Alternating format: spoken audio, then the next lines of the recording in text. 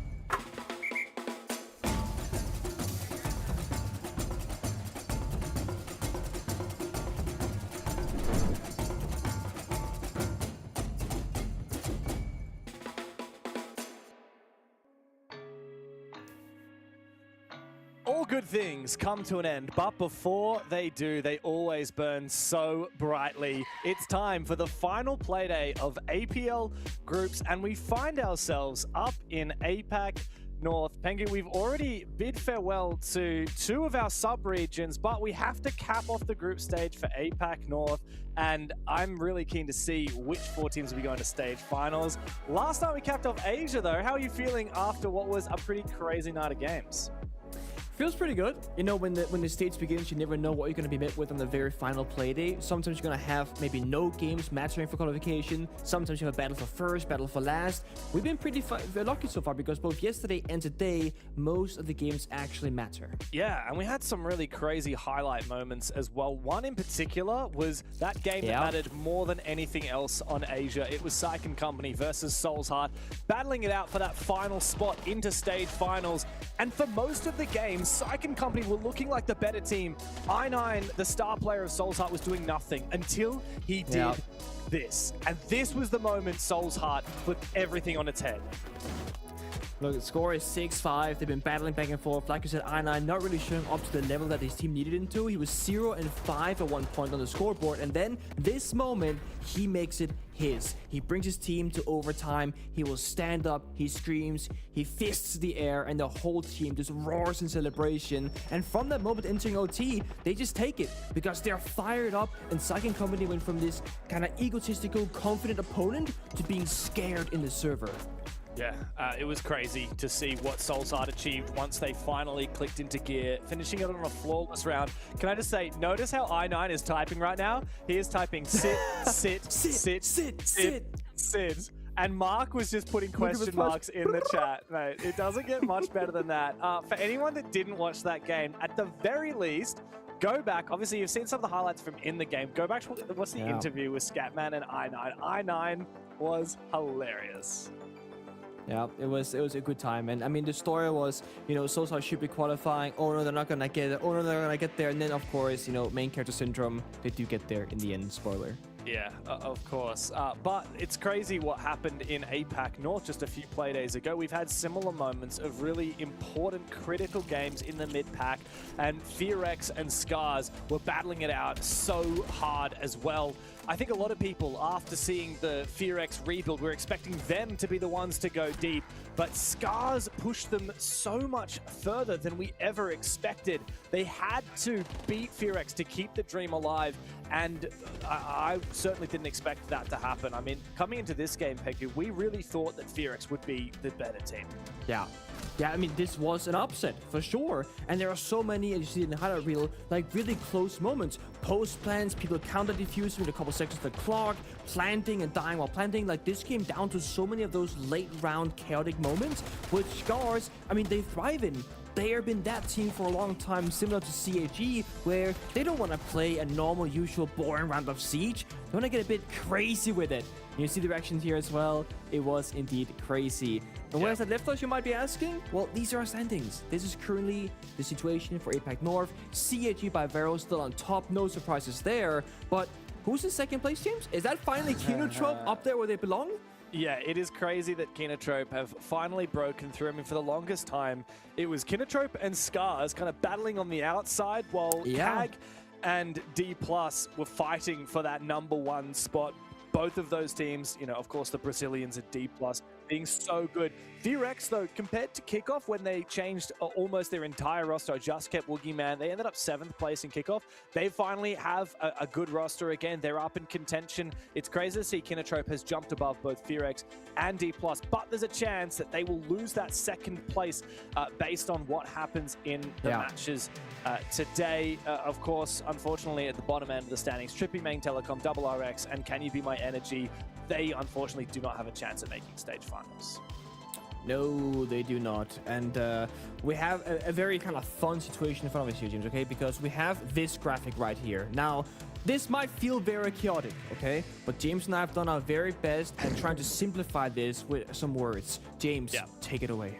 Well, essentially here, Pengu, we already know that CAG and Kinotrope are locked in for stage finals. Yes, but only the top 4 in APAC will go through. And right now we have D+, FearX, and Scars, who are all battling for that spot. Only 2 of those 3 teams can go. So, of course, in the purple, those are the situations where Scars and D+ qualify. In the pink, D+ and FearX qualify.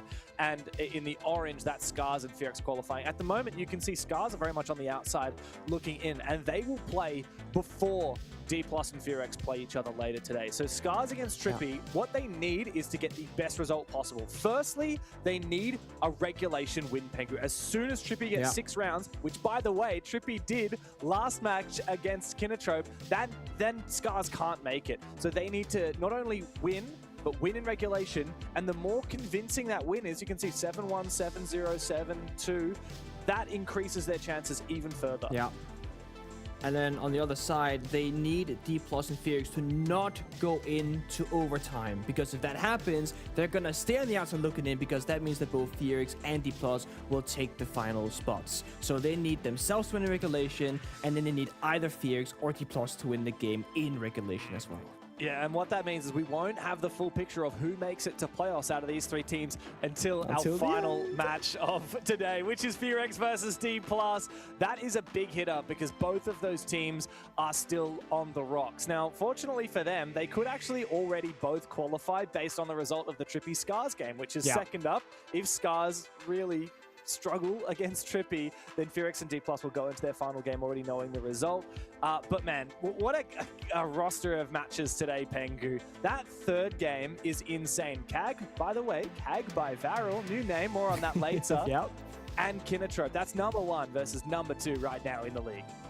Yeah, so a couple storylines first, right? Battle for last to start things off, battle of potential qualification, battle for the very top, and then final qualification match. Like I said, we were so lucky yesterday in Asia that most of the games mattered. It's the exact same story here for North. So let's get into the first game here. RRX, of course, go up against Can You Be My Enemy. This, as I said, is the battle for last place. You know, if you have a winner here, they will go into second last place, and the loser will stay there in the bottom. So it's about just getting a slightly better result than worst case scenario. And I'm not gonna lie to you, looking at APL North and how competitive it's been, I think it's completely sensible that it's gonna be RRX and Can You Be My Enemy fighting for this final spot in the bottom, that is. Oh, we're doing squats, guys. Getting in Get there. a little bit of exercise in before the game starts. Look, these RRX guys have been playing in the league for quite some time. If you have been watching APL for a while, you will remember the Enterforce 36 roster, up-and-coming Japanese team who actually had some huge upsets over the years. They've been a mainstay name in Japan for a long time, but they have really struggled in this stage. Funnily enough, Peng, a little bit of a fun fact for you. They actually played the Six Invitational Last Chance qualifiers and lost to Team Anios, the Australian team. So they've been around for quite some time, but trying to get out of the bottom of the standings is going to be hard. Now, they technically have won a single match so far, but it was in overtime against Trippy. And yeah, I mean, that was a pretty crazy game in its own right. But unfortunately, we cannot say the same about CYBME. Their opponents for tonight, Can You Be My Enemy, winless at the moment. But in their last game, Pengu, they took 5 rounds off of KAG. And yeah, I remember we chatted to KAG afterwards. We were like, what was going on? And they were like, look, to be honest, we're not really proud of how that one went down. And if that's gonna show anything about maybe their most recent form, that could make this game a lot more competitive, and maybe they can get themselves a bit of a victory. But this is the problem, right? Every team has a vastly different playstyle, so going up against CAG, while they are much higher in skill level than the rest of the competition, they play their niche. Maybe Can You Be My Enemy just deals well with that, and RRX gonna have a different approach to the game. So can they get 5 rounds? Can they get into a regulation victory maybe? Who knows? But I think for now, we're just gonna have to look at both of these two rosters and say, okay, can they show us good fundamentals, right? The very basics, from the entering to the drones and prep phase, to the operator pick selection, and of course the operator ban selection. Because when you're at the very bottom of the standings, it's not gonna be one small issue here that's gonna make or break your game. It's all the small things coming together and painting that bigger picture. So I'm really just gonna judge these teams today and looking at them from the very core fundamentals of R6. Yeah, and like we've talked about, it's not just about the standings. For these two teams, they unfortunately will not qualify to stage finals. Yeah. But firstly, BME obviously will be trying to put themselves on the map, gain more support, not just, of course, for fans, but also being respected as a team that is worth paying to play this game, worth sponsoring, worth building up a storyline for the underdogs here in APAC North. And I think they made a bit of a case for themselves last week with that result against KAG. But on the flip side, RRX also got 5 rounds off of D+ last week. So it feels like both of these teams, even though they have struggled throughout the group stage so far, might just be peaking at the sunset of the groups stage. Let's get into our map veto though, find out where we'll be playing for our first match of the day and our final map for these two teams. We've seen a lot of Chalet out of RRX, and it is banned straight up by CYBME. Clubhouse is where we head to, and looking back, we have actually seen RRX play this Pengu. They got smashed 7-1 by Scars, whereas BME, they played FearX and they got 3 rounds. If there's anywhere that BME want to take RRX, I wouldn't say that this is a bad bet for them. No, not at all. And also speaking about how we look at the teams and the fundamentals of the game, Clubhouse is the map for this. It's gonna come down to all the small details, right? The setup, the roam clear, the execute, the micro details, and most importantly, picking the right operators for adaptations and counters. So I'm super keen for the map to actually be Clubhouse here and ending, you know, these two teams' stage on a note of fundamentals, because I think that is generally the stepping stone of any team here in Siege.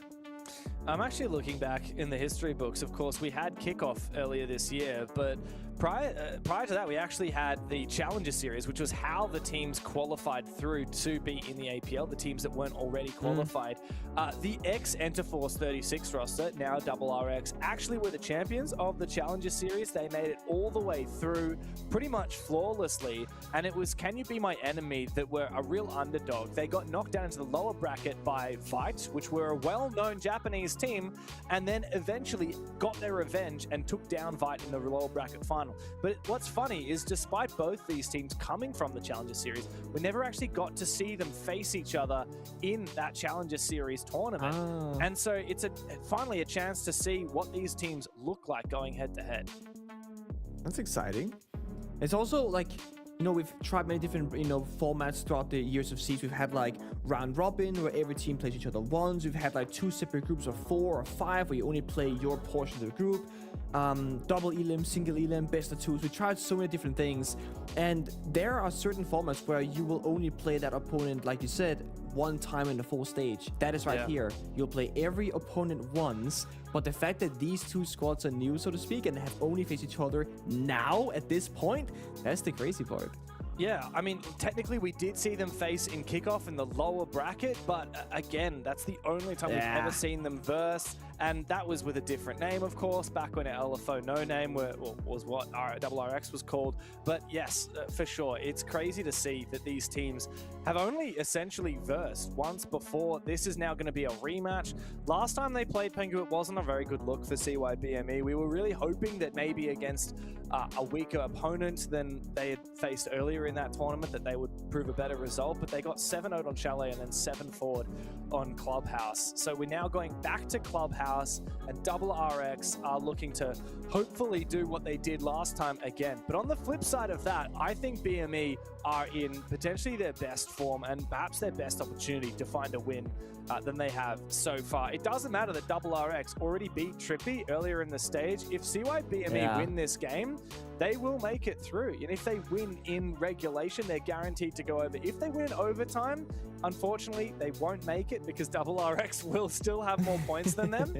But for the focus here for BME, like even if you win, but it's only in overtime and you technically still come last, I think that's a massive statement to make, saying finally we got our first win of the league. CYBME hasn't found a single win here in stage 1 or even in kickoff. So technically in tier 1, they remain winless. That's also the part about, the weakest teams playing each other at the end of the stage, is that you're fighting really tough competition. And when you're fighting enemies that are just beating you 7-0, 7-1, 7-2, etc., one can argue that you could learn so much from that because you can go back and analyze it. But when you're in the server just getting completely dumpstered over and over again, it's often just more frustrating than anything else. In a perfect world, you'll play, let's say, the most evenly skill level enemy to yourself and play a slightly better enemy every single playday, because then you're kind of like leveling up with the competition. But that's not how it works. You can't make that happen. It wouldn't be balanced for everybody. So you'll just have this kind of like, let's say, random bracket, and it just happens to be that the most even matchup for both of these 2 teams have been avoiding each other until the very final playday. And it had to go up against your Titans, like your Kinetropes, your CATs, your Deer Plus, the Fierxes, much earlier in the stage. Yeah, for sure. Now, as we're just getting into the game, I'm looking back on the stats for how these teams have performed so far. Like, I'm curious to see, is there any like notable better attack win rate, better defense win rate, better entry stats? I'm looking now. Unfortunately, Can You Be My Enemy? I mean, just by the nature of them struggling so much, have some of the worst stats in the tournament. For example, the worst entry rate at only 38%. On the flip side, by the way, for reference, the best team at entry in APL North is D+ Kia with 62%. But Can You Be My Enemy actually seem to be a lot more comfortable on defense. I'm looking to have a 38% defense win to only a 16% attack rate win. Compare that to RRX, who are 31% on the attack, 29% on the defense. So perhaps RRX are a little bit better on their attacking side. It's always interesting to see how different teams kind of shake up in terms of like what they're better at, what they're worse at, where their strengths and weaknesses might lie. And I mean, this is a talking point that you and I went over the last couple of playdays, because we went from EML into Asia, now into Big North, kind of back to back to back. And we're talking about how like, oh, this map, you know, it's actually like attacker favorite for this and this reasoning. And when you play and this is your point, by that I'm making, because you keep saying this and it's true, at the higher and higher level of seeds that you play, we tend to see defenders being less and less favored. We'll still have like a 51, 52%, etc., but it becomes less and less essentially. Here in APAC North at the very bottom of the standings, we have teams with honestly abysmal attacking win rates, and for good reason. Yeah, it's tough. for sure. For sure. Another thing to note is I'm looking at the player stats at the moment from the league. Obviously, we've got two teams that have really struggled. They're the bottom ranked on the leaderboard, so you would expect that their players are probably going to be on the bottom ranked. But if you look at Akasu, who has been quite a standout player for a while from RRX, even on his previous teams like Enterforce, he's actually the 16th rated player in the tournament. You know, that's, if you take the top 3 teams, that in theory should be the top 15. He's number 16 for a player on the 7th place team in this tournament with only 1 win. It's actually genuinely impressive that he is going positive, even just as a bare minimum. He's also got 2 4Ks that he's managed to achieve as well. So I'm keen to see Akasu, of course, a well-known player. He's been fragging out for a while, and he's been on this roster for a hot minute too. I hope to see him continuing to be in form, but I do have a feeling that today is likely to be a bit of a one-sided affair. I don't expect BME to be able to fight on RRX's level, but stranger things have happened. We saw that last week with CYBME's result against CAG. I mean, again, I generally think that there are just so many potential things that can happen. You know, that we talk about longevity, consistency, and at the end, it's always gonna end up being about just on a given day, who's the better team, who's the better player. Like yesterday, we saw I9 struggle, and Soul's Heart for that reason was also struggling. And then he steps up, boom, the entire team shifts. So when you speak about an individual player, you know, if they can find the fork, if they can find the kill, you know, there's their game to shine for that one moment, that can literally make or break it, especially when you're in a position where you haven't found the victory yet. Because that's going to be a lot of things that are clicking. So when you get that final piece, that one piece that you're missing, it can shift you from, you know, a 5-7 loss to CAG into maybe going into an overtime, for example, and just getting that one point on the board. So we're looking at the smallest of changes here for these two rosters that can make or break their game. Now, we've got just a minute or two before we get into the game, but I thought maybe we could just have a little bit of chat about the rest of the league as a whole, Pengu. Of course, we've been following this region very closely. It's dominated by Japan at the moment, and obviously CAG and Kinotrope currently number 1 and number 2, and then every other team is Japanese except for Trippy, D+, and Fearex. 2 of those being Korean rosters, 1 being a Brazilian roster playing from Korea. That means we've got 5 out of our 8 teams from Japan, 2 Korean and 1 Brazilian. Very much Japan is on top right now. It seems apt as we're going to Osaka for the major later this year in November. But I just want to throw out a couple of questions at you and maybe some talking points. I'll catch him. Let's go like who's been the hero of the stage, who's been like the surprising dunce of the stage, and who's the dark horse. I'm gonna hit you first. Who has been the hero of this stage? Could be a player or could be a team. Who is just the first one that comes to mind that you want to glaze? In the simplest term, my hero is obviously gonna be Kinotrope. Because Kinotrope, they're a team that we've been rooting for over, you know, I think a year and a half now, and they haven't really been getting to the level that we wanted to. Now they're here. They're playing at the highest level so far. They've been exciting, they've been chaotic, and they've been playing the style that we enjoy to witness. So that's been my hero for sure, and I think you would have to agree because you've been gassing these guys up for so long as well, James. You gotta agree with me here. They're the heroes. Yeah, I'm so keen to see Kinotrope take on CAG later. I'm really curious to see whether they are able to hold a candle to the top dogs in APAC North. But of course, we are about to get into this match. It's RRX versus Can You Be My Enemy. Stay with us. We'll be back for the match to begin in just a few minutes.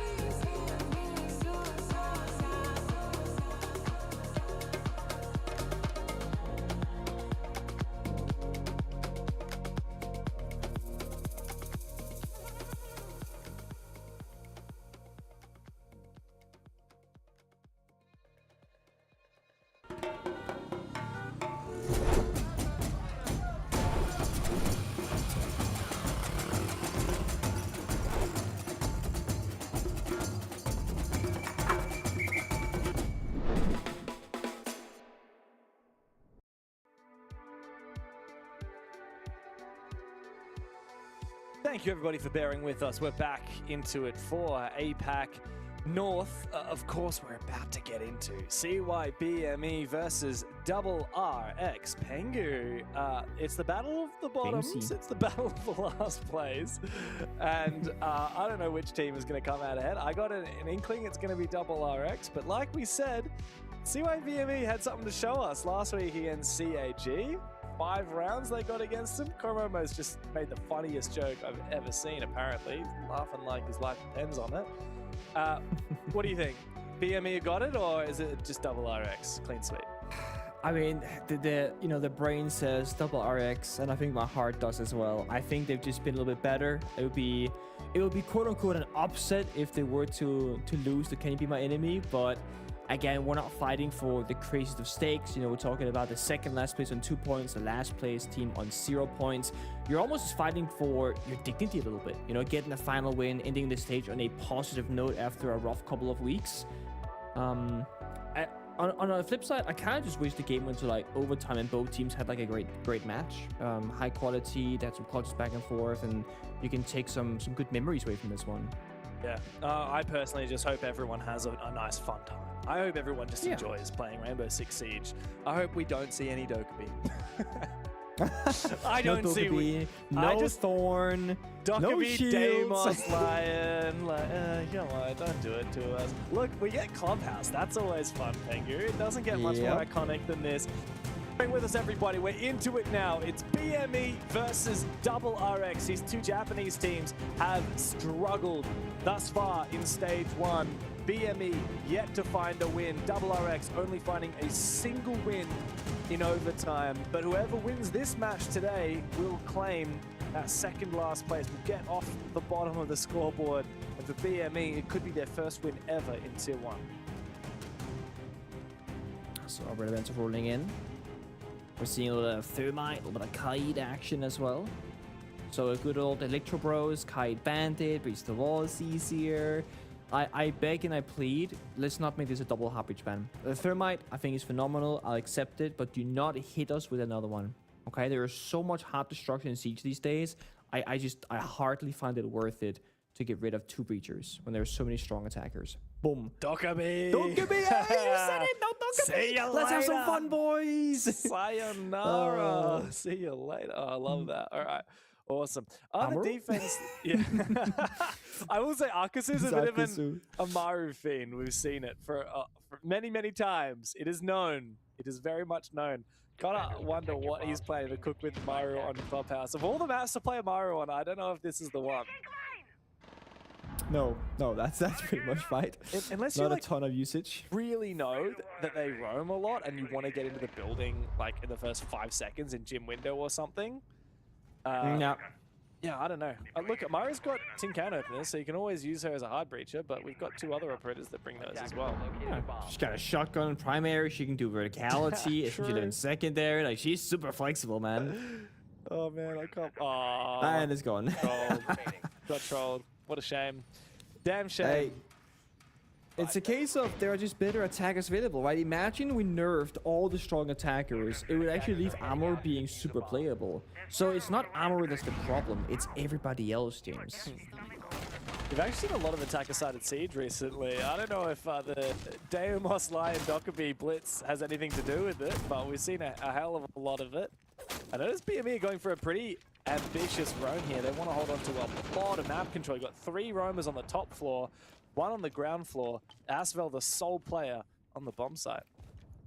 Yeah, of course supported by both the Goyo canisters, a bit of camera, and you're playing the smoke yourself, so you can really stall out any potential rushes and pushes.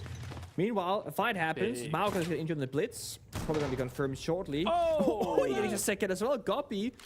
Great little flick of the rest of the shoddy. And they stop the push. That's a hell of a lot of damage under Yu. I'm surprised he managed to land that shot. Now he just barely managed to crawl away from the fire. But look at Akazu. He's already down. Now, Koromomo is the last player upstairs, and Asvel is alone on the bomb side. Double RX now forcing the push onto Asvel. He's about to get detected. Little bit of a wall bang onto Akazu, not quite enough damage. Koromomo wins this fight upstairs, but immediately traded back. Hello? Is anybody home on that shotgun blast? Double RX storm the bomb site, take the first round. It's such a good round beginning there on defense, right? You stop the main push, pop the Goyo fires, the Romans are still alive, doing damage upstairs. You have 3 toxic babes on the asphalt as well in the basement, and then still it falls apart. The very small things, the details, right? The shotgun not connecting, maybe missing one more SMG bullet on the wall bang towards the Deimos. Again, it's a matter of the very fine details. But Double RX, they showed us that they want to get this one over with quickly, simply just rushing in round number 1. And I guess this is Akusu's thing. He always starts at Amaru because then you can just attack or repick onto whatever it is that you end up playing later on.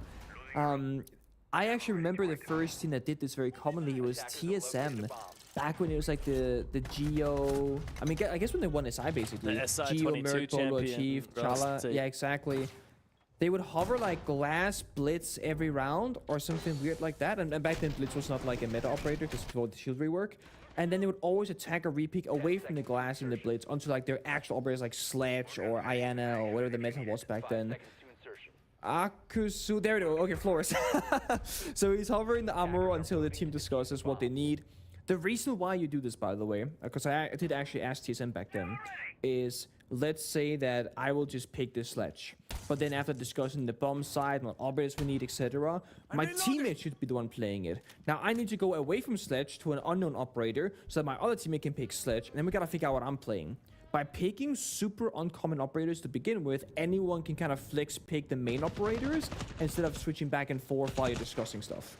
So it's a very small amount of detail, no big deal. Run out, goes successfully. A little prone out the freezer door and takes Mao down immediately. That's Deimos with an action. It's a huge pick. And Marlo's gonna straight down that glaive shotgun. Love that. Very nice. Very cool.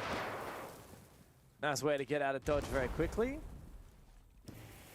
Hey, I think we're seeing on that. Is this? Do my eyes deceive me? Are we Maverick tricking in 2026? Man. We are Maverick tricking. Oh, we're trying. We're trying to Maverick trick. Oh no. Wait. Here we go. Ah, let's go. Look, my deepest sympathies, duo. It is pretty hard, and these days people are not Maverick tricking a lot, so it's easy to get out of practice. But man, I love Maverick tricking. I love Mav as an operator. I hate playing against him, but I love playing him. The lasers, man. It's like, please let me get the laser beam, but they're too far apart. You can't get the angle.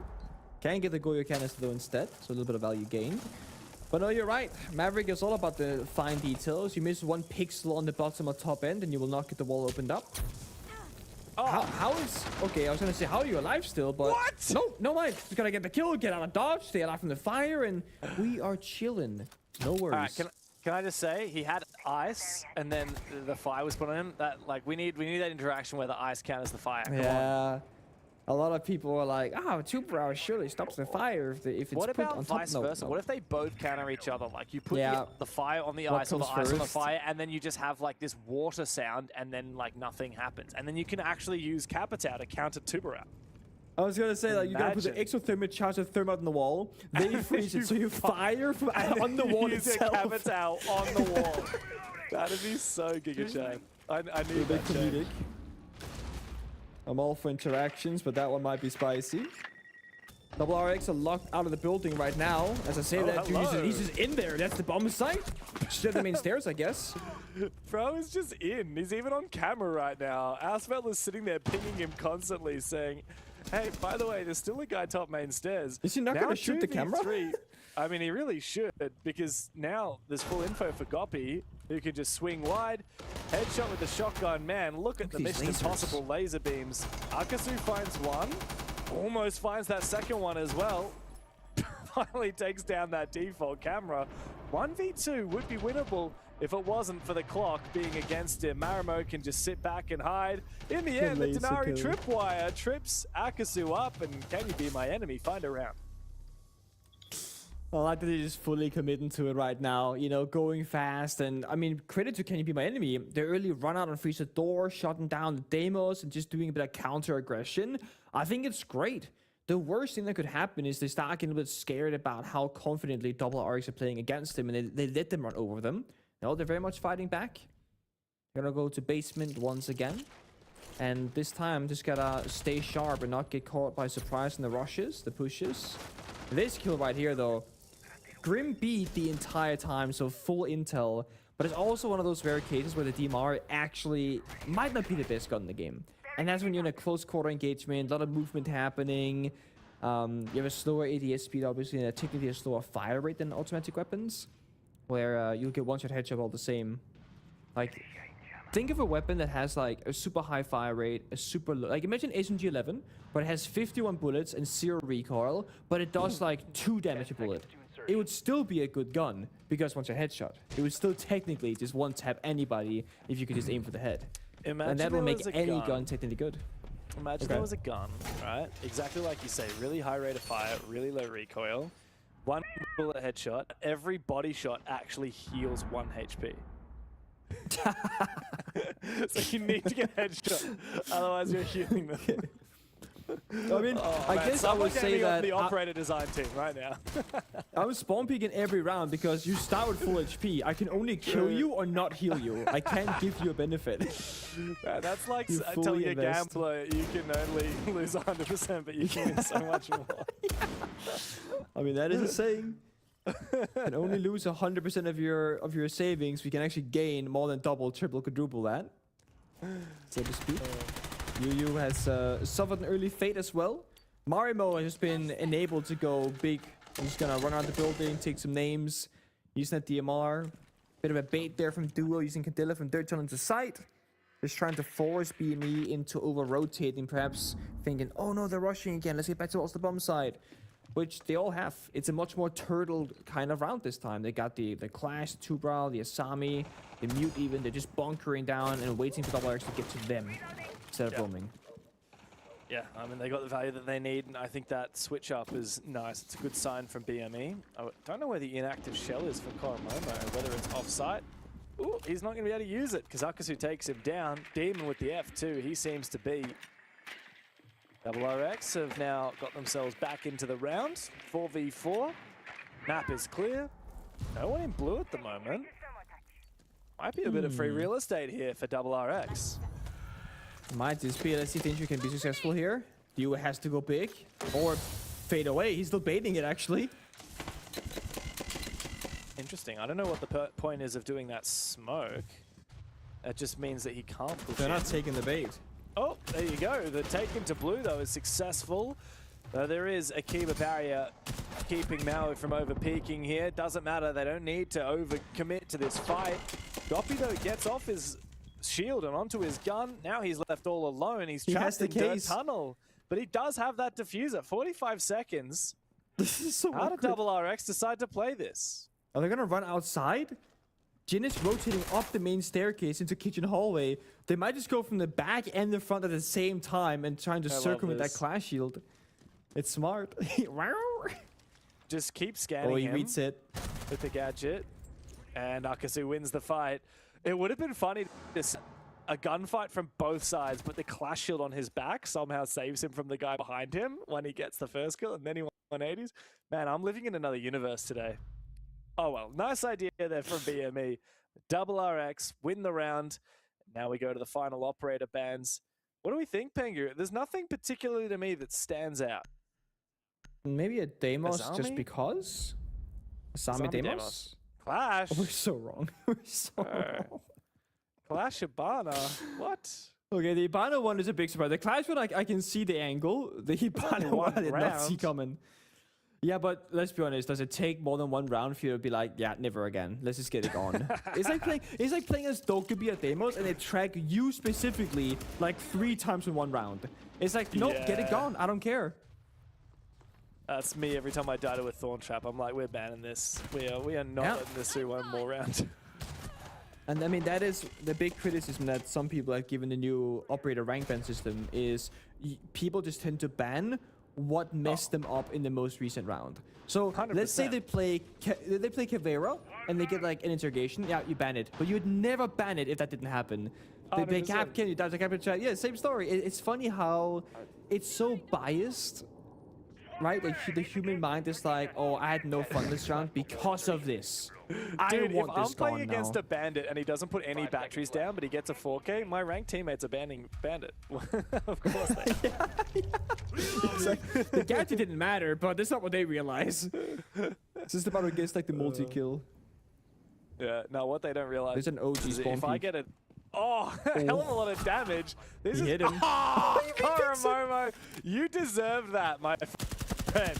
Why you should be spawn peeking with a DMR instead of the Boss G. Yeah, there's just not enough damage on that Boss G. Unless you're landing a headshot, there's no point. Well, that's crazy. If that was Marimo with a DMR and a Rooney, that is like the freest spawn kill known to man. You just got tap, tap, tap, tap, tap, 21 bullets. But instead, not really the case. As was burning, a gas pipe, I believe, actually, ended up finishing him. Well, he's not finished off entirely, but if he crawls away, that would be a miracle. I don't think But they given the know fact that he's Akasu is running away from him, no, they might just not know it. Speaking of DMRs, look at that. Boom, boom, boom, boom, boom, boom, boom. Unlucky pre-fire for Jin. Aswell's back on his feet, by the way. Mao has snuck deep into blue. It's funny, BME really don't play anybody inside blue. That's 2 rounds in a row. They have forfeited blue, and now Marimo trying to get back to sight will suffer. Lion will roar, lock these defenders in place. Sakingo is also being targeted by the Deimos. Akasu is low, needs to be careful. Sakingo now moving forward. And another gap found by the attacking side. Mau stepping up hugely for double RX. Akasu through the vert for the final kill. And it's a 3rd attack round on the board. 2 in a row onto the basement. BME are really struggling. And it's credit to Double RX to have this, like, they're sprinting in, taking map control. And like you said, they're finding the gaps. They're like, hey, they have a low presence of holding blue. Mao, you can just sneak in there with Lion and see what happens. And they do so. And they don't just do it as a solo play, because they did have that other player on the blue staircase window, upside down until Jin, I believe. And that means that if Jin dies, you know Marimo is going to be in that area. And the only way back to the bomb site is through Mao, who's in blue holding them. So all of a sudden, you can trade your teammate 1-for-1, get a good bit of bomb site control, get access to help your teammate in dirt tunnel, pop the Goyo canisters, and with that, just kind of win the round eventually. So it might seem super random, rushy, careless, but I do think that Double RX has a lot of thought behind these positions.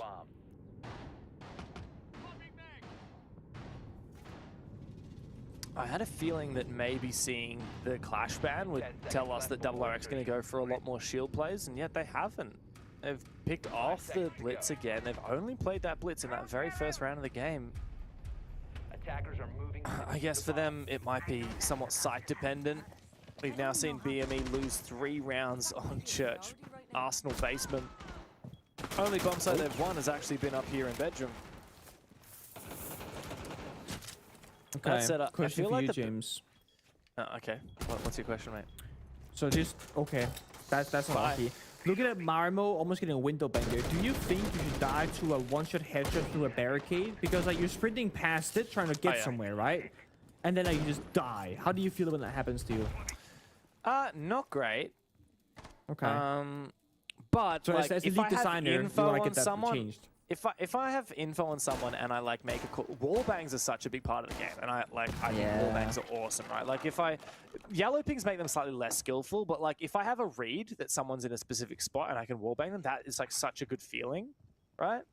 But like if someone's just spraying down a barricade or one tapping just for fun and it like shoots me, it hits me through 3 walls and I die, like that sucks. So maybe there's a point where they need to, I don't know, maybe, you know, one-shot headshot doesn't work, but like maybe it does like 50, it does like extra damage, I don't know, like. Yeah, 2x, 2.5x multiplier. I mean, that's what most games do, right? Yeah. I mean, my case is only for when it's unintentional, because I'm with you. If you have to read a yellow ping communication with somebody somewhere, and you get that wallbang headshot, it feels amazing. But you have certain players like Fabian, my former teammate, he would literally get wallbanged every day, like at least once, when he's sprinting past a window or door, because the enemy is shooting down the barricade with no intention of shooting him, because they don't know that he's there. And that feels awful, right? So it's a bit of a luck or unlucky. Ooh. How long's that hold on here? He is frying, and he's going to die, surely. Rather, Koromomo gets completely obliterated by the Capital's fire. Akasu just waiting patiently, holding the angle. He's about to get pushed by Asphal, who wants to refrag. You're right, 11-1 for Akasu. Asphal shut down, still hasn't found a kill. Same story for Sakingo, who's the last one left. It could well be flawless. Yeah, never mind. Akazu's fallen. Sakingo's finally off the donut onto the breadstick. Looking for a little bit more, but he is being watched from down below and from up above. Okay. He finds Jin. 1v3. This would be a 1v5 for the ages. The Mavericks tricked the wall, but it hasn't been breached. He's going to have to walk through the Grimm's bees or wait them out. 1 HP, by the way. Yu's waiting with the bailiff. And Mauer gets him with the pistol. Very convincing round for Double RX. It's a 4-1 lead on the attacking side. And sadly, Can You Be My Enemy just are not inside this game. No, they're not, and Akusu is just completely popping off as well. I mean, yeah, he's finding every gun kill, he's finding every entry, and whenever they're trying to flank him and push 2 versus 1, he's still winning in those scenarios as well. So it's a very tough position. You did a great job before the game started mentioning him and his individual performance. And let's say he had like the worst game of all time, maybe this would be, you know, a bit of a close series. But the fact that Akkus is having another one of these games is meaning that it's a 4-1/2 currently, and probably looking for more.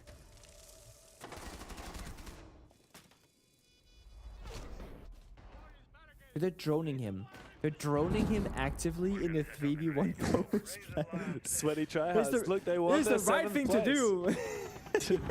Well, like we said, they only need 2 more rounds to guarantee 7th place in the league, because we already saw Double RX get 2 points on the board from their win in overtime over Trippy, which means even if BME end up winning this in OT, BME will be on 2 points, Double RX will be on 3. 5 seconds So, left before insertion. for Double RX, really, they are so close to getting the job done. Attackers objective Do you want to know the is prize located money bomb difference and between defuse it. 7th and 8th place? Yes, tell me please. It's dollars. It's the same. You win 2,000 USD, or I assume the local equivalent for Japanese yen, I assume would be. There is a slight difference in SI points. 75 for last place, 100 SI points for second last place. But let's be real, has any team ever qualified for SI on points but come like last or second last in one of the stages? I don't think it's physically possible. I mean, it would be if you just like win a major. You'd have to like go from last place in stage 1 to then qualify the Stage 2, second major and winning it. Then they go to Osaka and then they win the major. Yeah, they win probably. Osaka and then. Now it would be fun to go back and track if that's ever happened, because often the teams that qualify for majors and win them, they don't get last place ever. But there have been the rare... No, sure, that's never happened. You've never gotten last place and then won. I don't think, actually. I'll take it all back. But yeah, theoretically possible. Unlikely, though. Now, back when there was the open qualifiers, again, you could qualify without even getting any position, but you certainly also would not win it. That has not happened now for a fact. We're getting stalled out. Jin on the Monty, pushing Dirt Tunnel, getting Toxic Bait away. So the slowest attack so far from Double RX.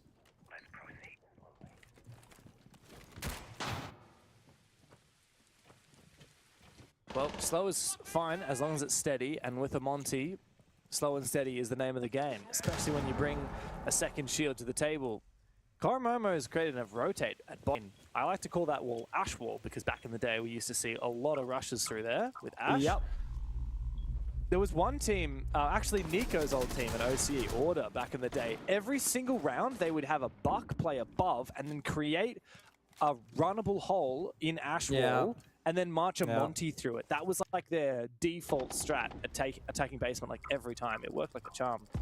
But unfortunately, I don't think Koromomo is likely to maintain control of bottom main stairs. He's actually coming upstairs now. Ooh. Mau finally with the DMR finishes off his opposition up in stock, and a big pick on the bomb site for Akasu. Koromomo's in an awkward spot now, trapped at the bottom of main stairs as the attack has flooded into the bomb site. Goppy's got no idea what's going on. Koromomo's the last one standing, and Akasu surely has him dead to rights. To close up the half, BME will need to fight tooth and nail. Rely on Koromomo to do so. 1v3 now for him as he's trapped out of the bomb site from the fire, being pre-fired from every which way. And Akasu is hungry for a 15th kill. Quick headshot, 15 kills for Akasu, and a 5th round for Double RX as we say goodbye to their attack half.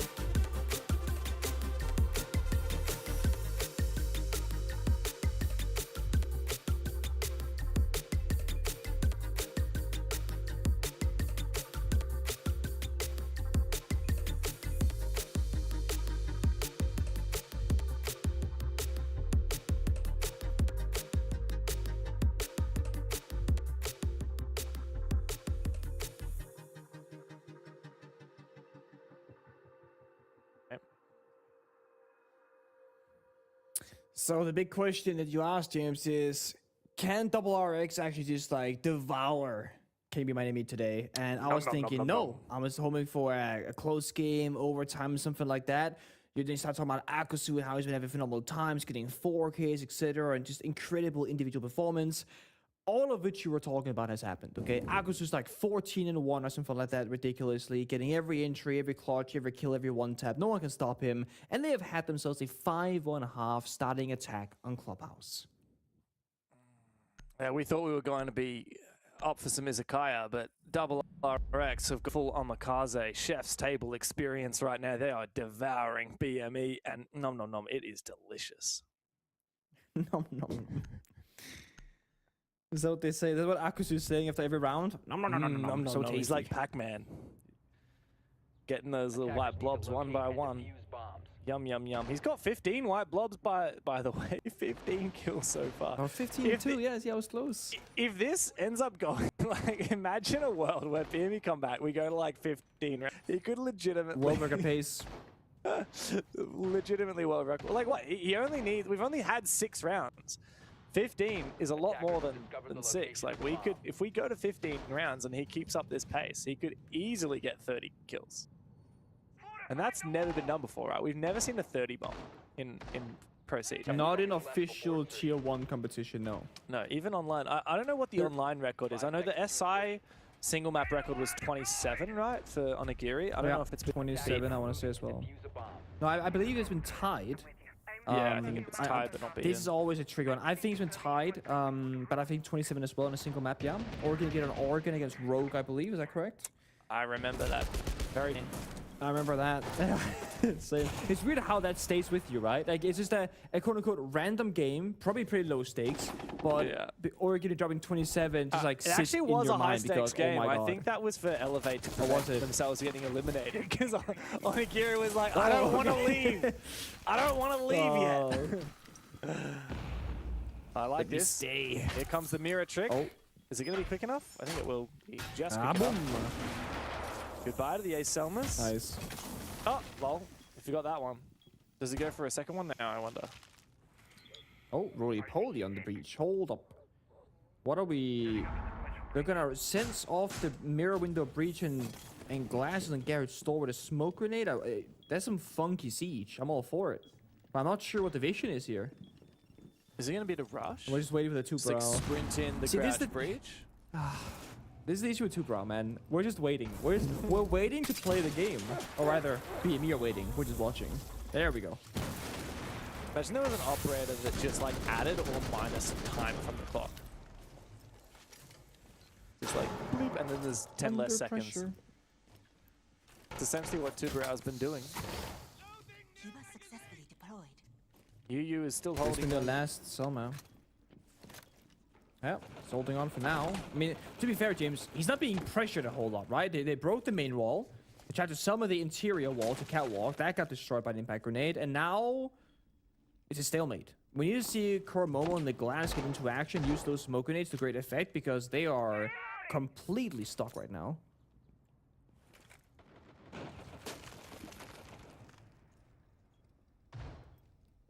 Here comes the smoke grenade.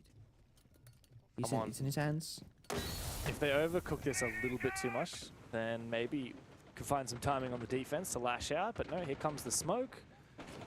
Momo is not seeing a lot. There's a good chance, though, for UU to catch Marimo as he tries to make his way inside. UU's gone big for a double. The whole point for Koromomo was to prevent UU from being able to do that. UU kills him anyway. Absolutely farming UU in garage. And now Goppy is getting peeked from outside the main breach. Akasu sends it, gets smoked off. Doesn't matter. Double RX are wiping the floor with BME today. It's a 6-1 lead. And sadly for BME, they look like they might remain winless in Tier 1.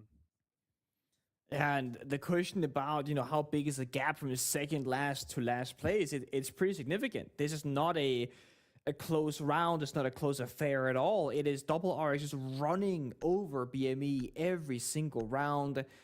And I mean, to be fair, they're not really progressing around the whole lot for BME, right? They had the glass, they had the ace, they had a clear plan in mind with the glass and the sense, but they don't get to actually execute. They don't really get to have a ton of gunfights. They just can keep losing the individual fights. Marimo's been keeping up, 6 and 6, dead even, but other than that, it's a bit of a rough showing across the board. And the RX could just finish it here, maybe. They're going to basement. They got a very standard lineup. Only surprising factor is going to be the Ormai. Not super common in pick rate these days. I do generally believe you can play some Jaeger Ormai and just catch some grenades and flash and whatever else and get some good value, but again, there are so many good defenders in Siege that it's a matter of what do you like to play and also what guns comes along with a gadget. True. Because that's, of course, something to be considered. What do you think of the Wamai's guns, though? I feel like he's got two pretty good primaries, plus he's got I the have secondary shot. never liked the MP5K. Like, you know, Really? Mute before the SMG11. Yeah, so Mute didn't always have the SMG11. Spoiler Yeah, for people I who was an didn't play back then. MP5K man back in the day. Yeah, no. I played Smoke. I wouldn't dare touch Mute. Even if I liked the gadget and like C4 is cool and all that kind of stuff, I never enjoyed the MP5K for whatever reason, and I've never liked the AUK either. So, I'm just thinking, hence I'm a huge fan of mine. I feel like both his guns are pretty good. I mean, these days, to be honest, there are so many better weapons. Like, I'm a Vector main. Yeah. So, like, you got Mira Okay. and Goyo. Like, you're absolutely not beating those with the MP5K. Thing is, right, in the end, most guns in Siege are pretty good. Because, like, the time to kill is so fast and whatnot. But also a matter of, like, personal preference. Some players are just demons with, like, SMG12 or 11 or whatever. Then there are certain weapons like MP5 on Rook and Doc and the T5 on Lesion. Anyone can play with those guns at a high skill level, I think, because they're just very easy weapons to use. But then you have weapons like the MP5K and the AUK, and I think those are like a niche case. You're gonna have players who like them, who enjoy them, but I don't think the average player is like, oh my god, amazing weapon. And I fall in that category. Valid. Least favorite gun in the game? Kivera's SMG. Oh my god. Dude, I actually hate my life whenever I press left click with aura, it. It though, shoots bro. so slow. It has no damage. It sounds like it's just, I don't know, it doesn't do anything. And like tick tick tick tick tick. Love the F2, valid. love the T5, love the MP5. Nothing on the radar. Very valid. Valid. I respect it. Man, this defense is going to be so hard to crack here for BME. Even though they have an opening pick, flushing out a position like Akasu's is going to be nigh impossible. Looks like they're going to go for a church execute, however. I think See a it's doable. smoke going out. Maybe it is winnable. Comes down to how well the denial will be placed. Oh, Do you nice. reinforce the wall right now? I think they should. I think you definitely should. Like, that's a great usage of an Ash Charge to cover up that mirror window. I think this is, Jin, this is your time to reinforce. You got one left. I mean, I think he must be considering it, surely. You've Maybe missed a doesn't chance now. split in the board, but when the blitz drops, it can be trouble. Here it comes. Ah, the gas pipe. Oh, beautiful play. Using the gas pipe. Jin doubles up. Sakingo and Asphalt, the last one standing. Sakingo will fall. Jin is farming. And his duo will finish off the game and the stage for Double RX. They finally get a regulation win on the board. And sadly for BME, they remain winless in Tier 1. That's a tough showing for BME, but I mean, I gotta say here, that's actually very impressive gameplay here from the opposition in Double RX. If they can play like this against more teams, and I think it comes down to like confidence and playing loosely in the server, I think they might even have a better result. The only issue is that APL North have a lot of teams that thrive in this kind of aggressive, chaotic playstyle. You know, their founding fathers, CAG, they play here. Kinotrope's current form, they like it. Scars, they love the playstyle. D+ are from Brazil, the players. I feel like if they had this playstyle in like Asia or in Oceania, I think they might get these half-decent results. But because they're in a region where everyone else also does it, it's so much harder to get wins this way. I do wonder what Double RX would look like without Akazu, though. He did get 16 kills in that game. 16, 17, I don't know, a lot of kills in that match. 16 and 3. That is an insane scoreline. BME, as we say goodbye to them for the stage, sadly there isn't a lot to work with. Of course, their best result for the whole stage was a 5-7 loss, albeit against CAG, which is pretty impressive, but you know, they got 7-0 by D+, 7-3 by Fearx, 7-1 by Kinotrope, and now 7-1 by Double RX. Sad day to be a Can You Be My Enemy fan, but double RX on the flip side, at least they end on a high. The only win they had up until this point was an 8-7 comeback against Trippy. Now they have a very decisive win under their belt. Yeah. And I mean, some good experience to go with it. I am curious if, given today's success, if they would go into stage 2, you know, in the future, with the same mindset of like, hey, let's just have the confidence, play our playstyle, try and run down our opponent, because I think confidence might be a big issue for them when you go up against, like I said, your likes of D+, CAG, Kinotope, Scars. You have so much respect when you're from Japan, right, against your opponents. Maybe too much sometimes. Need to have that inner ego saying, we're better, we're gonna take you down, I believe in my gun skill, and just do what they did here against BME. I do wonder what happens on a day when Akasu isn't getting 16 kills. Are they able to win so their good. matches? Let's find out. Of course, we have an interview up here with one of the players from Double RX. Hey, welcome on in, my friend. Congratulations, Jin, on such a big victory, 7-1. Was that what you expected to happen today? Thank you so much. So I'm really glad we won our last match. My teammate played great and really carried me. Akus 60 kill. Yeah. He's Thank you so much crazy for the player. support. Yeah, crazy player. Yeah. It's We sorry, you go. We do our best in stage 2, so please keep cheering us on, please. And we will. Thank you. I think today's match, very fun, very aggressive, and you guys look like you have confidence. I think if you play today, every day in stage 2, you're gonna get more victories. So stay confident, believe in yourself, and just try your best in stage 2. Yeah, believe our Yeah, definitely teammate. believe. Yeah. Definitely. Jin, I want to ask, later this year in November, we have the major coming to Osaka in Japan. It's the first time Yes. we're having an event in Japan for 7 years. Are you excited? What does it mean for you to have a Rainbow Six major in Japan? I'm so excited. So I'm from Osaka. And major in Osaka. nice. Yeah. I'm so happy. My CG career invitational in Tokoname 5 years ago, maybe. That was so exciting, but I'm not played Pro League. But now I'm playing Pro League, so I want to go Osaka Major. Thank you. Did you go to Tokoname in 2019? Were you there in Tokoname? I'm not went, but I watched. Okay. Nice, nice. I hope that you can come to Osaka for the major in November. Thank you so much, Jin. I want to give you a chance to speak in Japanese to all of your fans. Anything you want to say, go. Talk to your fans. 応援本当にありがとうございます。ステージ1は、惜しくもプレイオフに行けなかったんですが、ステージ2では、大阪メジャーへ、進出できるよう、全力を尽くしますので、これからも応援よろしくお願いいたします。Thank you so much, Jin. Bye. ありがとうございます。 Thank you. ありがとうござい Thank you ます。 so much.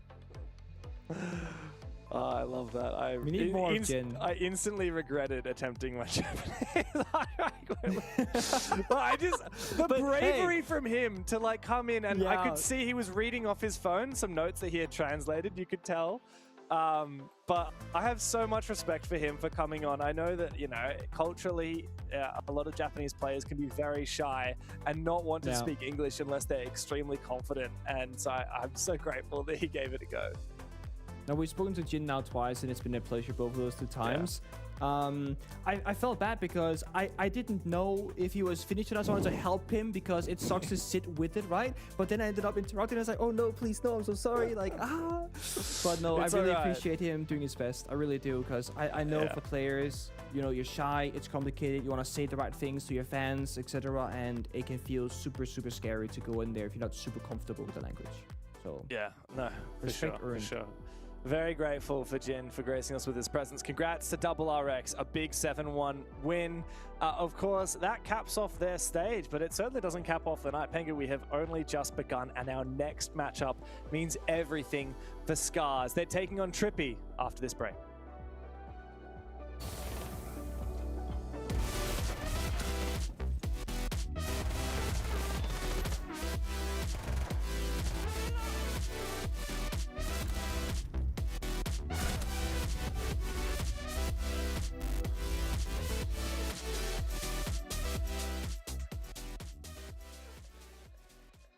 안녕하세요. 저는 레인보우 식시즈 프로게이머 하퍼고요.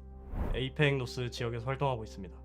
제가 게임을 처음 시작하게 된 건 이제 가족의 영향이 제일 컸고요. 그 중에 특히 집에서 부모님 둘이서 이제 컴퓨터 2대를 가져다 놓고 같이 게임하는 걸 매우 좋아하셨고, 이제 집에도 플레이스테이션 2, 3, 1까지 다 있었어가지고 뭐 자연스럽게 그런 환경의 영향을 받은 것 같고요. 제가 제일 처음에 했던 게임은 메탈 기어 솔리드 2였고, 제가 제일 좋아했고, 뭐 컴퓨터도 있었어가지고 뭐 RTS, FPS, TPS 정말 여러 장르를 하면서 이제 FPS 할 때가 제일 즐거웠던 것 같습니다.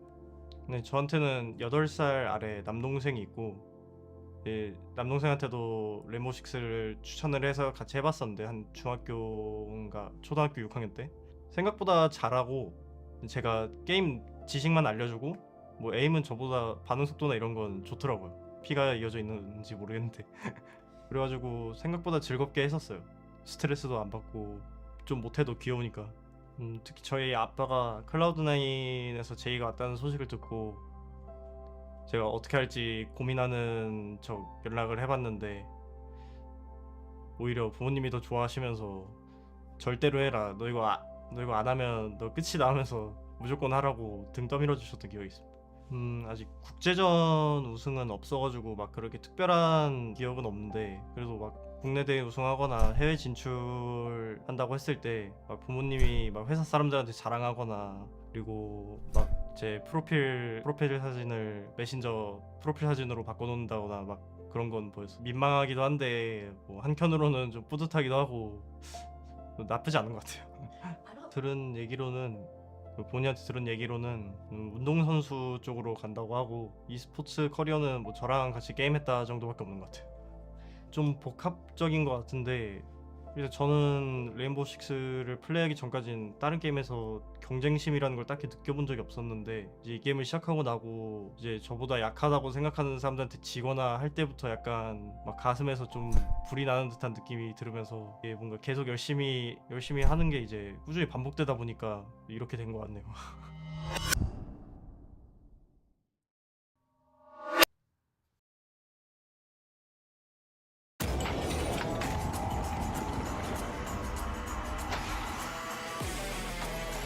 They've come out windmilling like an Englishman looking for a scrap. But talking of a scrap, Pino! If he goes uncontested and the kick goes cold, that will be devastating. The grenade goes through, that's the swing! Cyber and Bullet are able to get one apiece with the kit so far away, and Canadian down upstairs. Wow, that was special. It's a 1 versus 3 to hold, and they're pushing him from behind. He's found one. He's got to get the vertical as well. They get pulled off him. We're down to the last 3 or 4 seconds. Ryder's got another. He's held on. He's going to do it. And PSG take the 2-1 win. Both players spotted, but the res can be made successfully. Information from the bees. It goes in. this, they cement themselves as one of the greatest of all time. He's starting to get cooked alive, Ollie, but he's using his dim pistols. Look at this from the dock. Surely not. Brilliant. That's play of the year in my book. Plays the game, hits the old body, doesn't quite catch it. There's the impact. He gets it! There's the dash! He doesn't have the concentration! He's going back, he's not quite sure. He Eski only gotta has go. a few seconds. Stick it, Ness! Stick it! This is an angle that he might be able to contest. No, unfortunately, he takes just a bit of damage there. A walk, I guess, the second one. Eclipse, though, will get one, turning it into a 2v2. Now they push it on the side. The Bandit will lose out on this. Eclipse, the last alive on the Ella. Spots the head and takes him down. The ace for Waka. He will down VC. Canadian positioning to pick up, but that's going to result in a double nade from Vertical. That's 4 for him in the round. Necrox, the final defender against Vertical. The ace, absolute domination. Believe in magic, Michael. Team 1 does as they win the Mexico Major.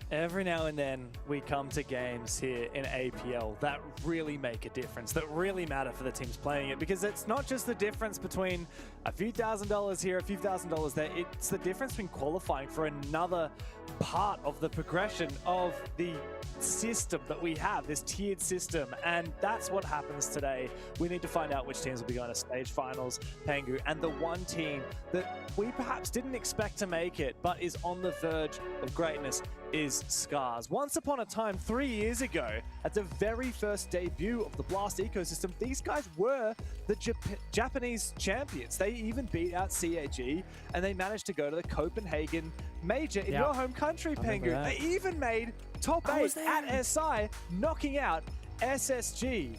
And how far they have fallen since then. I feel like the beginning to this stage for them has kind of set the tone now, because they started off in the beginning up against Kinotrope, which I think is a pretty big rival. Kinotrope has been on the up and up for a very long time, but never quite getting there. Scars have been kind of gatekeeping them actually from the top 5-6 conversation, etc. But they lost to them in the very opening play day, 5-7. And then Scars from there on, you know, they had some decent results. They became my enemy 7-2, that's whatever. Then they followed in a close fashion again to D+, also 5-7 loss. So it feels like Scars have just been, you know, 2 rounds away effectively from going from maybe making it into playoffs into what could have guaranteed them to be there in the first place. They've just been a little bit behind the curve, and the reason for that is I genuinely think that this region has gotten more competitive with the likes of Kinotrope stepping up onto the level of competition that we expect from them, D+ still being here, CAG being in peak form, and of course Fearix with a new version of their own super team. We got many more teams than usual fighting for that top 4 spot. Yeah, it's become more competitive than ever this stage because Fearix are back in the conversation and they weren't in kickoff. And of course, Scars fighting in that mid-pack with Kinotrope for such a long time. There's only space for 4 teams in the stage finals. We had 6 in previous years, of course, when we had playoffs, and kickoff was a completely different format. So the pressure is mounting for Scars. And they're going up against a little bit of a ragtag bunch of mumbling minstrels in Trippy Main Telecom. This roster, which unfortunately has kind of been poached to pieces, is essentially the remnants of that old PSG talent roster. Like, if you follow the continuation of the team and their spot in the league, it was PSG talent. And then they became Help Us, LFO, and then just gradually Fearix started poaching more and more of their players. And even Gotti, for example, he went and played in CNL, now he plays for Weibo. And where does that leave us right now? Well, with an almost unrecognizable roster from what was an, you know, once upon a time PSG talent. And they've done something that's, interestingly, we've seen happen in a little bit of different APAC regions. They've picked up old, formerly retired players like Shile, and he's made his return. And unfortunately for Trippy Main Telecom, all we've really learned based on their performance is that it is really hard to field a competitive Korean roster in Rainbow Six because that player pool is so small, and Fearix have really lapped up all of those competent players. Yeah, so it's like Scars are fighting for, you know, survival and continue to track into playoffs, and then it's about playing spoils here on the other side. You know, Trippy, they can stop them from achieving it by just taking them down in regulation themselves, or even going to OT. Trippy actually had a good start though. They had a very good showcase, a 7-3 victory on Fortress, but it was against Can You Be My Enemy, and I got all hyped up thinking, oh my god, we got another team in the conversation for like top dogs, right? No, that was a bit of a one-off. They took down the weakest team in the region on the first play day. The expectations got set way too high from my perspective, and then they were struggling ever since that. I would like to go to a couple map for them, so I'm curious where the map video will take us. You know, they have gotten their only victory on Fortress. So if you could get back there, it wouldn't be the end of the world. Yes, but they've gotten their only victory. Oh, shall they Fortress? It's in. It's either guys. Oh, there it is. Huge call from you, Pengu. Absolutely nuclear call. It's funny because it was between Fortress, which, as you said, they won over BME, and Chalet, which is a map that they have now played twice.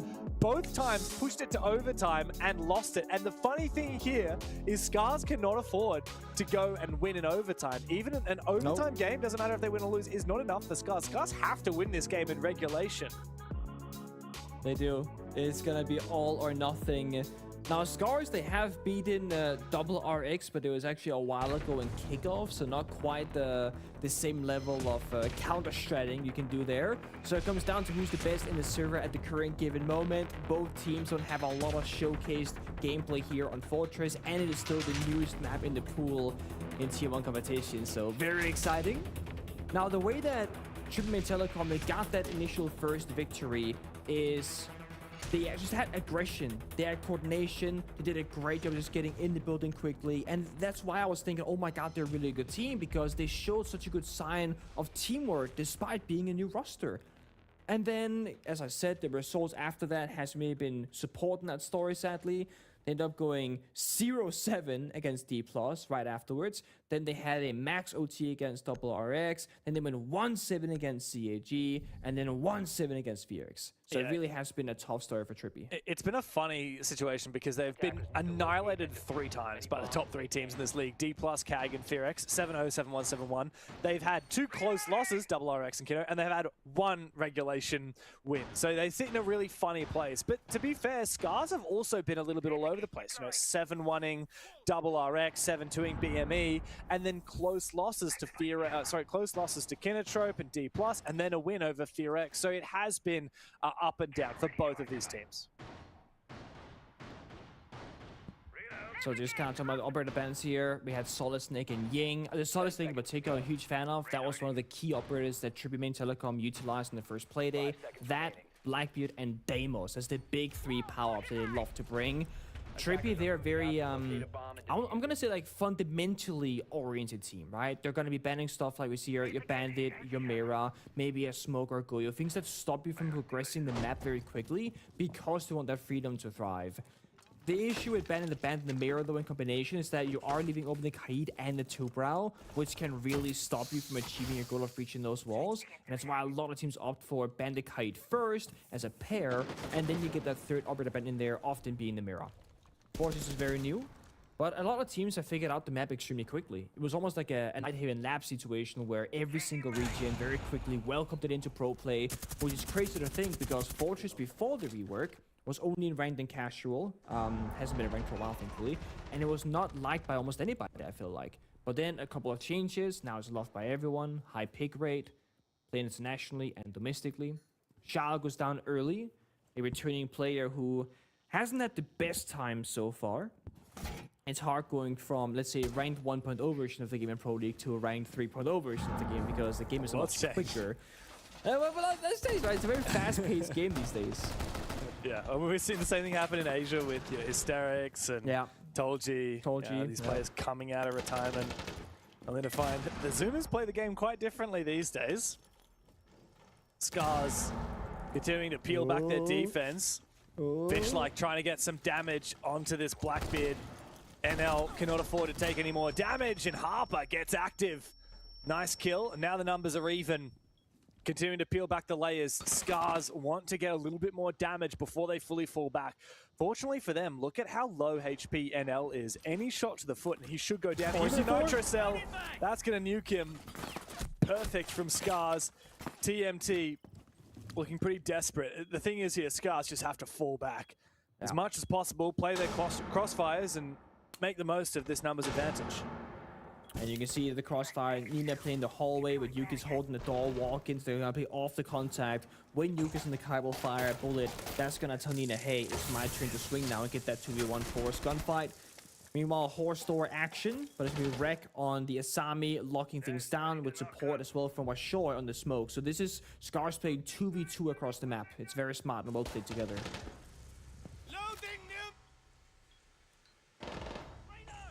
Oh. Yeah, unfortunately, TMT are going to struggle to break into this. Once you have your crossfires and a numbers advantage, Fortress becomes, well, a fortress. A lot of these bomb sites are very hard. However, Damali makes it a 1v2. Now, this looks winnable. Remember, Nina's low HP. One shot from this high damage commando will be enough, but Washoy says, I'm not going to give him the chance. Out comes the shotty. Scars looking solid in the first round. And they need to. Again, they're fighting for a chance to go into playoffs, and while it's not fully in their control, they need a regulation victory to guarantee that at least they've done their part of the job. Then they will watch the game later between D+ and Furix and seeing what the exact result will be, and then we'll know the final spots in that top 4 conversation. So if Scars were ever going to lock in 110%, it is right here. We cannot afford to see them throw man advantages or getting sloppy in an end round. So the fact that they're playing this disciplined off the rip is a great sign for them. As I said, they had 2 people working together on Horse Door and 2 people working together on the meeting side as well. Saying no matter where the main push will come from, we have 2 defenders working together. We can ensure a bit of a trade game and increase their odds of being successful.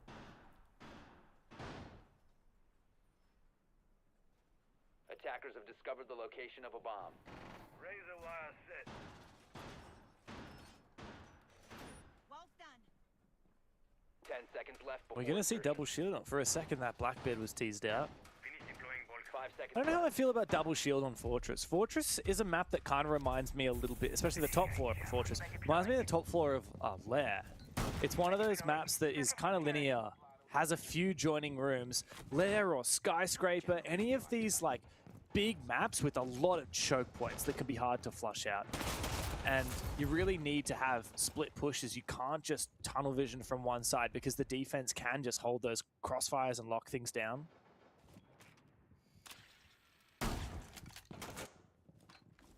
Yeah, early extension here from Scars. Playing the towers, the hallway, the main staircase, falling back one step, then reinforcing the walls. And it's a very small thing, right? But if you do this a couple times in a round, kill a drone, fall back, reinforce a wall, fall back, kill a drone, etc., you can easily burn 45 seconds without doing anything. Because you're still alive, you're just getting slowly back towards the bomb side, and you're looking at the enemy's resources. You're gonna have smoke grenades, frag grenades, flashbangs, but drones and the clock are also 2 different kinds of utility, and that's gonna get lower and lower with this kind of approach. And this is all enabled further by the Kite of Wreck. He's got 1 Kite Claw pre-positioned on the wall and another one in pocket. They're not going to spend it actually on the roam, so now they fall back another time. They reinforce the bathroom wall. They have a Kite Claw spare in pocket from Wreck still. And they still have 2 more reinforcements to fall back even further. And look at the timer. Almost half the round has been burned away, and Triple Main Telecom has only entered the first or second room of the building. It's very well played here from Scars, but it's very unusual playstyle for them. They're very passive, very much just waiting, forcing TMT to make the first move, and perhaps it's an adaptation knowing that Trippy are a very slow team. However, now very close to Washoy, the Blitz has info on his position. The Washoy says, you know what, I might just fall on back. Oh god. Continue falling back indeed. Yeah, Trippy really, I would have thought they would cut him off on that rotate. There were long lines of sight open, but no, they haven't really punished. And now, as they look to approach the bomb site, I don't know, are they going to try and hard breach this? Maybe. Hopefully. Got the Thatcher at least to deny the Kite Claws, so they got the right tool for the job. C4 goes up, doesn't find much. Anno took a bit of damage on the Blitz by the Shoddy earlier, but has enough health to make a play later on. But look at this, Scars are choosing the battleground now, fighting them by the bomb site, even impact trick in the wall as well. So Demic Selma charges are completely unsuccessful. They can't get a proper breach going. So now they're stuck peeking in this hole, or fighting on 2 separate single doorways leading straight into the bomb site with Goyo Fire and Toxic Gas. Almost unplayable here for TNT. Yeah, 15 seconds to play. Only 1 of the 10 players in the server has fallen. NL is low HP. Shyle finally finds a pick, but there's just no way that the plan's going to be possible. Nina gets aggressive for 2 kills, coming up from the stairs. Make it a third. That's 4 kills in the round for Nina. Shyle in the 1v3, not going to find anything. Patience is proven a virtue for Scars. Trippy Main Telecom just far too slow. I love this though from Scars. Again, as I said, it's very unusual. They're a team that will take you to border and chalet, fight, spawn peak, fast pushes, aggression, disruption, and they still have that little bit of disruptive playstyle, but they're doing it strategically and about utility. Like I said, they fell back at 4 separate times. They only spent half the reinforcements when the round started, and then spent all the other ones in the middle of the round. Making sure that they could start somewhere, fall back, close the walls, and they keep giving Trippy like, this is the fighting ground. JK, they fall away. This is the fighting ground. JK, we keep falling back. And you see Trippy, they're just itching very slowly forward because they're thinking there's going to be a fight happening here. And then when they turn the corner, it's a triple reinforced wall with a kite claw. And then they try and Selma charge it open. Then they get impact tricked. And it's like, okay, they should have brought a thermite. But if you think back to how the round started to look, right? When you have all those 2 out of 3 walls reinforced and you got a head host in the 3rd wall, you can't thermite it because you're under fire. You're gonna get shot. So you're gonna bring a ranged hot breach like an Ace or an Hibana. But those are much more prone to getting tricked or to getting impact tricked in this case. So Scars have just completely outbrained Trippy Main Telecom in that 2nd round. And yet they still have Nina popping off with a 3k flank on main stairs, or central stairs rather. It's nice to see that Scars can flex their muscles a little bit into different play styles. Yeah. Like we It's said, a bit linear. Yeah, I think that's probably the curse of this team for the longest time. Back in the day, they were linear for a Japanese team, but still had a lot of spice compared to the foreign teams. When they went to Copenhagen, for example, like they were running a lot of shotguns, for example. I think Washoi was running Hibana shotgun, if memory serves. We just saw a lot of crazy stuff, and it was really cool. But yeah, they tend to be one of the slower, more methodical Japanese teams, and recently that meta hasn't really favored a lot of teams. You need that perfect balance. You need to know how to abuse the meta ops. But of course, for Scars, like we had said, what's important here is, firstly, you need to win. Secondly, you need to win in regulation. Thirdly, the more dominant a scoreline, then the more chance that you have at making it. Because at the moment, of course, Scars are in 5th place, whereas B&K Fearex and D+ are in 4th and 3rd, respectively. In order for Scars to jump over them, it will depend on the result of the Fearex D+ game later today. And let's say Scars win 7-0, their chances, based on the possible scorelines of that Fearex D+ game, their chance of making it are way, way higher. But if it's only a 7-5, there's only a few potential scorelines out of that game later today where Scars will manage to make it through. And perhaps that's why they've changed their playstyle for this matchup. Because if you want to boil it down to a simple explanation, Scars are playing a much more consistent and safe playstyle. Not safe in the bad way, but safe in the good way. Look at this though, the push comes in, but they're ready for it. Nina with 7 kills. Yeah, Nina's been farming today. Washoi helps out. Yuki's on the floor, but Nina for another one. There's a good reason why Nina is the 6th best rated player in the league at the moment, and going to get the revive onto Yukiz. Wreck was detected briefly by the Grimm's Bees, but he's happy to just sit back in his position. He's the only full HP player left for Scars, so even though Trippy only have 2 players left, there's a lot of time on the clock, and if they can isolate some ones of these low HP players from Scars, this could look a little bit scary for them. There's so few tools, like 2 flashbangs from NL, that's all they have to work with. These crossfires are so deadly, plus there's a ward in action, so Rex gonna play the anchor position and play off his contact. Nina gets the 9th kill. Yuki's at the final of the round. Another round for Scars, 3-0. And they're just bunkering down. They're saying, hey, we notice that Trippy are not good at going for executes, so we'll just make them fight for executes every single round and just have the right operators to stop them. Well, there's the Warden count on the flash and smoke grenades. Well, there's the smoke babes from Nina stalling out the main push. The Goyo again, limiting where the attack can come from. And what do you ban if you're TMT? Do you ban the smoke or the Goyo? Do you ban the kite because the walls are a problem and you're fearing the Thatcher ban possibly? It's going to be a rough journey here on the side. Trippy need at least 2 rounds, I would say, to have a good shot at this. But like you said earlier, every single round here with Scars is so important. The less rounds they lose, far better for them. Of course, in the Trippy tactical timeout, we also get a chance for Scars to talk shop. Trippy, they don't have the same amount of stakes on the line as their opposition in this game. They can't even go up in their placement at all. I mean, even a 3-point regulation win for Trippy here, they cannot get out of 6th place. Even a loss here, they will not drop down. Actually, wait. They might drop down, because Double RX are now on 5 points as well. Hold up, checking. I am checking that. I actually think that... Yeah, so after Double RX's result, Trippy have actually dropped down into 7th place, which does mean less prize money and SI points. I hadn't realized that, but... Look, if Trippy want to jump back up over Double RX, they just need any number of points. In fact, they have the exact same round difference Yeah, they as do. Double RX, which means it goes to head-to-head. And do you remember that game? Double RX won 8-7 in overtime. What that means is if Trippy lose here, then they'll have a negative round difference and they will stay below Double RX.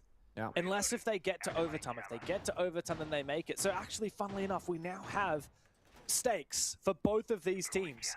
If Trippy gets any points, gets 6 rounds, then they will get 6th place in the league over Double RX, and Scars will not make it to playoffs. Scars cannot afford to let it go to overtime. They have their full bombs rotation with the first 3 rounds. They've banned the final operators. Scars opted for the Grim to be removed. I feel like, you know, going to a Grim, Capital, Blackbeard, Monty, that would be like the 4 I would choose between as well. They all kind of do different things. The thing is, Trippy's been struggling across the board. There hasn't been like an operator that's been saving them. They've been trying the Blackbeard, they've been trying the Capital. They tried the Deimos earlier as well, and it just hasn't really worked out for them. So I like that Scars aren't overthinking it, going, oh, you know, they've been playing Blackbeard a lot, let's get rid of it. No, they've been playing Blackbeard, but it hasn't been an issue for Scars. So just keep it in the game. They're playing Trap Operators.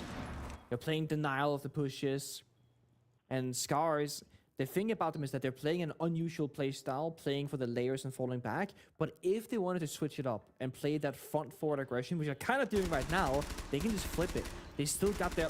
What is this, child? We're gonna drop down, we're gonna die. Nina on the breach gets the 10th kill, 0 deaths, by the way. And this is what I said. Now the Scars are playing on the front foot and not falling back and playing the layers. They're taking the fight to Trippy.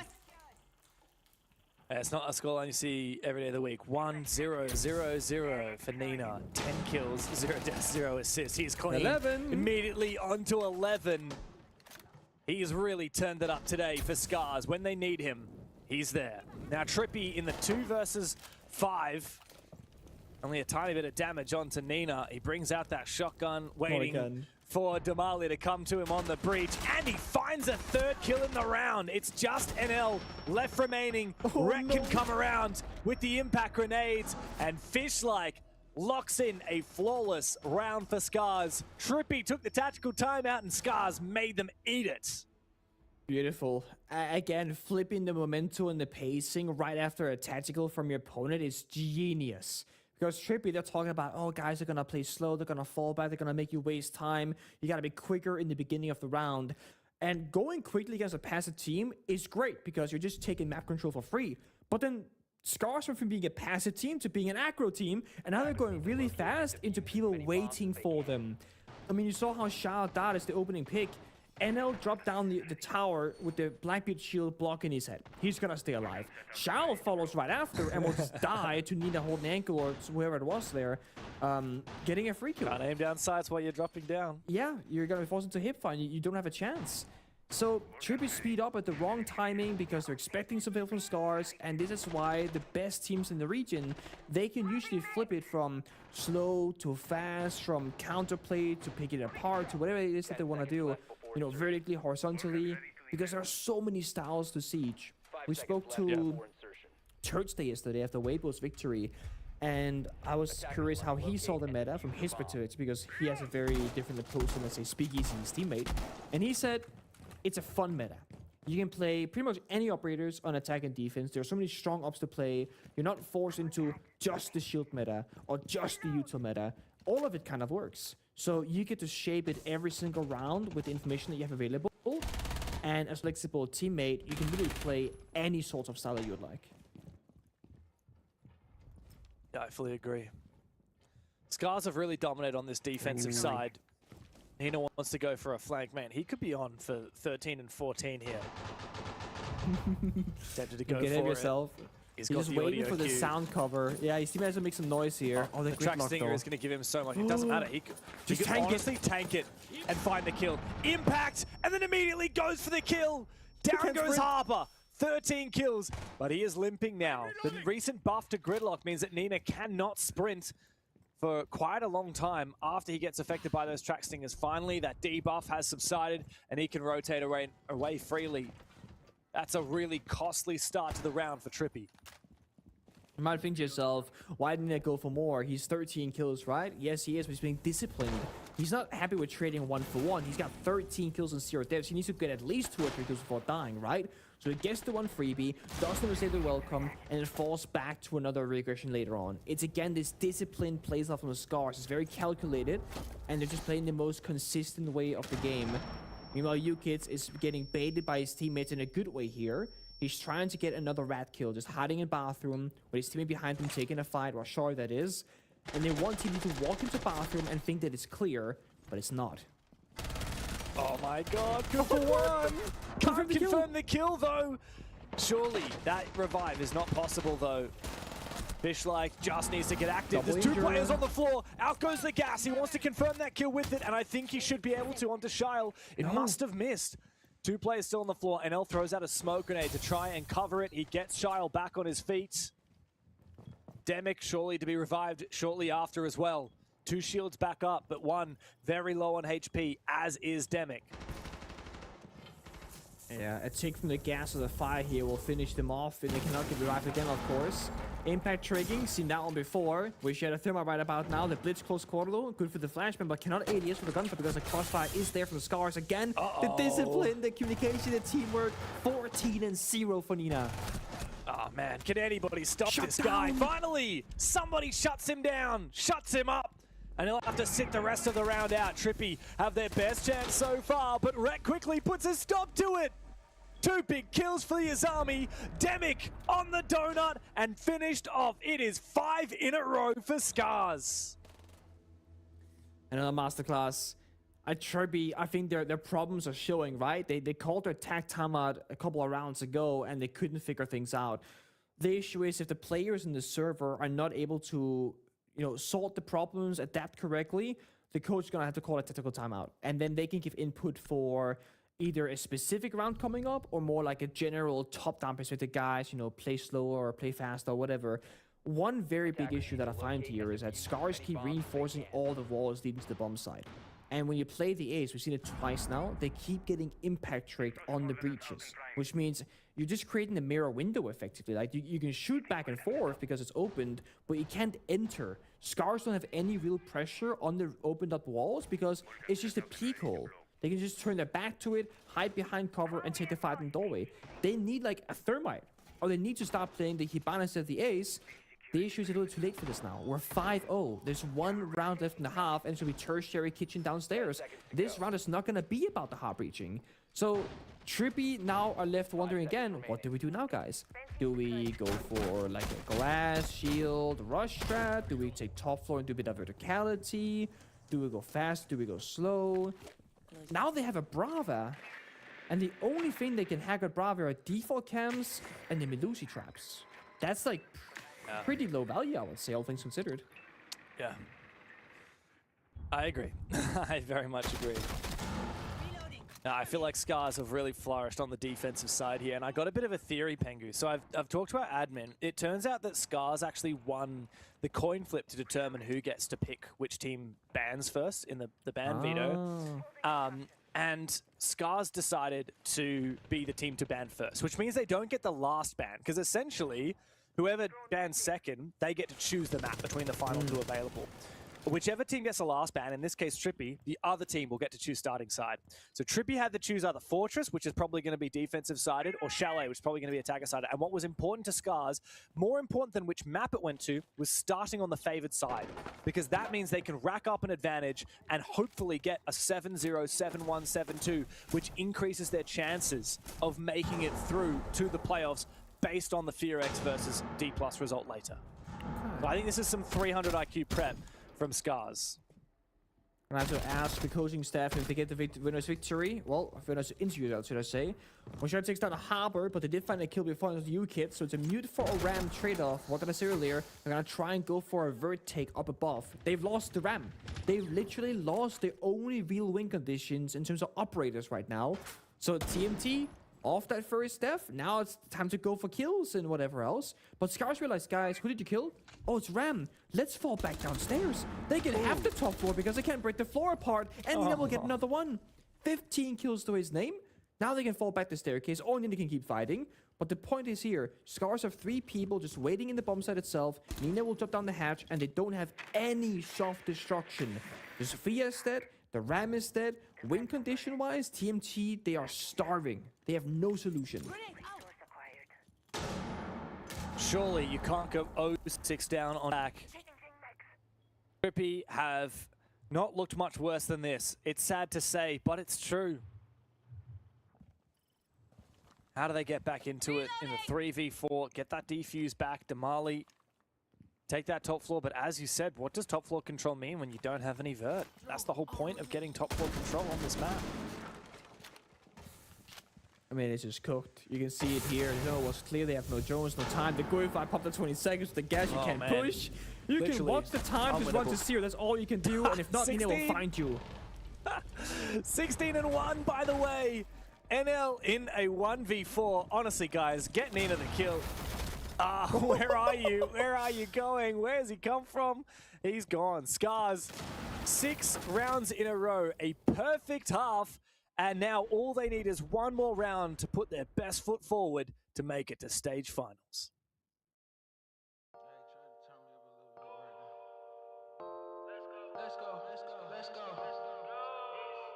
Yeah, 10 out of 10, let's wait. I've been going big on the bigs out of state. Do research, check out the back of my place. I rep so heavy, attack when I take. Still, I'm on that for the long run.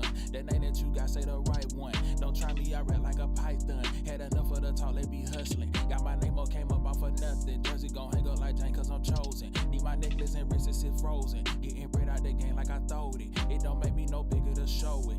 The stat, cause I'm here for the trophy. Made it law when they cannot appeal. Show them nothing less than all the real. What you think it cost me out the deal? All I know is how I came in from the dough. Since a touchdown, all they want is more. Now I'm known to the world, I ain't tryna feel. Just run it up till I hit. My money grown, project grown, feel at home. Got the juice, minute made. I'm calling game in his face. Soon as Slim hit a J, renegade. My people long, won't be long till we all sitting on center stage, getting right off what I do. I know they getting tight off how I move. I still ain't did a write-off on these juniors yet. I never even claimed that we was cool.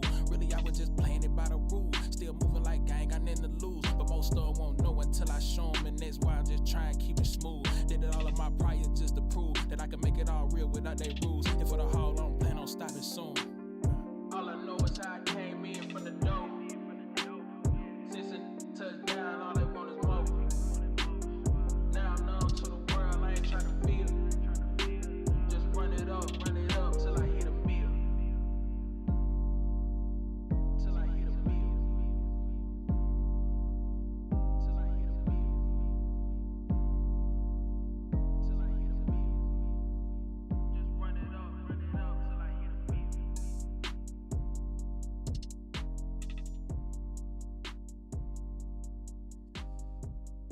It is a dream come true for Scars. We knew that they needed a win in regulation. We knew that every single round that they got better than that, a 7-0, a 7-1, a 7-2, increase their chances of making it through to stage finals. And this, it literally does not get much better than a 6-0 start on the defensive side. If they can cap this off in the first 2 or 3 rounds here, Pengu, then really the pressure is on for D+ and Fearex later today. Scars might try and go for a record of fastest game of all time. They've banned Thorn and Ella as they enter the attacks. We know what this means. Look at the lineup. Fuse, Blitz, Deimos, Dokkaebi. I mean, get a think in there, my friends. You're going to be flying in the server. Nina looking for a 20 bomb in a 7-0. That would be a ridiculous kill per round tally. And this entire game has just been... You can argue and say that Tripman Telecom has not played the best Siege of all time. And that would be true. But I'm going to also say, for starters, Scars strategically have been so impressive. That, with Nina's individual performance, that is how we've gotten to a 6-0. They've been individually better, they've been more prepared for Fortress, and they very clearly were like, okay, Fortress is very likely to happen because it's Trippy's only victory so far this stage. Let's just tailor some strats here. Let's do some trickery and make it hard for them to exist on the attack. And they did a great job of that on all 3 bomb sides. I really feel like Scars have to keep that defensive momentum going here on the attacking side because, look, they're in the best position right now, right? 7-0, it could be incoming. A 7-0 or a 7-1 means that the only way Scars don't make it to the playoffs is if D+ versus FearX goes to overtime. But it doesn't matter who wins outside that, 7-5 to D+, 7-5 to FearX, Scars will still go. As soon as Scars drops to a 7-2 win, then things start to get more complicated. It means that FearX winning 7-5, Scars won't go. So they have to make sure that they lock this in as soon as possible. Don't let the momentum get away from them. I do like the Triple Main Telecom multi-ban here. It is one of those, like, again, super stable operators on a fortress. It works almost like Cafe. You can just push down any of these hallways, which normally are unplayable as an attacker. Munty can do that, but he's the only one who can do it. A Blitz can't, a Blackbeard can't. You don't have the same level of protection. So TMT say, you know what, let's not give them the free access. So instead, Scars are now relying on getting opening pick, forcing a fight somewhere, or using stuff like your Demos Tracker, grenades, or Blitz, for example. Try and find an isolated member, which could very well be Hopper. Don't get me called, keep it broken, thankfully stays alive. Nina fishing outside the windows with the 16 kills, and the smoke grenades here on the main staircase, slowing down the push. If TNT can survive this position and fall back towards the bomb site, perhaps, they got a good 5v5. In fact, they got a 5v4. The Mali's on the board, Washore in the grave. No more proper hard destruction for Scars, only Ken Openers and Nina, who is still outside the building. Still on 16 kills with only 1 death, by the way. If I'm NL here, I'm probably not going to peek this. Nina, likely to win the fight. But he takes a lot of damage. Both players do. NL is getting targeted by both the Deimos and the Dr. Call. He answers his phone. Doesn't want to go low on HP. That's a little bit of map control now taken by Scars, but they are fighting from a disadvantage. After that early pick onto Washoy, time to get breaching. Nina can open up the wall. Good to have that redundancy after Washoy fell. But Trippy Main Telecom have fallen back with, well, 1 C4, no gas babes, by the way, 1 impact grenade. It's not a ton of util for Planzma in the late round, but it's something to work with. Gonna try and take horse control of the Blitz here. We know there's a rat in the bomb site, though. Harper is hiding behind the black box to the left here of Fish-like. That could be a problem because I don't have any grenades to clear him. Yeah, that's going to be a big problem here for Scars. If they don't know about 15 Harper, seconds. he can deal some massive damage. 15 seconds, Nina needs to go big. He's currently cutting off the rotate back to side. Demic has fallen, but NL will quickly find Wreck. Harper on the bomb site has been dispatched with, and Nina's found a 17th kill of the game. Yukis goes for a triple. Scars on the verge of making it a 7-0, but Shile finds Nina. That's the most deadly player from Scars today. But now he's being targeted by Yukiz on that Deimos. 1 impact in pocket, but he needs to use that in a 1v1 against the Blitz. He does so. Fishlike takes a lot of damage, but Shile gets flashed and has to fall back. Now he's about to meet the Blitz once again, gets knocked down. It's GG, 7-0 for Scars. And if I'm FearX or D+ right now, I'm looking over my shoulder because Scars is heading their way. They've done the best possible job at putting themselves in a conversation for playoffs. 7-0, the best result. Was it, you know, possible? Always is. But was it realistic? After the struggles of this stage, maybe not so. But everyone played it 100%, and Nina individually phenomenal. I mean, in that final round, it was looking a bit like they were baiting, they were fishing for kills, weren't getting in the building. They literally entered the map with 56 seconds left. And in that time, they breached, they smoked, they pushed into Horse, and Nina, who was outside the building, went into main lobby, up the stairs, breached, back down into main lobby, outside the building, and backstabbed Horse later.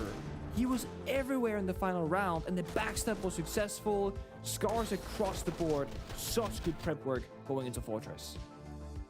Huge game for Scars.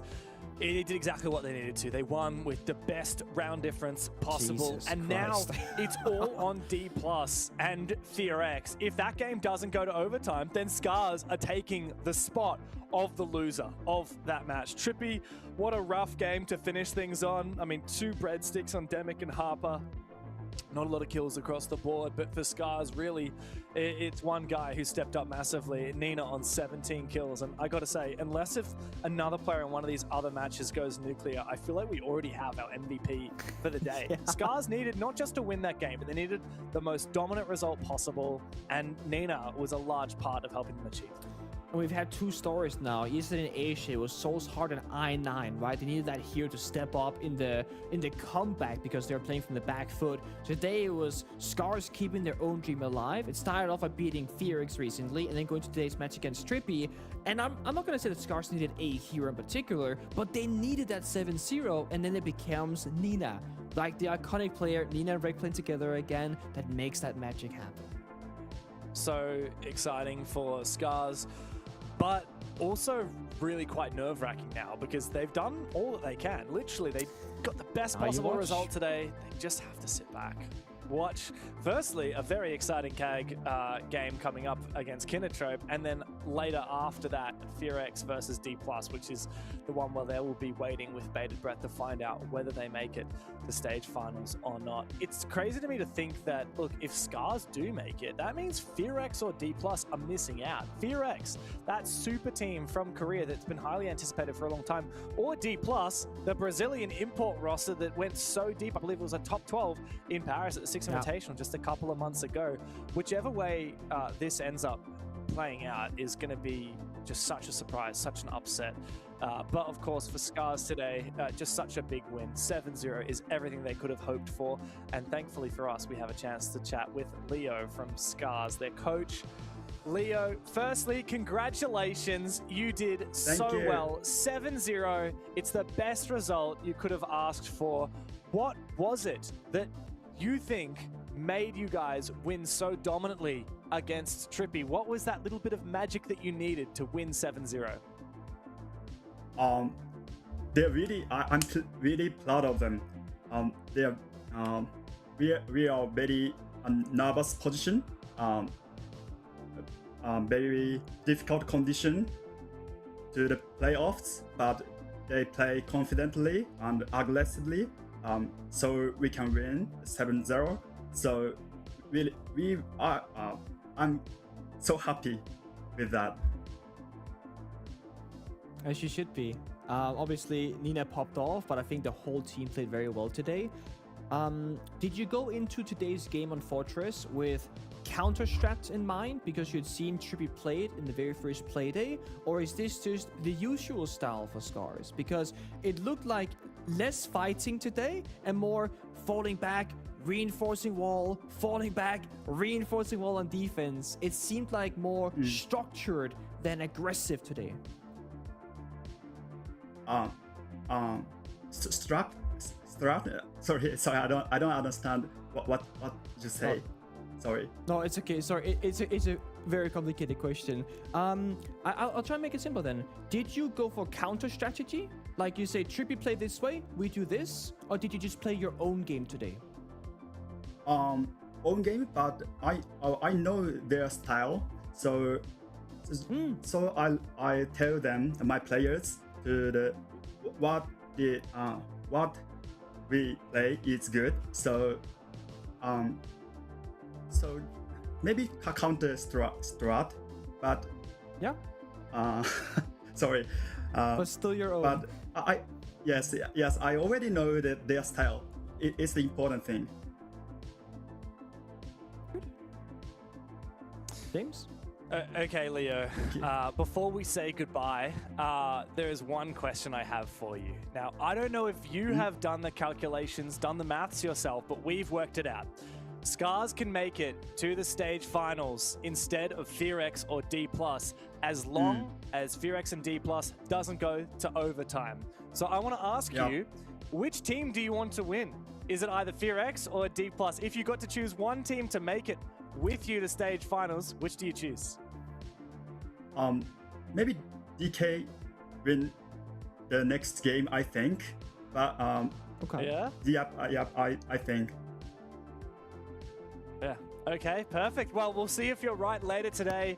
Congratulations on such a big win, and we have our fingers crossed for you that you can make it to stage finals. Yeah. Thank you so much, and I hope to see you next week for the stage finals.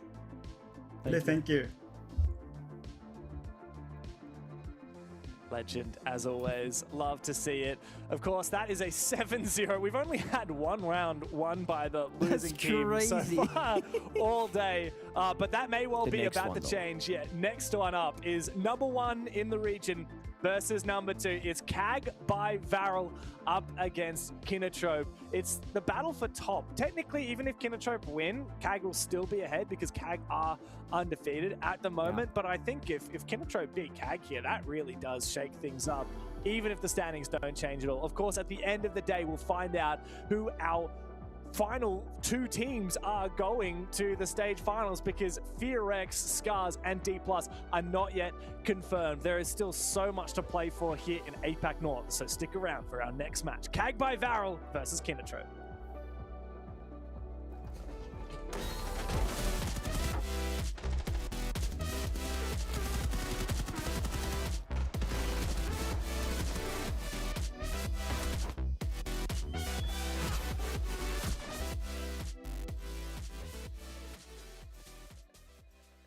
제가 처음 시즈를 만나게 된 건 중학교 1학년쯤에 유튜브에 올라온 2014 트레일러? 그거를 딱 봤는데 이 게임이 되게 제 취향이랑 맞을 것 같은 거예요. 되게 전술적이고 막 CQB의 1인칭 FPS에 되게 매력적으로 느껴가지고 일단 베타 테스트도 신청해서 베타 테스트도 해봤고, 그때 중학교에 같이 게임을 하는 그 파티가 있었는데 거기서 이제 6-7명 모아가지고 이제 낮밤으로 계속 로테이션 돌려가면서 계속 했던 것 같아요. 그때는 이제 저도 경쟁심이 별로 없었고 해가지고, 근데 일단 랭크를 계속 돌리긴 했어요. 근데 이제 그러면서 제가 이제 경쟁심에 끌어오르면서 이제 제가 약간 어떻게 보자면 저만 엇나간 그렇게 된 거죠.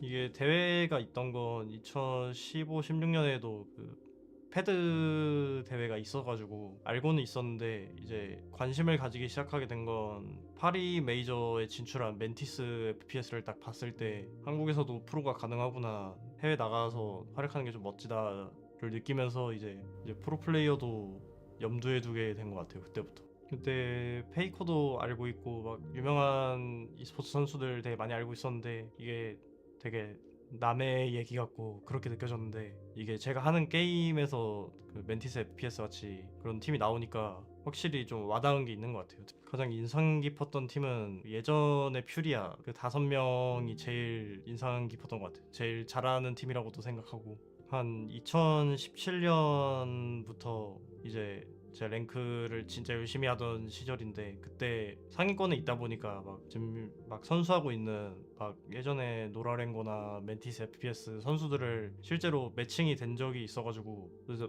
계속 매칭이 되다 보니까 서로 조금씩 친해진 계기도 됐고, 전 노라랭고의 워카라는 선수랑도 꽤 친해졌고, 멘티스 FPS의 MB 테일러랑도 이제 좀 친분이 생기면서 이제 그쪽이랑 같이 게임도 하고 막 일본, 한국 왔다 갔다 하면서 계속 같이 했던 것 같아요. 그러다가 이제 2019년 말쯤에 이제 클라우드9에서 제이가 들어오게 돼서 시작된 것 같아요. 평소와 같이 그냥 집에서 일어나가지고 게임하려고 딱 켰는데 트위터 DM으로 와 있었던 거예요. 이게 뭐지 하면서 열어봤는데 오퍼에 관련되었던 거였고, 되게 처음에는 잘 믿기지 않았는데 이게 대화를 하다 보니까 점점 실감하게 된 것 같아요. 이제 같이 게임하고 있던 가장 친한 친구한테 먼저 보여줬고, 그 다음에 이제 진지하게 해야 될지 말아야 될지를 이제 부모님한테 상의를 하면서 이제 연락을 했었어요. 그 제안을 받고 나서 이제 일본 워킹홀리데이 가가지고 이제 막 일본어도 배우고 막 그냥 일반적인 직장을 얻어가지고 살 예정이었는데, 근데 이게 아무리 생각해도 제 생각엔 별로 재미가 없을 것 같은 거예요. 그래가지고 이 오퍼가 왔을 때 그냥 이쪽이 무조건 더 재밌고 인생이 바뀌겠다 해가지고 바로 입단을 선택한 것 같아요. 순서대로 말하자면 일단 제일 첫 번째는 워카, 이제 같이 게임 해주면서 같이 실력도 같이 늘고 저한테 많이 알려주기도 하고, 이제 특히 제가 일본어를 하게 된 계기가 그 친구들이랑 같이 게임을 하면서 이제 일본어를 배우게 된 거기 때문에, 그게 지금 뭐 일하는 데도 쓰이고 있고 게임하면서 편하기도 하고 일본 갔을 때 편하기도 하고, 되게 단순히 게임하면서 얻은 거 치고는 꽤 좋은 영향인 것 같아요, 저한테. 그래서 워크한테 일단 고맙고, 워크상 2018年覚えてますか？あの時は日本語やCGのいろいろ教えてくれて本当にありがとうございました。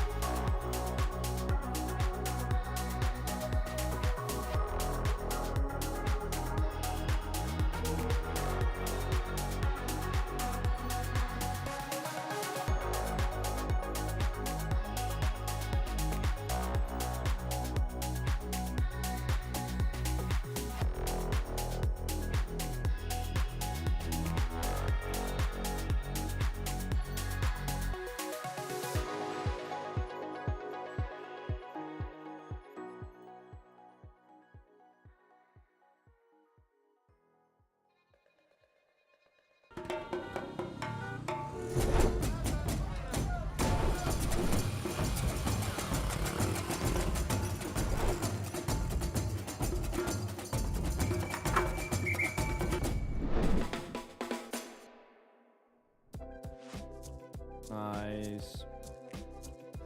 This is the big game of the night. It's the best team in the region versus perhaps the second best in the region. We finally get to see Kag by Varel, and of course, why does he keep saying Kag by Varel? Bengu, we've had a very exciting acquisition. The most infamous and well-renowned team in the history of Japanese Siege has had a little bit of a new signing. Yes, Kag Osaka has been acquired, the Rainbow Six Siege division, by Varel, an organization that actually has a bit of a history in Rainbow Six. Yep. That's where you talk. You know, when I stop talking, that's typically when you start talking, Pengu. No, but sorry, I just had like the loudest sound play in my ear, and I thought for a second you were playing a prank on me, so I was thinking, what's happening? But it's actually just like somewhere deep in the browser dip somewhere on my PC is like a trailer just started playing, and it fits pretty low. I was just like making a comment like, all right, I'll build up this thing and toss it over to Nick, and then you just dead quiet. But that's fine. I I'll thought there was a prank with you in production trying to play one up on me. Please be quiet. You can be quiet now, Pengu. Thank you. Kag by Varel, of course, fantastic. It sounds a little bit like a fragrance like you know, latest in the Coco Chanel or the Marc Jacobs. It's Kag by Varel. So that's the way I'm going to be thinking about them every time we say their roster now. Of course, you know them, you love them. The runners-up of Reload in Rio just over a year ago, and infamously one of the most well-renowned rosters in the region for choking their advantages at international events. They've been to so many big events, and they keep cagging them. But now picked up by Varel, very exciting for them. It's a huge organization in Japan, an organization that, like I said, we've actually seen before. They went to the Copenhagen Major with their old roster. Funnily enough, the old roster that represented Barrel, now plays for Kinotrope. So it's a little bit of a grudge match. Let's see if the New Org curse will be haunting KAG today. I certainly hope not, because nothing has haunted them thus far in the APL group stage. They have been perfect. Like, they took down D+ in their first playday, and that was pretty much the hardest game that they had all stage long. And he's sitting there just doing a bit of flexing there for us. I love to see it. Their opponent, of course, the good, the old, the new, the Kinotrope boys. A roster, not gonna see them been hyping up for a long time, that has not really seen the level that we would like to see from them until this moment. They are at their prime, their best level so far, and they have some familiar names here, right? Gator and Gatorada, formerly, from CHE, far enough back, and they still have some of that old strategies, that depth in players like Kawa, who loves to bring operators out, like your Maestros, and play a bit of layers, play a bit of tricks. So now they have aggression, they have strategy, and they've also found themselves a ton of consistency here in APL North. They've had great results. They've gotten, tight matches, like a 7-5 victory over Scars, a 5-7 loss to FearX, but then against the weaker opponents, they're taking names. 7-1 over KDP by enemy, 7-3 over Double RX. They did have an overtime against Trippy, bit of a blunder there maybe, and they also, of course, had a 7-3 victory over D+. They have taken almost every of those major competitions down, and that is how they find themselves locked in second place. Well, I say locked, but they could be overtaken technically. Yeah, well, that's the thing. They're on 14 points at the moment, Kinotrope, whereas D+ and FearX are behind them on 12 points, and they are yet to play. So if either of them gets a win, there's a chance that Kinotrope could be overtaken, and it would be sad to see, because this is a big moment for this Kinotrope roster. Their first chance to make it into the top 2. They've never done so before. Okamush, of course, their coach, he played for the roster back in Copenhagen 3 years ago. Not to mention, like you said, Gator and Gatorada played for that KAG roster for 4 years before retiring and now eventually coming back with Kinotrope. We're going to go to Lair. I love this map. I am very keen to see what these guys are cooking, because Kinotrope haven't played it since their very first playday, and KAG played it twice right at the start of the stage. What are we going to see here? It's the time for the battle at the top of the table. Here, the best teams out of Japan, KAG, Osaka, or perhaps better known now as KAG by Varel and Kinotrope, going head-to-head for all the marbles on Lair. You know what's kind of crazy? I just had to fact check this, James, right? Would you believe me if I said that in every single Tier 1 region here in Stage 1, there is an undefeated team? Oh, no way, really? Yeah, so I was thinking about it, because we just had Weibo go undefeated, right, yesterday. Then we worked EML, where we had the G2 VP game, where they were fighting for who's going to go undefeated into the second last playday. And then I just checked Brazil and NA. So just take it from the top here, right? Weibo undefeated in Asia. In MENA, we have G2, who has gone into overtime 3 separate occasions, but won all 3, so they're undefeated because they've been winning, right? 6-3. Then in North America, you have M80, who is currently 6-1, in terms of like 6 regulation victories and 1 overtime victory, so they're also undefeated. And in SAL, FaZe Clan is 6-0. So if you have CAG win this game as well, you're gonna have an undefeated team in almost every single region on the very final playday. Of course, there's still a playlist of thing for NA and SAL, but for for EML, for Asia, and for North, we have an undefeated team. That's really cool. That's insane. And of course, BO3's still to come as well.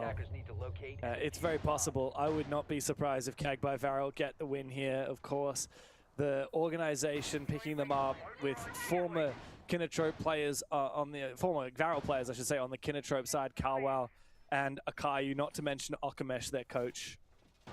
Yeah, it's an exciting time to be KAG. However, we do have a little bit of a thing in Siege, a phenomenon that we've observed over the years, and we call it New Org jitters.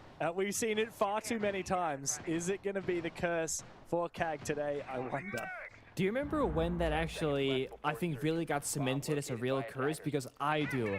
And we're talking SI 2018, okay? Team Liquid. No, Liquid. So Liquid joined, right? And they actually got beaten and sent out by, oh no, I just lost it. Mind Freaks.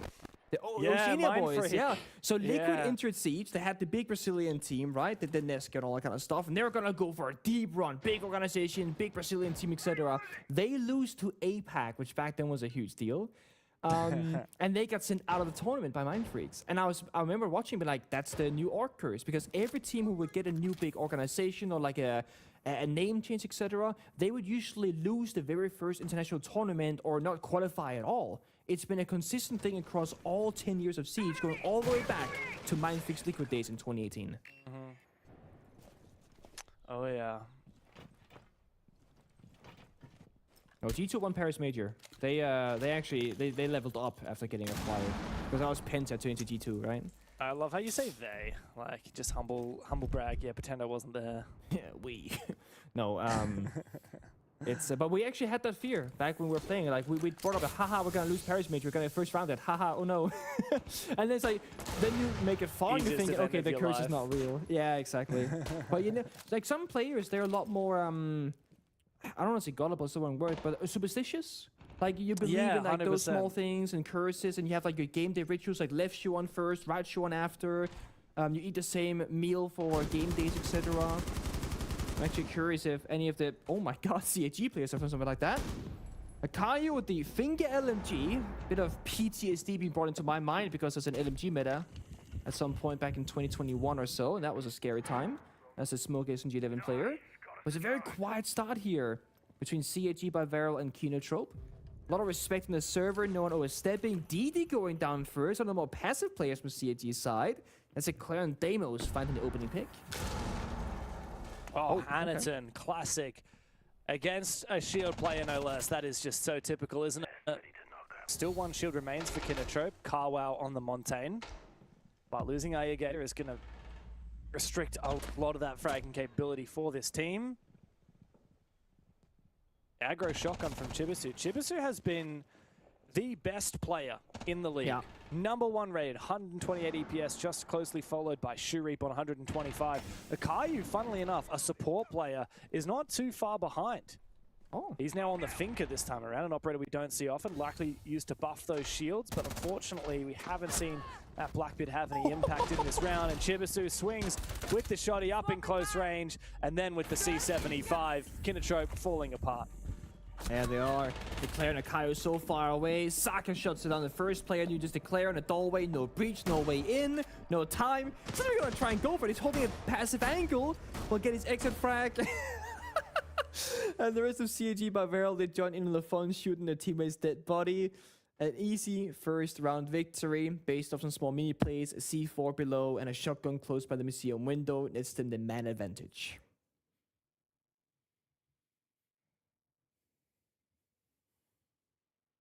Yeah, good start for Cag by Varel. Kinotrope not looking particularly inspired on that top floor, unfortunately. But lots of rounds still to go. Attackers need to locate and defuse bombs.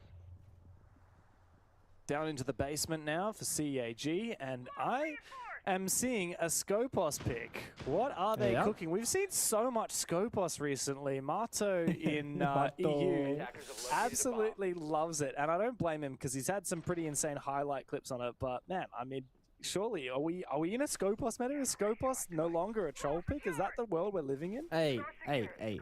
I don't think Skopos has ever actually been like a dedicated troll pick, but it's definitely a bomb site niche operator. Where like there's a place at a time for it, you know? But sure. you can always go for a deep roam and just always fall back to side by teleporting, where you're not going to be stuck, you know, oh my god, they're watching the staircase, I can't drop down the hatch. Like you always have a safe passage as long as you do it early enough before you get caught, of course. I think Skopos is, I don't want to say underrated because like that's probably the wrong word, but they did receive that small buff recently where you now have the Aruni punches on the Skopos robot. And because of that, now you can roam a top floor, you can punch a hatch, drop down, play more vertically, because you were so limited by your 2 impact grenades before. Now you can open hatches, open walls, and keep the impacts for shields, for example, or not plant denial, wall denial, for example, against like ace summer charges.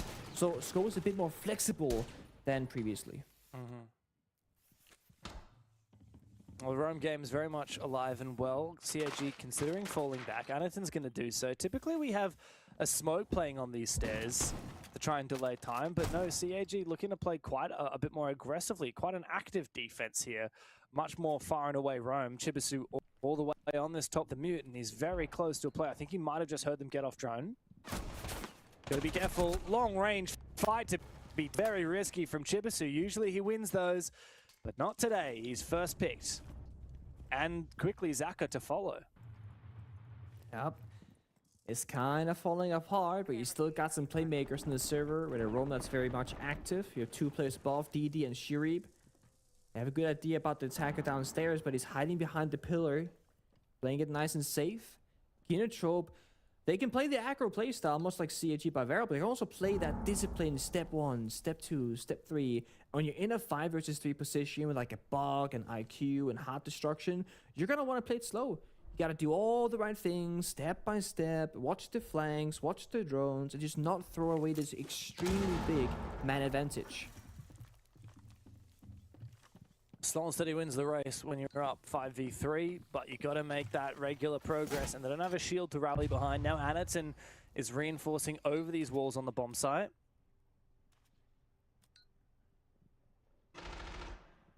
Did TD just stand still and the drone missed him? Because he didn't shoot the drone, and the drone didn't see him. It's like T-Rex vision. They only see movement. If only it works that way. Honestly, I mean, there's been like a minute here without a lot of progress from Kinotrip. I'm not seeing a ton of vertical pressure. The buck is outside the building, and now Eclair has fallen. This is how you throw rounds like this. Ayagator, though, very patient, and Carwell finds one too. Shuri detected by the Grimm's Bees. The 1v4, no diffuser. Oh, he doesn't really have a safe place to stand. Carl trying to peek him. Gutterata finds the kill. First round on the board for Kinotrip. Very good. This is a nice little early advantage, stabilize, keep going forward. And I think when you're in one of these, you know, big stake okay, it's not a big stakes, a big game rather, right? You're fighting for like the king of the top, so to speak. While you cannot overtake CG by Varel in points, taking them down in a best of one here and saying, hey, we're actually gonna be like the winner of group stage, so it's about taking down the best team and having a very good stage for ourselves. I think that is a big deal when it comes to Kinotrope. And having an early round victory gives you that bit of confidence, like, okay, we can hang against CAT Baverl. We're not just gonna get completely obliterated. When you start going, you know, 0-2, 0-3, 0-4, that often just leads to a 0-7 because your confidence is shot. So now there's a good fighting chance in the back of their mind of Kinotrope. And they can play a bit of flexibility. As I said, they like to play the shields, for example, but they also love a good Capita round, they love a good Grim round, a good Sense round. They're not shy when it comes to trying out things, even on game day, which can lead to some funny rounds and some funny moments. So I'm curious to see as these rounds progress, if we're going to start seeing those niche operators. They're also one of the only teams in the world that plays Maestro on defense. Yeah. One of the things that we have really praised both of these teams for is their creativity. Kinotrope always been a team that likes to try something a little bit aggressive, try something a little bit different. That's what we expect to see from them these days. But yeah, I mean, that round was nice, but really it just felt like they were converting that 5v3. They didn't have a lot of crazy fire to them outside of that. Let's see though, as Kinotrope have to attack again to a different bomb site from CAG. Move into the split. It's very much info gathering based. We've got the Valkyrie and the Solus. They want to be making plays, but well-informed plays. They want to be timing their aggression smartly. And man, is this bait gonna work? Zach is hiding underneath the window. Will this drone spot him? It jumps inside. It does see him. He's now exposed. How does he decide to play this? Does he double down or not? He's gonna stay alive, right? He's got impact grenades, got the aggressive mine covering him to stop the shield, but there's a awkward gunfight, but he wins out it anyway? What was that? Did you see that as well, James? Bro, I looked down at my notes for 1 second. No, I'm bro so was sad literally that I missed moonwalking in a gunfight, and it was just like a freeze for a second. Saka survives, Galarada's in the grave, Akayu is sold on the building, gets shot down as well in the blitz, so the shield power is lost here from Kinotrope, and maybe the entire push. He's tripling up. Watch this guy go. Ayagator against 5. Yeah, good luck, my friend. You're gonna need it. I don't think this one is for you. Got the diffuser too. Cag by Varel locking in any of the bomb sites that tend to be a bit loosey-goosey. I feel like CAG very much a first pick dependent team, right? Like they got picked down last round, their roam didn't work, and the round fell apart because of it. This round, winning a couple of those early fights, Kinatrope forced to try and scramble. It doesn't look nearly as good. KD. Ha! I mean, saving the KD ain't never hurt anybody. He's gonna talk strategy, plan your next move. 0 kill. 0 kill. DD I wish I knew 0 what kill. all this mean. Sometimes I just wish that I spoke Japanese. I mean, it's the thing, I wish I spoke all the languages of these players, right? So we could get all their shit talk. I need a win. I need a win. Come on, Iagator. We don't have all this time in the world. Oh, dude, he's throwing mad shade. I like how they're doing their smack talk in English as well. Like, they're doing it for the broadcast. They don't need to be talking English to each other. That's funny. Well, Kinatrope's not gonna attempt it. They're gonna stay outside. They're gonna just kind of take the round loss and talk it through in the meantime. CG by very much in control, feeling very good. And I really enjoy just watching also how much fun they're having. Like whenever you watch their player cams, it's always big smiles. Even when they're like in a losing position, they're usually pretty happy. And I think maybe, speaking of, Okamesh makes a little bit of an appearance there. Also locked in, watching the boys. He's always memeing. Like CAG, they would go to like every international tournament back in the day, right? And they would like get first rounded, they would get grouped, they would have early exits. And I think there's a point where you have to recognize your expectations, right? If you keep going home early, you can get more and more and more upset about it. When you can be like, okay, you're really happy to qualify, you're grateful to go there, you'll do your best, and if your best is getting first rounded, then that's your best. Because there are some teams that will play a tournament and they will just be all the way down the dumps for the longest time after having early exit, and that can actually bleed into like, you know, the next stage and that performance, your prep work, your motivation. I feel like CAG, they found this way over a long stretch of time. They've stuck mostly the same roster until recently, right? Getting DD man from coach to player in position.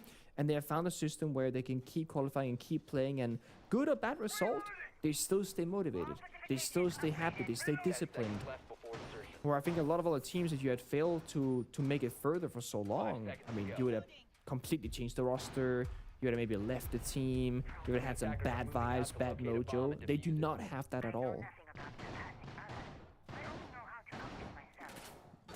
I think that's one of the magical things about CAG, and it's funny that DD actually really does fit that perfectly. Yeah.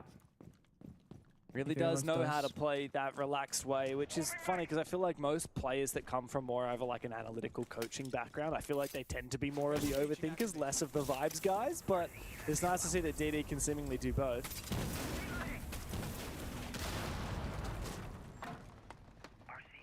The impact trickaroo. Seen that a few times today. It's one of the reasons why Ace is not the best hop feature in the game, because impact tricking is what he is weak to. A Thermite, Hibana wouldn't share that same problem in the same way, at least. Speaking of those flexible operators, look at Akayu. He's got the raw aura. He's gonna do something funny this round. He's gonna do something that's a little bit niche, a little bit specific. What it's gonna be, I frankly have no idea. You could close off the bathroom door to the hallway here, jump in the window and fight the staircase, and he's actually in that sort of location. Also close the door in front of him to the bomb site and then jump in the window and take the fight here as well. It just gives you that way of disabling a crossfire from a 2v1 into a 1v1. Yeah, I like that, especially if you time it with a push from the bathroom hallway, that can be really potent. Yeah. It's a matter of when they want to go, and of course you get where. a little bit of damage.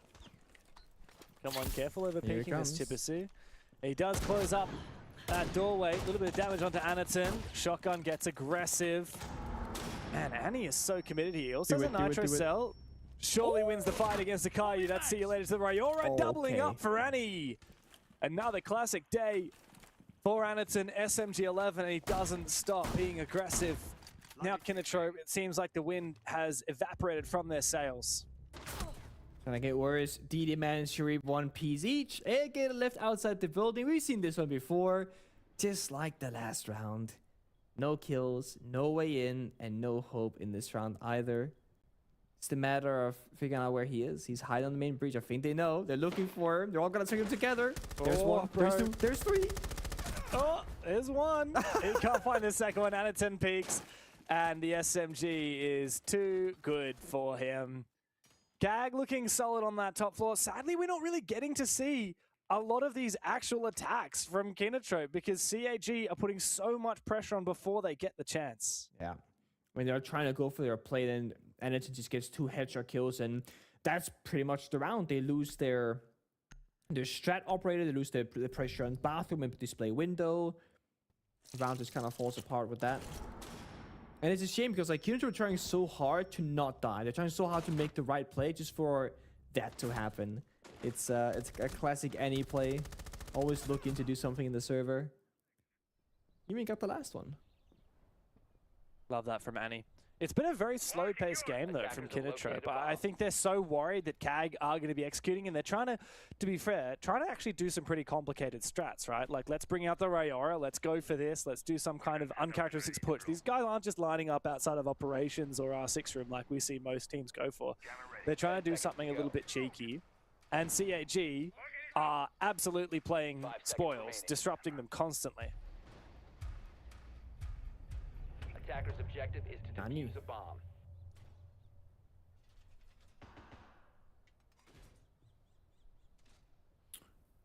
I feel like Fenrir is actually not an operator that we see all that often these days.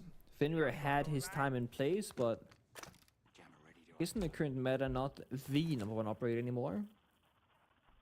I feel like we see more fun than Fenrir even, actually. There's like, I have no stats to back it up, but from the vibe check. Of course, Storm can do damage and get a kill. Fenrir just like gradually takes away your vision. Very different operators, but they still serve the same category of trap operator, which technically gives you intel.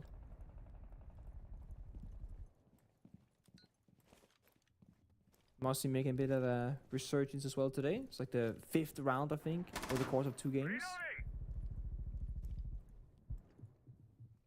He must be so proud. I love the Mozzie. Seen a lot of gridlock too, by the way. People would be hitting the griddy left, right, and center. Okay. We've seen gridlock being picked and then getting destroyed by an impact grenade and a flank from Nina. Yeah, no, that was a great moment. Here we go. It's another 5v3, by the way. What's going on in the basement from CAG? They are feeding picks somehow. It's hard to catch exactly how Kinotrope are getting these early advantages, but surely a 5v3. I mean, they managed to convert it last time. Don't expect they'll have any issues this time. Oh, unless if things like this start happening, especially if things like that start happening. I don't know what Irrigator was looking at. Impact goes out. You got players up above the bomb site watching Vert, and Zaka playing spoils on the bomb site. Kinotrope have fumbled their 5v3 now into the 3v3. What do they do about it? A little bit uncharacteristic, right? They're just like going on the map solo, not helping each other, and they're gonna continue to go this way as well. Flanked by Shurip. Chibisu looking for the same kind of play as well. Kinotrope, you gotta help each other and play close together, but they're so far apart.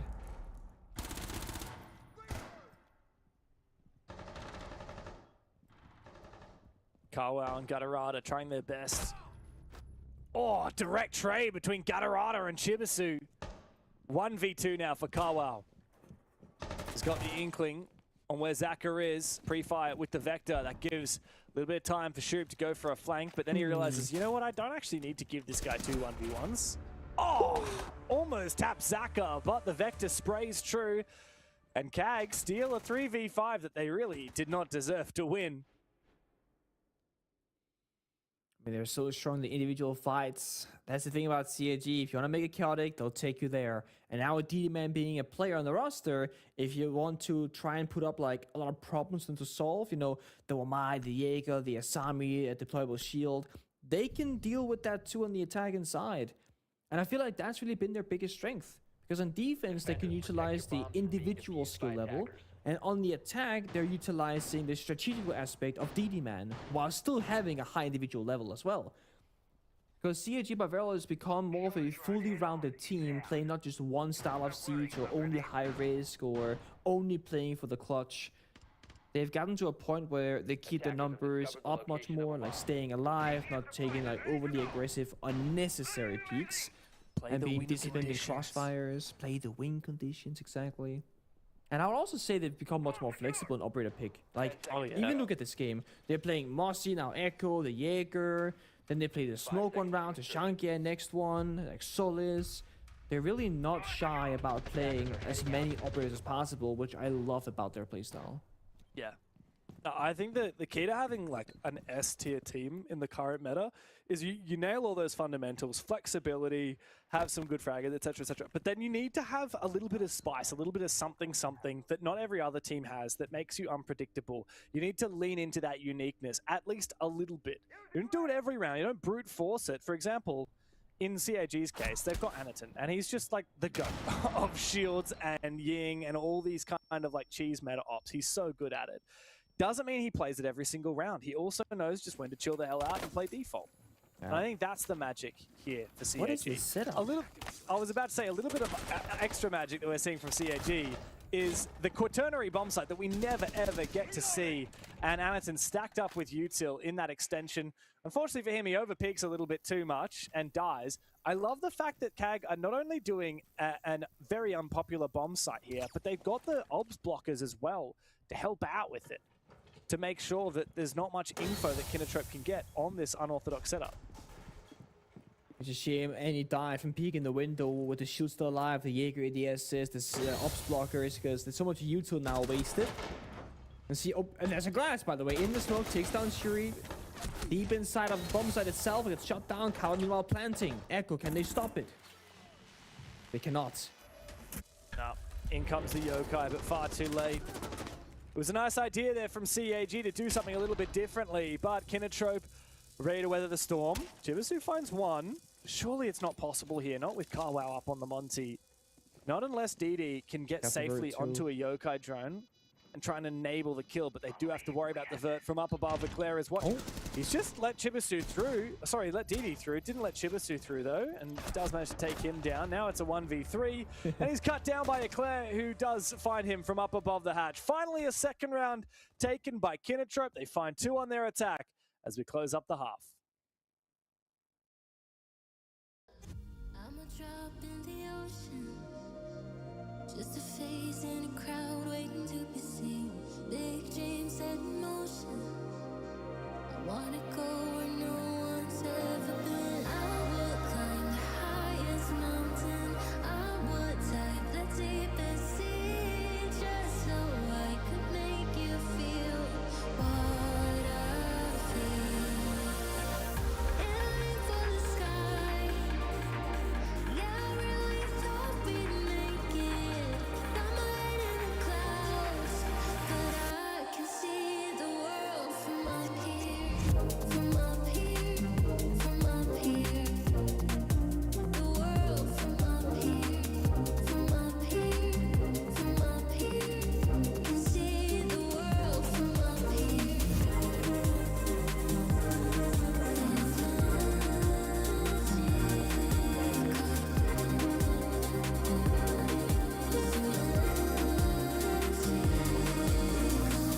Go ahead, call me crazy. I always see the good in everyone. Blue-eyed and naive, wow. Way up here, I can see the sun. I would climb the highest mountain. I would dive the deepest sea, just so I could make you feel what I feel. Aiming for the sky. Yeah, I really thought we'd make it. Got my head in the clouds, but I can see the world from up here. Yeah, I can see the world from up here. Yeah, I can see the world from up here. 4-2 at the end of the first half. A defense to be remembered for CAG, but Kinatrope did find their second round. Interestingly, CAG deciding to flex their muscles and try a fourth different bomb site in armory weapon maintenance in that last round didn't work at all. Nice to see that they're always trying new strats and want to get reps in on an official, but it did give Kinotrope a way back into the game. I respect it. I think there's something about, you know, playing in scrims and practices and trying something versus doing it on game day. And you're just not going to get the same kind of experience out of it because in practice, you know, no one has the pressure to perform and you can just kind of do whatever and lose. Like, no one's going to care too much about it. And we've seen a lot of maps and a lot of bomb sites being played every now and again. But this one, the fourth bomb site on Lair, I think that's got to be in the very bottom of that list, maybe together with Bang Tiller's archives in the current situation. Because recently in international tournaments like the Munich Major, for example, end of last year, we saw customs on border, that fourth bomb site being played multiple times by multiple teams. Back when Skyscraper was in pro play, Brazil liked to play the bathroom bomb site, which no other region was playing. When it comes to Lair, there's a reason why no one goes here, okay? But CAG by Varel, they tried it, and the result is all the same. It's gonna be a loss. Yeah. But we'll see how well CAG by Varel can look on the attacking side. I always get excited for CAG's attacks because we get to see Annie on the shields, we get to see people bring out the Ying, we get to see Chibisu and Shurip really come into their own on the fragging roles. But on the flip side of that, Kinotrope on the defense, they always do something quite different to every other team. They love one particular operator that I know you're a fan of that's very much out of meta right now. Kinotrope really loves to bring it. Yeah. And it's the Maestro. And Akayu's jumped straight on it. Highest rated player for Kinotrope, by the way. But Zaka must have seen it, or at least read that Akayu's on it, because he's gone for the Brava. Yeah. That is just going to be the sign that you know that something's up. You only pick the Bravo with very rare... Oh my god. Okay, bro. He's that shooting. Okay. Yeah. Alright. It's not every day that you have a player with a shotgun on a window rappel cutting off the crosses, but right there, it's the best gun for the job. Not every day that you put an entire magazine of rounds into someone's dead body. And He didn't realize the guy died. He was just making sure. Oh, yeah. I just feel like the first 4 shotgun blasts didn't really finish him off. Let me put a couple more in there. Oh, man. Okay. Well, that's Gatorada. Explosive start to the round, and with losing the Ella, you're gonna not lose too much of the utility, but Bandit got busy peeking the hallways and did not bandit trick the wall either. So now that gets opened up for free. The win cons dwindling here for Kinotrope, losing opening pig and the wall for free. Bandit is now rendered useless. Brava can counter the Meister Evil Eyes. So it feels very much like CG by Varel, like usual, they have all the right answers for the various problems.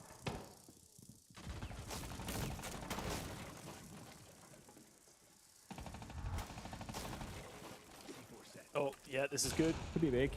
Boom, and see you later, Anderton. Bit of a taste of his own medicine with how aggressive Anderton got on those windows on his own defensive side. And there's one of Zaka's Brava drones shot out by Eclair. I believe most of Akai's Evil Eyes will be pretty well safe. What now? It's a track from the Deimos. But there's no like real push here from CAG. It's a bit of a outside the windows, Deimos downstairs, hoping that Kinotrope will overextend or overexpose themselves rather. But they're not doing so. They're playing very disciplined and passive. Got the shotguns in close corridors. Here comes the main push. They gotta start working on that timer. 35 seconds, CAG. You're running out of time. There they are, but they're starting to put some pressure now on Bathroom with that exothermic from DD. Tibbs is going to time it and jump straight inside. But Eclair's found Zaka on an off angle. I don't know where he achieved that. Maybe just inside the bomb site. DD doesn't have a breach onto the default plant.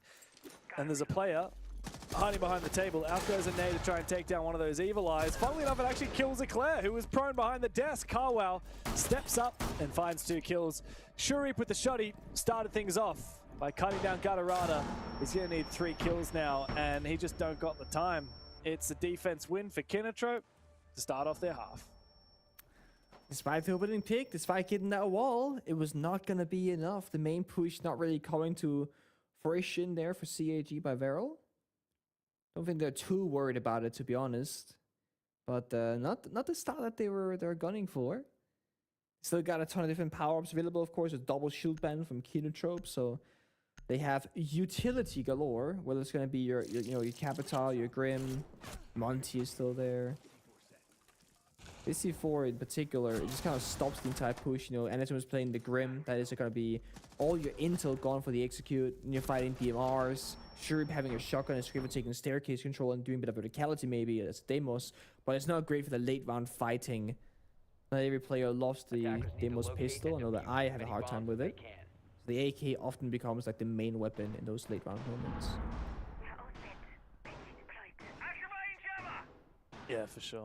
No, some people are really good at it. Nani? Nani? Again. I did not see the context in the chat that made Diddy say Nani. Nani? You an anime guy, Pengu? I feel like you're like a semi-anime guy. I'm not for or against. It's like I've seen like 3 episodes of Death Note. I grew up watching. Am I more of an anime guy than you then? I've seen all of Death Note. I grew up watching really? like Dragon Ball as like a kid's show growing up, not because it was anime or anything else. I'm not really an anime guy now. It's I don't know what it is. I think I have a hard time with dubbed things, like when their mouth movements don't align with what they're saying and stuff like that. Like I haven't seen any of the regular Just watch TV it in shows. Japanese, bro. Okay. Well, I don't With speak subtitles. Japanese. Then watch it with subtitles. What do you mean? So it's weird because I can I don't know. I'm not sure I can explain it. I'm learning more about you today, and I'm not liking what I'm hearing. Like what? So if you watch like an old, like if you're watching a Spanish movie or a French movie, you're watching the English dub? No, I just don't watch them at all. Wow. Like I haven't seen any of the big dubbed shows or movies. I really haven't.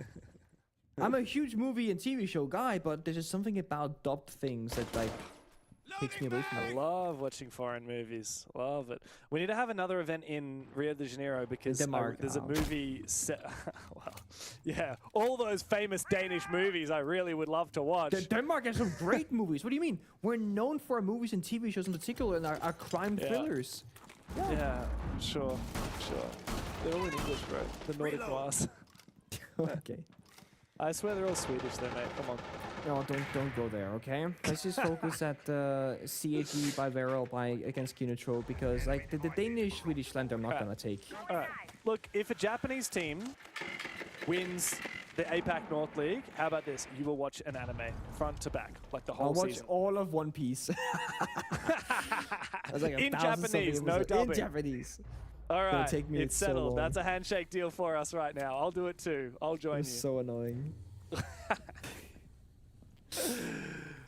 Oh Well, man, Kinotrope already lost their pick, by the way. Yeah, Akai's fallen on the Tubarao. Gatorada's getting followed around by this pesky little Deimos tracker. Eventually that subsides. Kag have been pretty slow here. Yeah, where's the push, man? They're setting up, don't worry, they're setting up. They Maybe we breached need the to keep back talking horse about anime for a infiltration. So there's the main push on this side. They have 1 smoke grenade and 2 C4s to stop it. Dillas are going on in.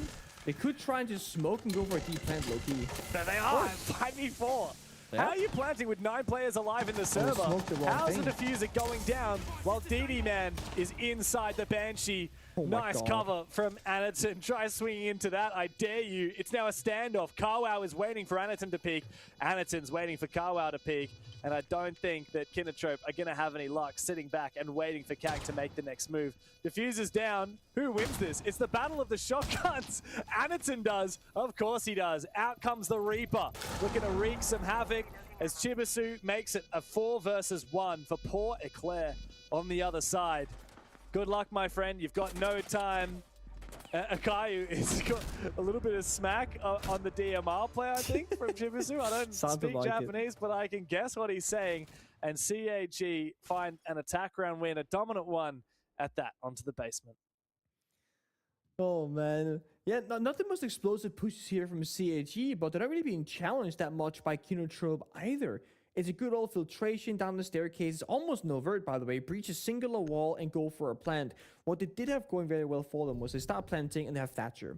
So if any of those C4s get tossed on out, boom, they're going to get EMP'd. So there's no response there from Kinotrope, unfortunately. Pair that with Anaton in a close quarter fight with the Ying Shoddy, and you got a recipe for success. Leading by 2 now. and attacking the tertiary bomb site. This is the big question for me always when we're watching Lair. Is it gonna be a round of trying to brute force the bomb site with the Monty, the Smoke, the Sins, and try and planting again? So it's always gonna be a Solace and or a Warden? Or is it gonna be a top 4 full clear from CAG by Varel? Because they don't just have the Solace and or Warden. They have Solace and they have the Maestro. And this is the problem now. Going onto Brava would be very valuable, but those Evil Eyes are all going to be deep inside the bomb site with people watching for it, so it's hard to get the hack going. Secondly, by playing the Brava, you're only really going to deal with the Maestro Evil Eyes, but there's so many more moving parts of this round, so you can't really afford to necessarily. So instead, it's going to be Maverick to circumvent the Kite and the Bandit on the board. That's going to be a 1-for-2 deal. That's actually very good value here by CAG. And then you're gonna have a lot of information and just like gunfighting operators, the Dokkaebi, the Deimos, the Solid Snake. So it seems like CAG by Varel wants to just fight the individual players of Kinotrope. I think you got to. I don't think you can let CAG go for an execute. We saw that last round. 9 players still alive in the server. When the plant goes down, CAG are happy to play on that win condition. And still haven't picked a shield, by the way. Monty's been in this whole time. They've shown that they really don't need to. Plus, Hanathan's got the Ying anyway. He doesn't need to play Monty. He'll only do that if things get really dire. CAG are about to find match point here. They just need one more attacking round. Zach is getting so much information with that Solid Snake, figuring out exactly how many players are on this top floor. Do you reckon DD is going to plant while CAG execute onto the top floor and disrupt the cover from above? Or do you think it's going to be a hard clear of the top floor and then an execute into side? It's a good question. I can't tell you. I mean, I don't actually think they're going to go for a plant at all until they get a couple of kills, but they're going to do Chaos upstairs, Chaos downstairs, shoot solo P against the Claire.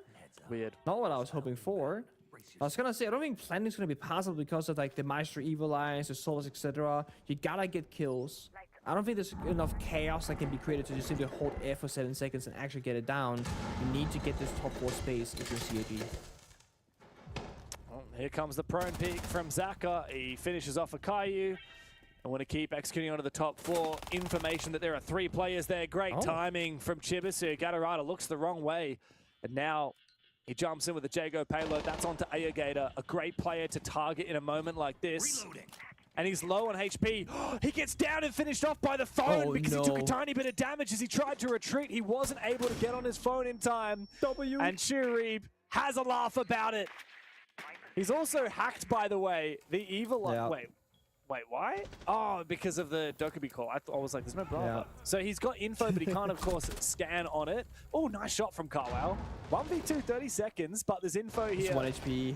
On the attacking side onto where Carwow is because Chibisu has hacked the cameras. The Dokkaebi call comes out. He has no choice but to answer, which means that CAG know he's on his phone. He trades directly, but the phone explodes and finishes him off.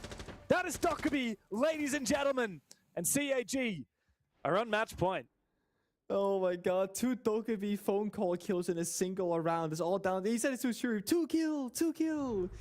All down to timing. If you try being in a 1v2 as a defender and you're getting Deimos tracked, that's one problem. But try and be getting Dokkaebi called back to back with less than 40 health because it does 40 damage. You don't answer it. It's so unplayable. If you answer it, you're gonna get swung. If you don't answer it, you're gonna explode. And to make it even worse, the Dokkaebi player can actually see on their UI what the gadget is if the defender is answering the phone or not. So it's not like you're mind gaming, guessing, like, oh, I'm answering, I'm not answering, whatever. They can literally tell the moment you start answering the phone and the moment you stop answering it if you were to try and bait it.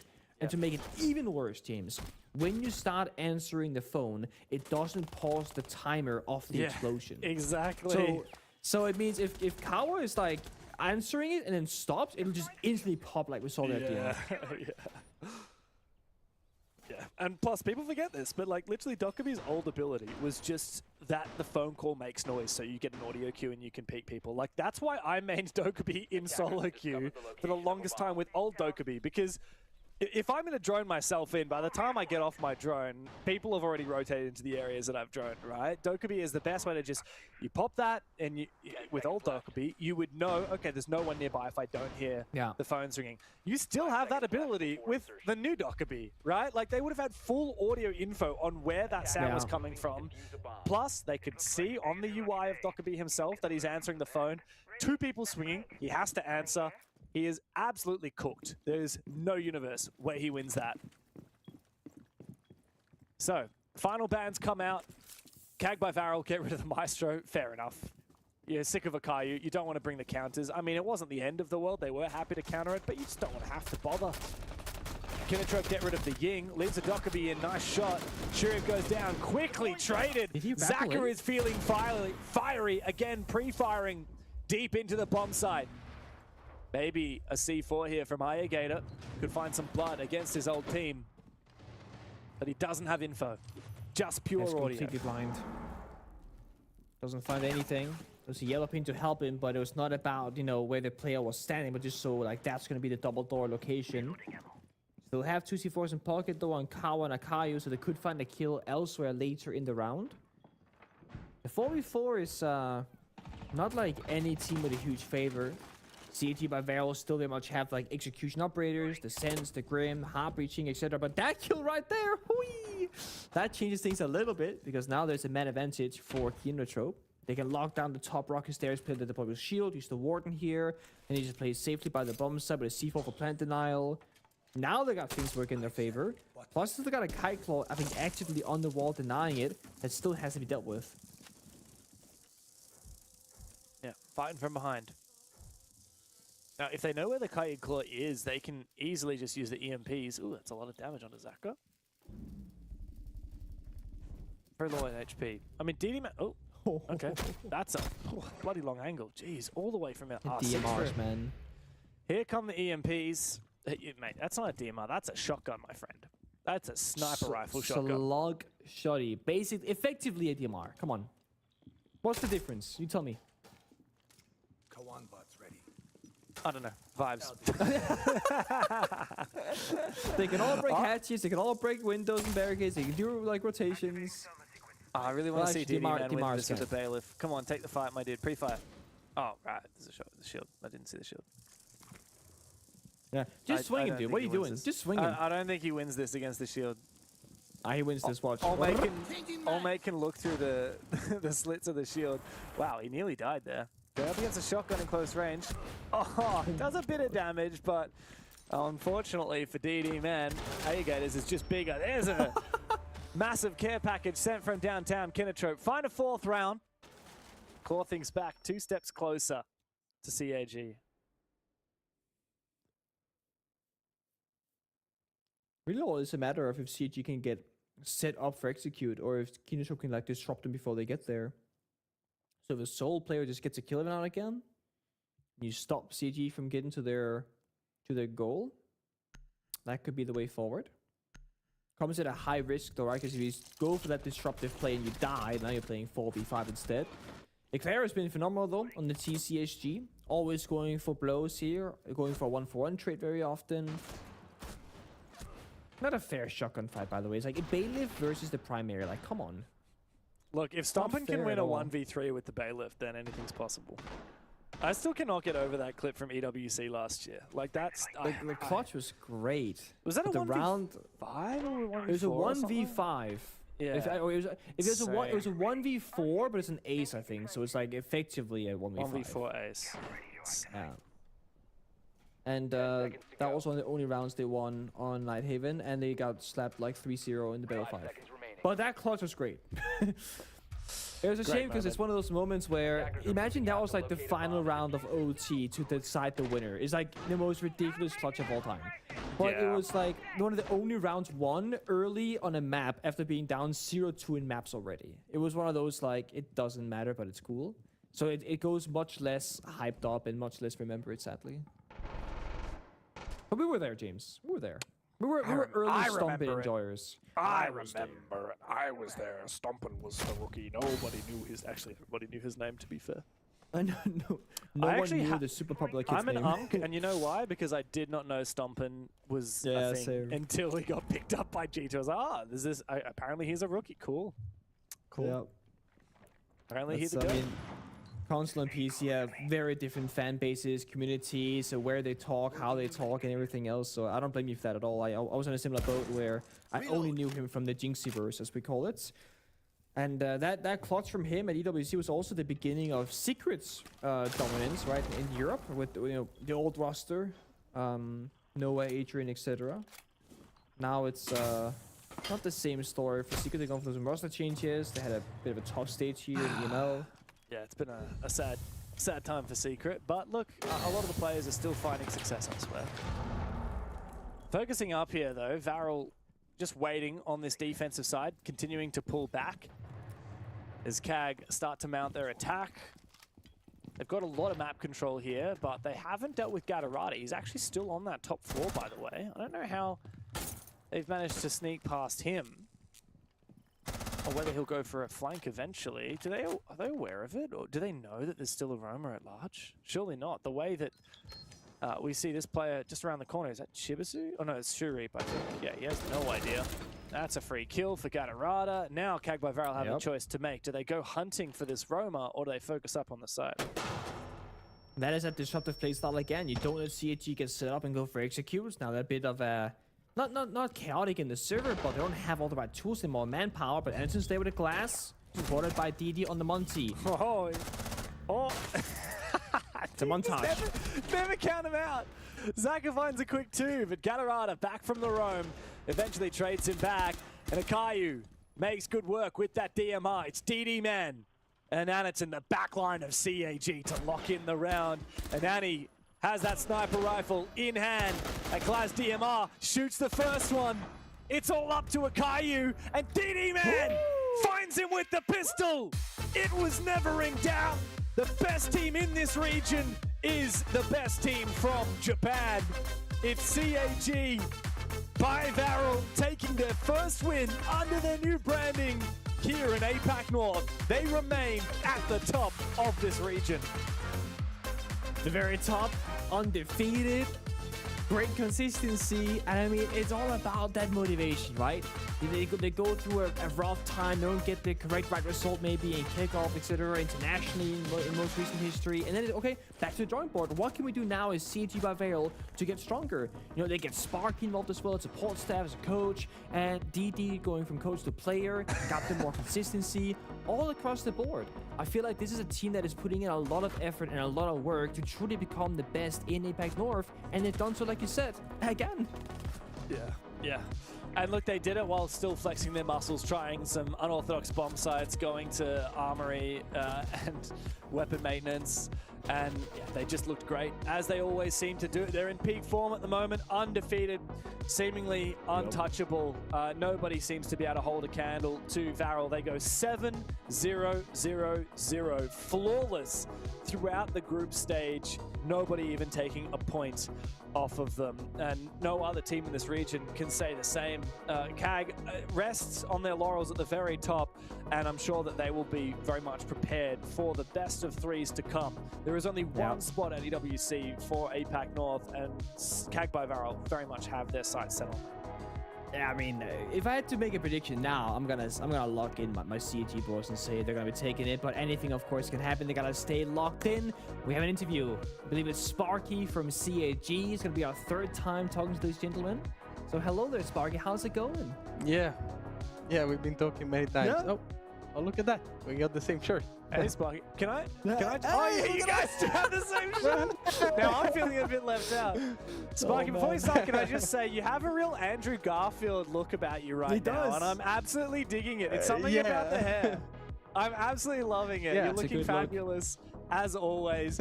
Congratulations on the win. Congratulations on Flawless. I got a bit of a funny question for you, but you're always so eloquent in the way you explain yourself in interviews. So I think I'm going to throw this your way and see how you go with it. How do you deal with being so good relative to your region, and then you go to international events or you play other teams that you're not used to having to play in a week-to-week basis, and suddenly the skill level of your opponents rockets up? How do you make sure that you scale to them instead of just thinking, oh, we're going up against another Kinotrope or a D+ that we know like the back of our hand? Yeah. Well, the way I approach it is roleplay. So we try to do like, of course, many scrims you have like a lighter atmosphere where you try a lot of stuff. But like 1/3 of the scrim, we try to roleplay against the stronger opponents that we think are going to the major. We try to roleplay, and so we try to focus as much as we can and enter in the environment, because there's nothing much else we can do. I mean, realistically speaking, official games are not competitive, most of them, not all of them. I think the BO3 might give us some surprises, but like realistically speaking, it's not been very competitive so far. So we try to like work our way around it with roleplays in scrims and just having a lot of mentality talk and thinking ahead for the major. Can you give me an example of what you mean by roleplay? Like, let's say you're in a scrim. Can you give me an example of what that looks like a particular situation? Yeah, so no, actually it starts from the beginning of the day. So I set the mentality of the team. I send a message to the guys how we should behave today, what needs to happen. And then it proceeds to like the way we prepare the scrim. So like I'm gonna tell the opponent and then I'm gonna say, okay, so to enter in the environment where we roleplay, let's actually prep for the scrim. So maybe talk a bit about the bans, talk about the opponent maybe, which is not common, but like we do it just to enter the atmosphere like practically. And then we just scrim and try to be as serious as we can. I try to take only one timeout. It's like just trying to set the scene for like what an official game would be like. And yeah, it's like the best thing you can do. There's nothing much else to do. So yeah. Interesting. It's obviously when you are playing in APAC, you're very limited by how many good scrim partners you can have and whatnot, and how good the competition is. When you're at the very top and you look out and you're going, well, we can scrim all these guys, but we can't learn much from them, but they can learn so much from us. So I feel your struggle there, I do. My question is, we spoke to you very early on, and you're saying that you're approaching this stage 1 with not so much external analysis, right? You're not going to look at your opponent going, they like to play this way and whatnot. You're going to have the players adapt on the fly in the server and practice that kind of in-the-moment theory. That's obviously worked very well for you guys. You can have an undefeated stage. Now we're going into the best of 3 territory, the fight for EWC for that major international tournament. What's going to change from the current best of 1 environment and playing very loosely on the server to the very serious BO3 qualification matches? What's going to be different? Yeah. So again, the environment is like, you can't really, like, there's no way to, you can roleplay as much as you want, but even in these official games, best of 1s, when you play against a weaker enemy and like the stakes are not very high because you know you'll make playoffs anyways, it's like, there's no real way to actually make it 100% the way it should be, you know, in terms of like atmosphere. So for the BO3, it's just about setting the environment where like we do the match prep. We have strats for every single team. We have like 5 strats for every single team, for every single map. Like we have a huge amount of strategic background. We have a huge amount of prep work that we're doing. Today's game, for example, was a one-off where I had the players prep for the game. So you saw some like weird bans like Dockabilly and stuff like that. And we also do this like sometimes in scrims because again, I want the players to be able to one day say, we don't need you anymore. Like we just need a guy to tell us what's going wrong, like an external POV, but we really need a coach. We know more than you. Like that's the objective, you know. But of course, I keep up to date. So happen, but you see what I mean? Like that's the goal for me actually. So yeah, the way we approach BO3 is just insane amount of prep work. It's funny you say this. I'm actually gonna go on my phone because I saw a tweet this morning from Joker, who obviously used to coach for PC Talon and now also works in a different team. I'm not sure I can talk about it actually, but he said often the first thing a team asks me for when there's a trial phase is to make them some strats. If that's all you need a coach for, your fundamentals are screwed anyways, and having someone to strat it out more insight also doesn't help. If you are a player, learn to make strats. So it feels very similar where, you know, your job as a coach here is to make sure that players can do the coaching job without the coach necessarily. And then if you do have a coach, it's about making the players better, not teaching them the fundamentals. Exactly. I agree 100%. I mean, when you're a trial coach, teams are gonna ask for strats because I mean they wanna assess your knowledge. Of it, course, and you there's gotta not show really... something. But yeah, I feel the tweet, like I understand totally, and like yeah, I agree 100%. Like this game, this is not like football, guys. Like you can't just, it doesn't work this way. You know, the coach is on the same level of the players. Players argue with the coach. It's not the same as sports. Yeah. It's like you gotta approach it in a different way. Yeah. Well, that's really insightful as always. We talked a lot of ball, but I'd love to zoom out a little bit. You guys are champions of the group stage. It's not over yet, but something else that's new today is CAG by Varel, my favorite fragrance at the moment, and it smells beautiful. Maybe a chance for you now to speak to your fans. Maybe, hopefully, you guys might have some new viewers watching today, perhaps fans of Varel and other esports that are now watching for the first time. They've seen, okay, this team's pretty good. Maybe I'll follow them. Is there anything you want to say to the Varel fans that are coming on board? Yeah. No, so first of all, the management, we haven't really been in touch a lot right now because everything is being very quick. But yeah, the management seems to be great. The project is very long term. Everything is set in place. There's budget. There's everything that needs to happen, you know, to make things happen. So I'm super happy. I'm glad that there's new fans following us. If there is, I think there is. But yeah, I mean, the brand is amazing. You saw this. I mean, great sponsors, great branding. I mean, great company. So couldn't be happier to represent them. And yeah, thank you for viewing the last game. And we look forward to playing the playoffs. Well, thank you very much for joining us today, Sparky. Congrats on first place through the group stage. We'll see you for stage finals. Thank you very much. Thank you for having me, guys. Bye. Always a pleasure. Cheers. Love to see Sparky in these interviews. Always so nice to get a real deep insight. You know, there are some players that like to keep things close to their chest, and I'm not saying that Sparky, you know, leaves all of CAG's strap book out to bear, but it's just such a great bit of insight, really analytical stuff. It's always giving us something to dwell on and take into the future interviews and matches and whatnot. And I think it's always insightful to speak with him because we see what he's talking about being implemented shortly after. I did note very early on that the operative events today were a bit out of the usual for CAG, but I'm not going to overthink it, right? And he said that he actually let his players do that job today because they need to start analyzing, figuring things out. So I love how he's talking about his vision and then enforcing that style. And then we're seeing the result on our very screen maybe a week later, slowly, step by step. I'm very curious to see how they go and fare into playoffs. Of course. CAG and Kinotrope have actually both already qualified for those stage finals. We have 3 more teams fighting over just 2 spots. 2 of those teams are about to go head-to-head. It's the Koreans, Fearex, against the Brazilians playing in Korea. D+, coming up after this.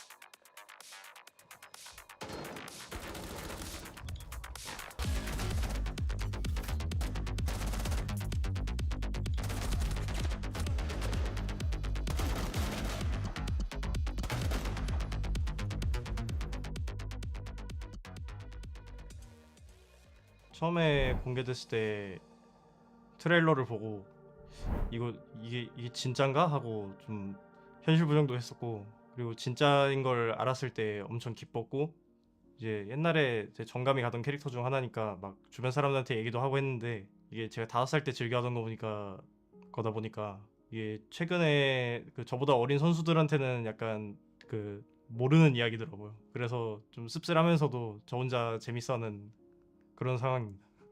지금 팀은 살짝 자유로운 분위기가 좀 더 강한 것 같고요. 제 역할도 뭐 그냥 OP 캐릭터? 좋은 캐릭터 그냥 아무거나 골라서 하는 거고, 지금 팀의 분위기가 뭐 서로 훨씬 친하기도 하고, 이제 언어도 한국어로 소통해서 편하기도 하고, 환경 자체는 좋은 것 같아요. 사실상 형 역할을 하는 건 저희 지금 헤드코치 맡고 있는 동욱이 하고 있고요.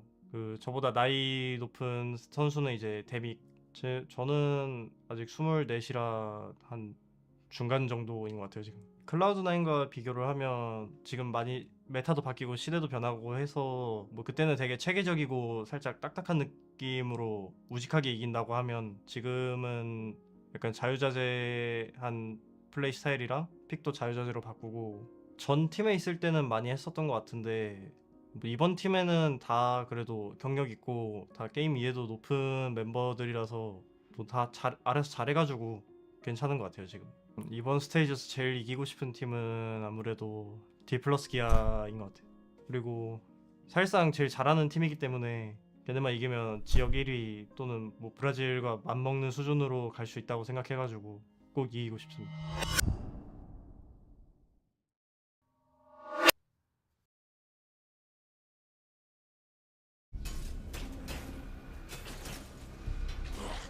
We're out of time.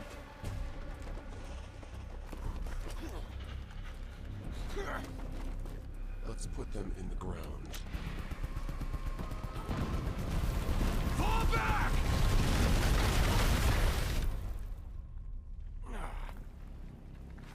Team 1. Report. Alive and well stayed. We lost comms with the other team. They have their orders. We need to go for next. Dokubi, be my eyes. Mute, cover her. On it. Hostile. Sending a payload.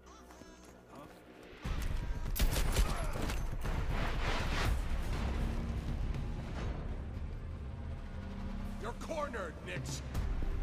Surrender. I see one old man. One old man about to die. I see you're running 7. 3 rows down. Hack my phone. Huh? What if it... Do it now.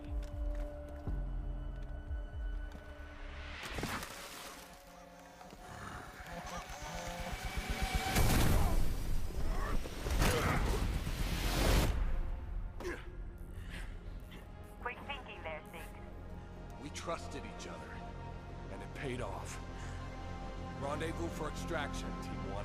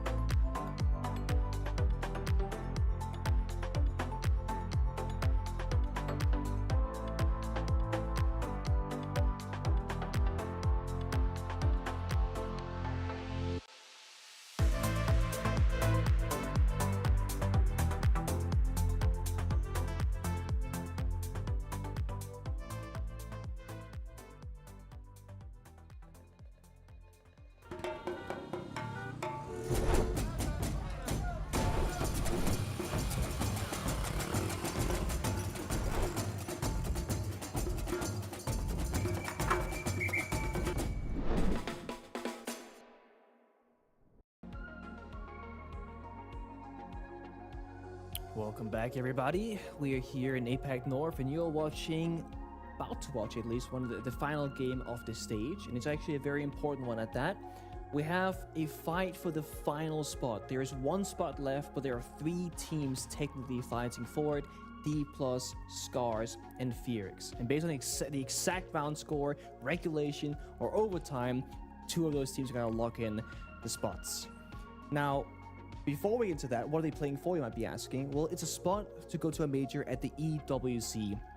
And there are tickets live right now. You see the link here on your screen, esportsworldcup.com, and there's actually a code to get 15% off your ticket. It is R6S15. So if you like Siege, you like majors, you don't go to an international tournament, it is actually going to be in Paris. We were just there for SI in February.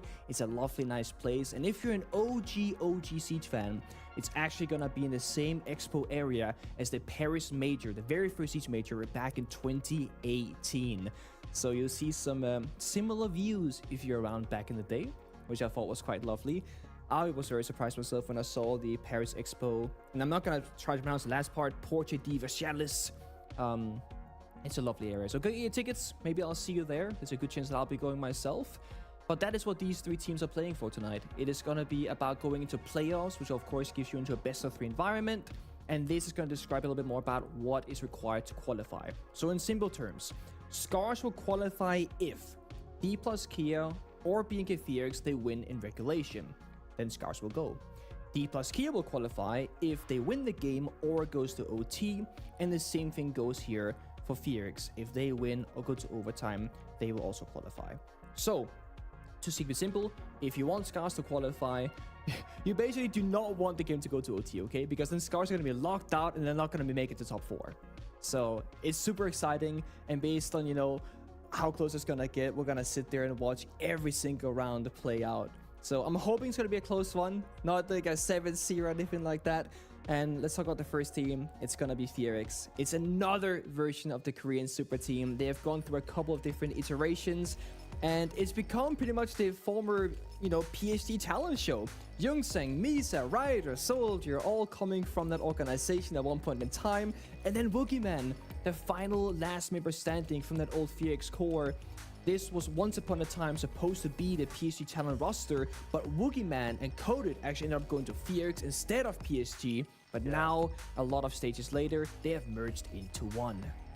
Yeah, for a long time, this roster, this 5, has been so hyped up, and to be honest, it was pretty dire when Fearx were completely gutting their roster in kickoff. You know, we looked at the team that was once all, you know, phenomenal looking and slowly just never really reached that expectations. They dropped everyone except Woogieman, and they came second last in the entire league.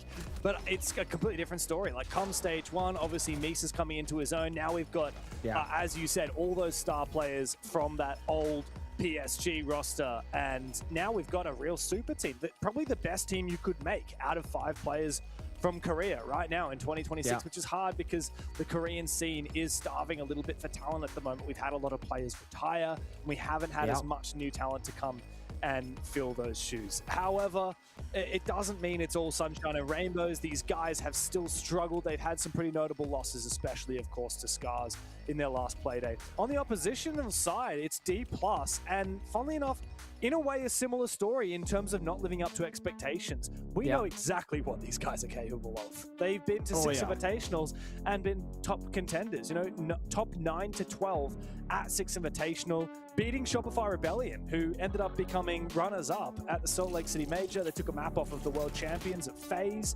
How on earth can we now be talking about a D+ Kia that's had some pretty notable losses, you know, losing to Kinotrope and CAG? If they also lose to Fearx, that is a huge fall from grace for a team that was meant to be top 12 in the world. Now they can't even be top 4 in APL North. They really need a win here. And the funny thing is, if D+ were to fail to qualify today, you can go back and look at, I think, one very important matchup that would decide that. The very first play day was CAG versus D+, and we were casting that one, we're hyping it up because it's gonna be the top 1 versus top 2, at least based off our expectations, because they're both gonna guarantee qualify, right? Well, maybe not. And if they were to fall right here, they can go back and say, hey, we were not good enough to beat CAG, who were rightfully fighting for that very first spot. And because of that, that's why they're down here, maybe not making playoffs. There's only one thing missing now, and it's gonna be about the map. We've seen fundamentals on Clubhouse. We've seen the chaos of Lair. We've seen Trippy try and go back to Fortress, try and get some success, but they got 7-0'd. D plus Kia and BNK Felix will take us to either Clubhouse or Fortress. And map we've seen today is gonna be about the fundamentals. It's gonna be about the counters, the strategy, but this is where I get a little scared, okay? D plus Kia, yes, Korean organization, but like we always say, James, Brazilian players. They're such a good region on Clubhouse. Yeah, they really are. I mean, Clubhouse has been such a staple map in every region for the longest time, but there's just something about the Brazilians and the way that they like to innovate. D+, of course, starting on the attacking side. And we've had this conversation so much recently, Pengu. I think this is going to be an attacking-sided game. I think these teams are both going to really come into this with the maximum prep. Everything they're going to be throwing into this game. You know, D+, they haven't played Clubhouse so far. Fear X, they've played a hell of a lot of it. They played against CAG and Scars, lost both those games, and they did beat BME on this map. So for D+, I'm looking at them right now and saying, okay, what have you got to show for me on this map and starting on the attack? Yeah, my big question mark is actually what's going to happen when Fearix are going to go on the attacking side, because I think if you let Woogieman just set up all the players in the right positions with the right utility and stuff, they can get some gnarly attacks on their side. So when the side swap happens, just look out for D+, if they're going to try and play that disruptive playstyle, forcing some early kills and early fighting, and maybe doing a bit too much in the server, but doing it for a good reason to not allow Fearix to get Woogieman enabled. Yeah, for sure. It's time to get into our final game of the night, and it's the most important one of all. Pengu, today we find out which teams will be continuing on in the APL into stage finals and who will be left behind here in the group stage. BNK Fearex and D+ Kia, the winner, will go through into stage finals, and the loser may not make it unless if they push overtime. Scars will be watching with bated breath as their fate lies in the hands of Fearex and D+.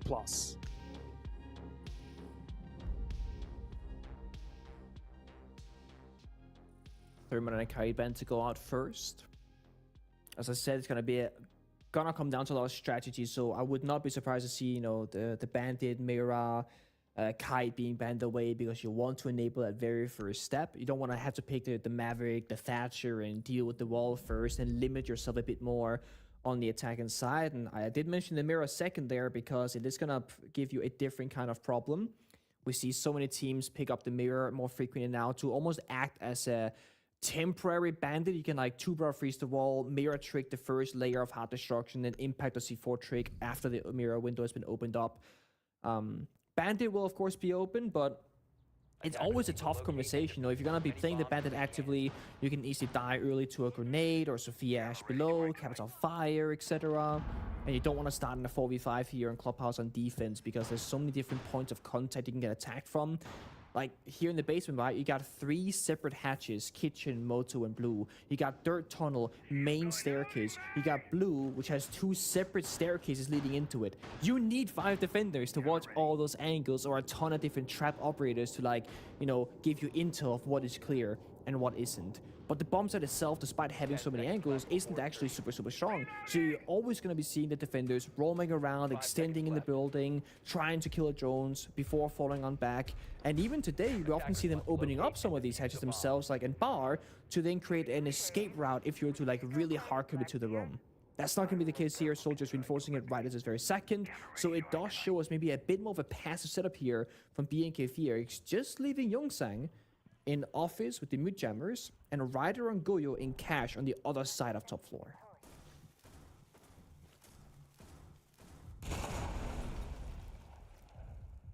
It looks like Woogieman is in position to delay as much time as possible. It's the classic we see these days, a Blackbeard looking to take control of Dirt Tunnel. Woogieman says, oh, hi there, Niers. I might use this as a chance to fall back. Oh, great, deep That's a great nade. That's also going to burn this first Goyo charge, which locks Woogieman unable to detonate the other Vulcan charge, which essentially nullifies its value completely. That's great. That essentially buys D+ 20 seconds here as they fall back. Boogeyman keeps him at bay with a smoke. And it's really smart because they know there's an active roam going on top floor. By going dirt tunnel first, they're going to force roamers back towards the bombs because there's so much pressure here onto Boogeyman. So they're getting so much map control with this and burning out the Toxic Babes, the Goyo Fire extremely early on. And the second Wookieman's going to run out of gas, which is only one more in pocket, he's going to be forced to fall back because that Blackbeard's going to make quick work of him otherwise with a gun behind him.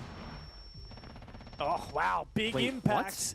Somehow the injure comes through. I don't know. Was there any... I thought I heard an impact grenade go out and get a little bit of damage on and the smoke finish him off. I'm not sure exactly how he dies. Maybe Yeah, he got that's a good shot by his question. teammate behind him. He tanked some team damage, maybe? Is that team damage? Oh, that's... I don't know.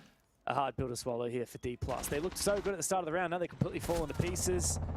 Boogeyman, eventually goes down the F2 from Midi. Misa's on the floor, but Midi's low HP and Falls is worried about a flank. Is Midi going to try and finish He's Misa gonna off with a Twitch Twitch drone drone? him. I think he might be able to, genuinely. He's coming. He's looking for it. It doesn't do a lot of damage, but it does just enough, and Misa goes down. That's a worthwhile Twitch drone. Low HP.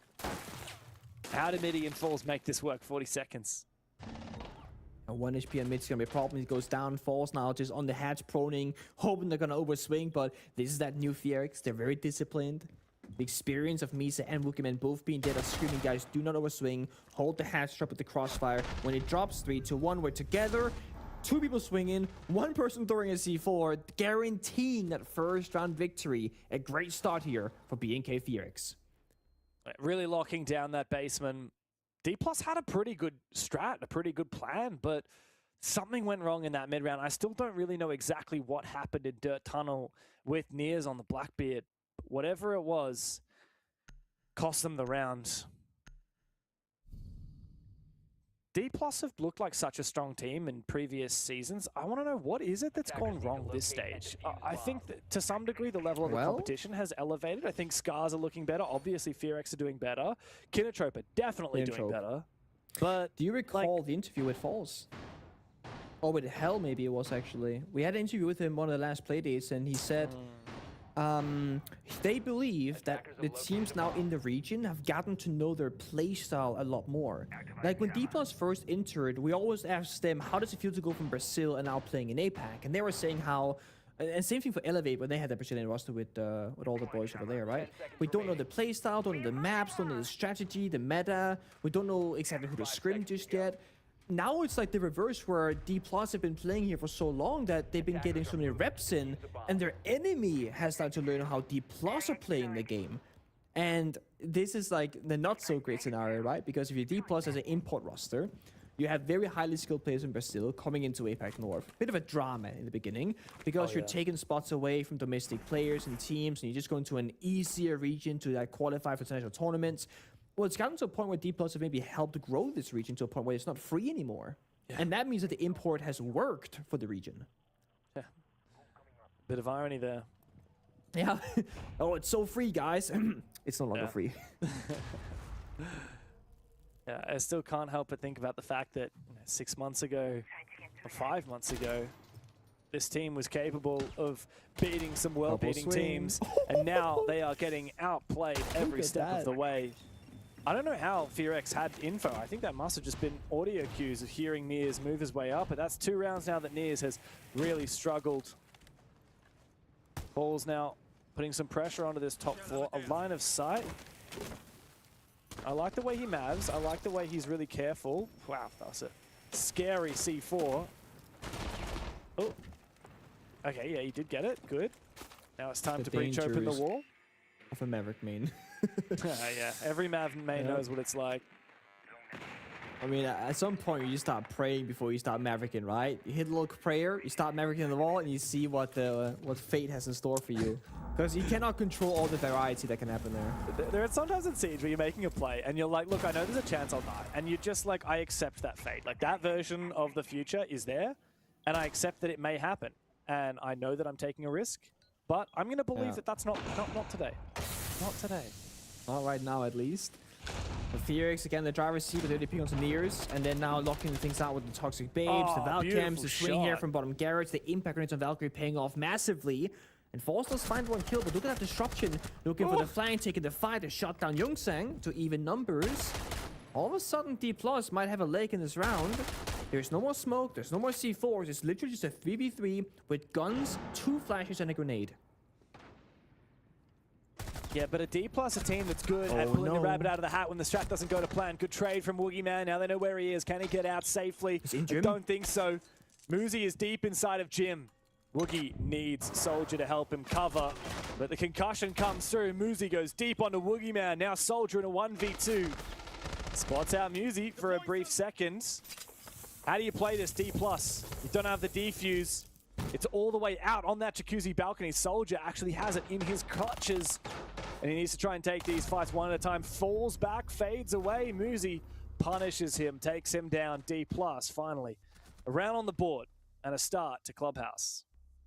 Good problem solving. I do think that if you're not getting to the nitty gritty, I think there's one area there where BNK Felix actually fell short. Youngsang went bottom garage with Valkyrie, impacted the wall and got a kill onto the external balcony of like Gym Master bedroom. Then he went up the catwalk stairs to go for a CCTV flank. But the problem is, when you get that first pick, you're saying, hey, I'm over here. You're literally getting a kill. Most of the time, if you want to play that safely, you got to go back towards lounge and then go into bar, up the main staircase, and get back towards the bomb site. But he wanted to go for that flank with over 60 seconds left on the clock. So D+, they realized that, hey, let's go kill the guy flanking us, get back to a 3v3 even numbers, and then hit the side after. And like we said, there were no high utility operators left there for Felix's defense. No smoke, no C4, they don't have the luxury of a mirror window because that was target banned by D+. So that even 3v3, is it actually even? Because attackers tend to have better weaponry, like on average. They also had, like I said, 2 flashbangs and a spare grenade, and all of that were used to get that round victory. So it's really important here that Felix, they hold their man positions when they have the advantage and don't bite off more than they can chew. Because they did a great job at getting into a good position, but then they were like, oh, we'll just keep going, and then they lost it again. Yeah, I think D+ have read into that aggression pretty well. I think it's all about knowing when to be aggressive. And I think, for the most part, in the current meta, so often, the attackers have these power-ups, and they have an intention on how to abuse them, particularly at the end of the round, to try and win some kind of an execute against an unfavorable setup. And if you lash out early, like Youngsang did, for example, impacting and peeking from bottom garage onto the balcony outside gym, that is a way of disrupting the push, and it has consequences for the late round. Get aggressive early, get aggressive when the attacking team isn't necessarily expecting it, and then when there's 30 seconds left and you're in your 3v3, sit back, wait for them to make the first move. A lot of chaos right now, windows opening, the breaches, the doors, the walls. You can see Felix are flicking all the angles, trying to keep off some of them. A double man holding on the con single wall. One repelling, one standing takes down a rider. Thankfully, it's just the castle, no active util, but it means again D+ in the driver's seat. So they wanted to be Youngsang injured. This is Felix trying to disrupt the push, but failing to do so and getting shut down at all their attempts. Yeah, D+ have really read into this. They've realized Felix are taking every opportunity to play an off position, to get aggressive. Even Woogie Man's doing it right now in construction. Like, he's in a reasonably exposed spot, but he's playing an off angle, hoping that he's going to get a freebie. And that's what most of Felix seem to be doing right now. Even Misa, I mean, look at this. That's an unfavorable fight that he's taking. They're not taking 50-50s. They're trying to catch their opponents off guard. They're not falling back and playing side. They feel the need to do something a little bit crazy. And to be honest, in a 3v5, they kind of do. But D+ have slowed it right on down. Misa shut out. All D+ need to do is sit back and hold right click. They have so much time. Yeah, and that's exactly what they're doing. They're on the rooftops and the window repels, the breach repels. They do not care about entering the map right now because they know that they're going to get swung by Fierce and get some more free kills. They don't know it, but Soldier's literally 1 HP. And they got Demos Tracker, they got the fire, they got the scans, and now it's just out the Soldier. All alone, 1v5 with 40 seconds to go. Good luck and have fun. Yeah, this is flawless. No question. Know exactly where he is. Niers will swing him. Perfect round for D+. 2 attacks in a row. And they're looking very nice now here on Club. Fearex, you've been read like a book. You get an operator ban now. Guys, what's Niers got to say in the chat? Stop peeking. Oh? Is he typing up a storm? Just don't lose 7-5. No. Oh, is that Oh, he's saying no. that that's the world where they don't make it? According to Oscars my are going to the playoff. calculations- You gotta Yes. double check the math here. Yeah, is it right? Well, the simple math is actually whoever wins this game goes to the playoff, and Yeah, and whoever if overtime, loses they this both go. game, whoever loses this game, as long as they get overtime, they will also go. So yes, if Fearex loses 7-5, they won't go. If they win 6 rounds and lose in overtime, then that's fine. They still make it. Yeah. I love that Niers is already taunting in the chat though. Like, how are these guys going to go when the pressure starts mounting? The last thing you want to be thinking about during a game is the stakes of your match, right? Like, yeah. Do you remember being in any particular games and you're like playing in the middle of a match and then suddenly you think, oh, if we lose this scoreline or whatever, if we lose this game, we're out. Yeah. Well, no, I haven't had that happen, but I think an even more awkward thing occur. Back when we had promotion and relegation, like the last 2 teams of Pro League would get thrown into Challenger League and get out of professional play, right? You're ending people's career.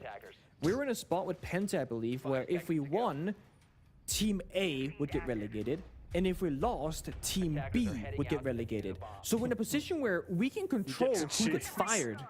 And we know that no matter what we do, if we win, people will say that we try harder to get rid of that team because we hate them. And if we lose, they'll say that we threw because we hated the other team. So there was no winning. We sat there thinking, do we try our hardest? Do we not care? Because we were already locked in first place. Like, winning or losing didn't matter to us. So do we play off our own relevance or our colleagues' relevance?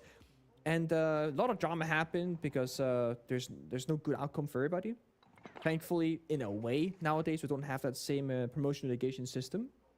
But it's a very scary time to be fearing for your job, and you're literally playing to stay in. This is playing to be successful and go into playoffs, rather than playing to literally keep your job. Yeah, and what's good is both these teams have their own fate in their hands. Yeah, All they need to do... Oh, So, okay, if you're curious what happened there, right? If you shoot the wood ceiling, the C4 will then fall down. You can pick it back up because you regret putting it where it was. But if you hit the C4, basically you destroy it. So you gotta shoot around the C4 almost in a circle-like pattern. It'll fall back down. Small misinput. The shotgun shells, of course, they spread in a hipfire fashion. So, unlucky for Youngsang, he has lost his only C4. The team's only C4.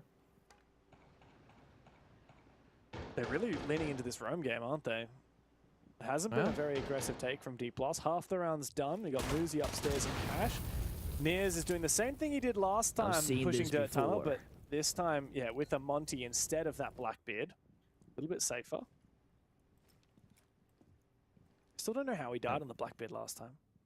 We're still wondering. I'm sure he got team shot and then a Toxic Babe tick hit him and that was it, but because there's no impact, there was no C4 in the area. But yeah, it's gonna be a slow round, but now it's gonna speed up. Niers has just pushed the Toxic Babe on the fire, an injured Wookie Man, taking damage in return, but Wookie should just be as good as dead here, right? Actually, they're not in kitchen at the minute, maybe. Oh, no, they're on buckets. Mithy just came in there and got the job done. Youngson falls as well, so again, very quickly, the round goes from even to D+ taking full control. Yeah, 3 rounds in a row here would not be good for Fearex. And again, D+ just wait patiently. They have the perfect read. Wow, Niers is even going to ADS. Oh, Niers. Bit of BM. Hits him with the NS in the chat, bro. Some toxic stuff from Niers. Love this energy from D+. 3 rounds in a row, Pengu. If I'm Fearex, I'm getting a little bit scared. Oh man, I was watching the player cam, so Niers is just basically spam typing in chat. The coach Hell comes over, taps his shoulder, and he's like, bro, fist bump me. Like stop talking smack in chat and fist bump me. He's still going, he just typed it again. Nice shot. Oh my god. Bit of a grudge match here, apparently so. It's about the mental warfare, and it's been very simple, direct pushes here from the side of D+.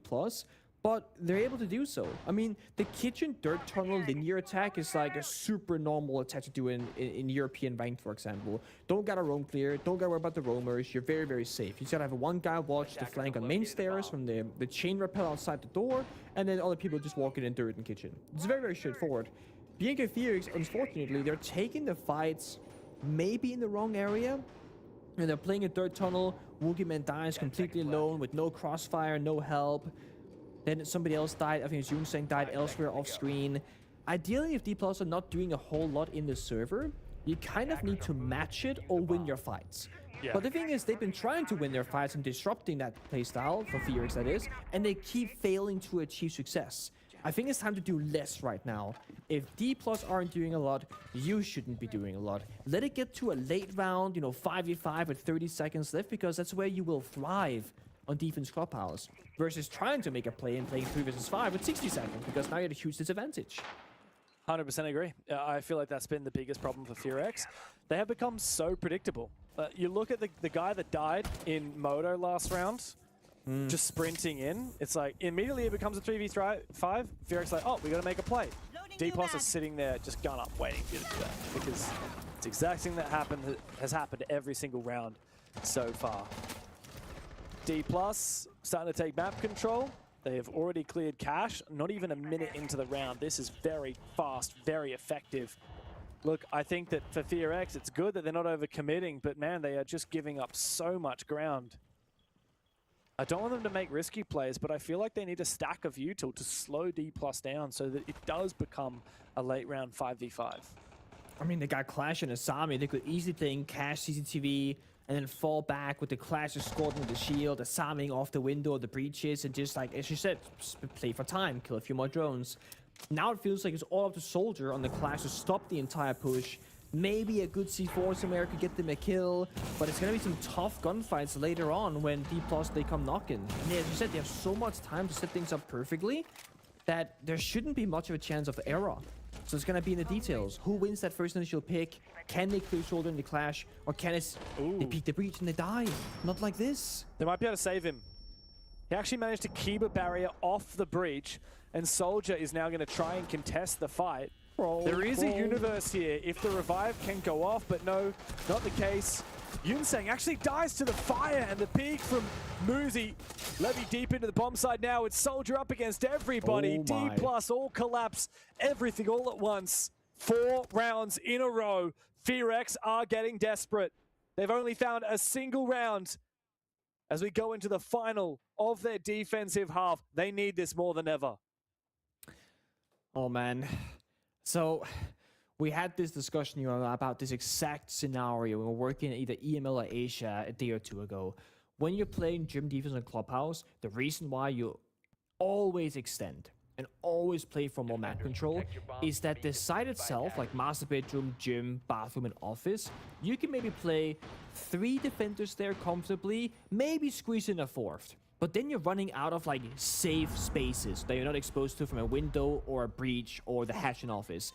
You can't stack 5 people very comfortably. So the fact that BNK Fearix, they're not playing in bar, they're not fishing with a C4, they're not holding things vertically, they're not really playing aggro and connector, they actually just don't give themselves enough space to work with, so they're standing shoulder to shoulder and getting super uncomfortable because, hey, where do I play? Now I'm just holding the same angle as my teammate, that's not efficient.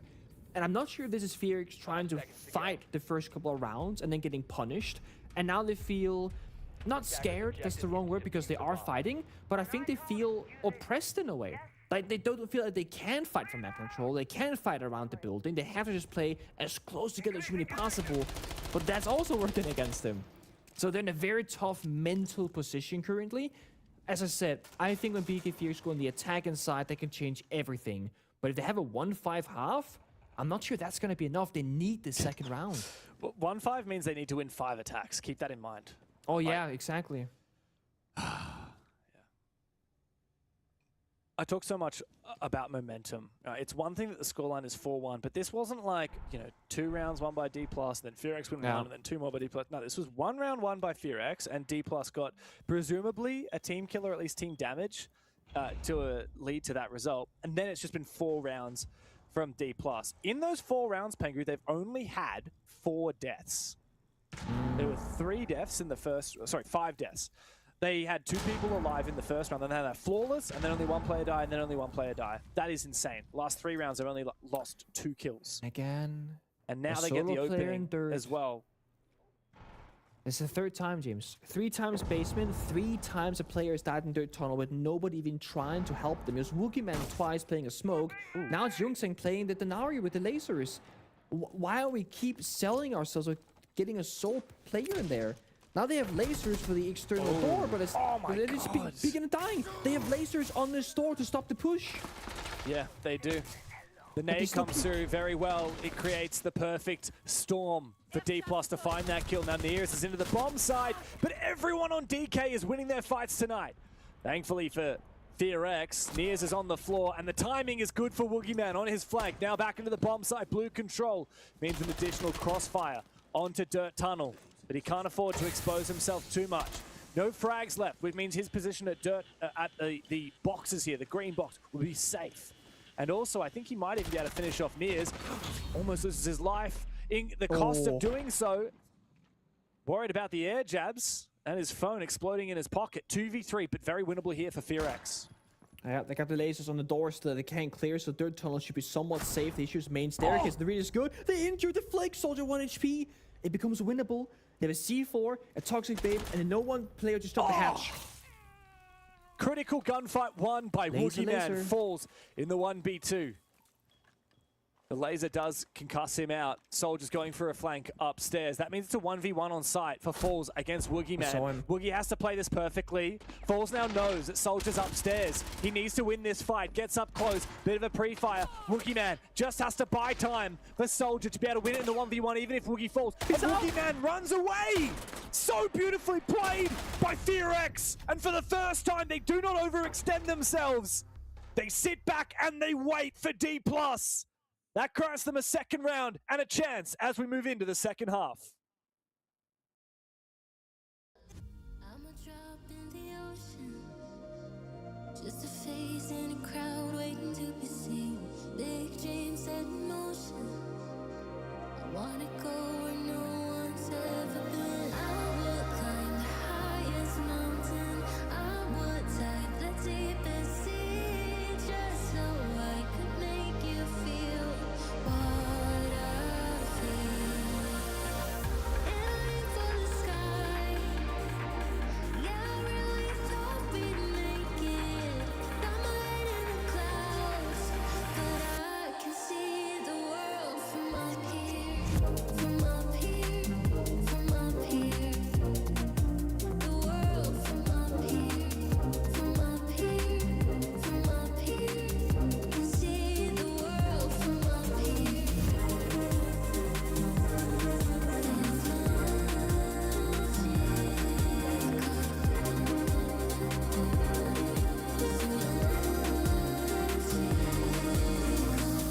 Go ahead, call me crazy. I always see the good in everyone. Blue-eyed and naive, wow.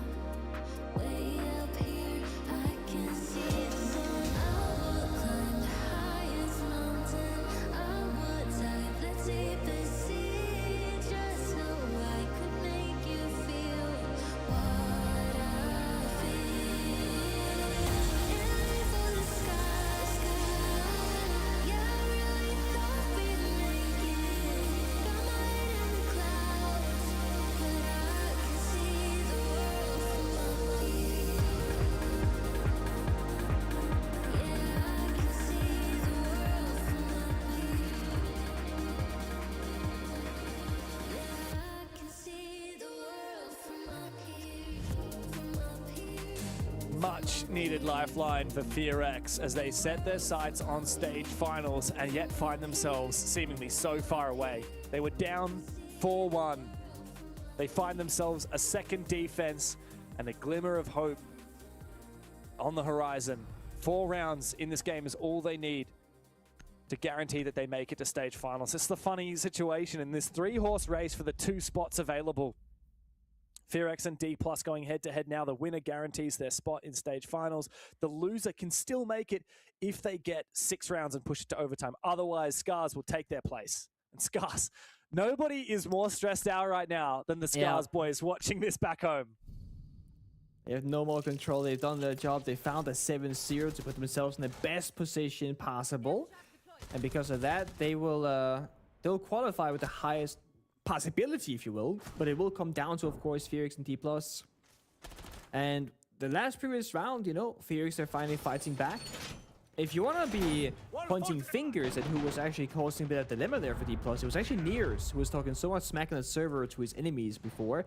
He was tanking the Denari laser with Blackbeard, walked in, and instead of turning around and shooting the laser for his teammates, he just kept taking the fights on the other side of the bomb site, essentially. And then the Denari laser ended up affecting 3 or 4 separate attackers, because it auto regenerates every 8 seconds. So, bit of a problem there. Small details can cost you a round, but D+ still looking very comfortable.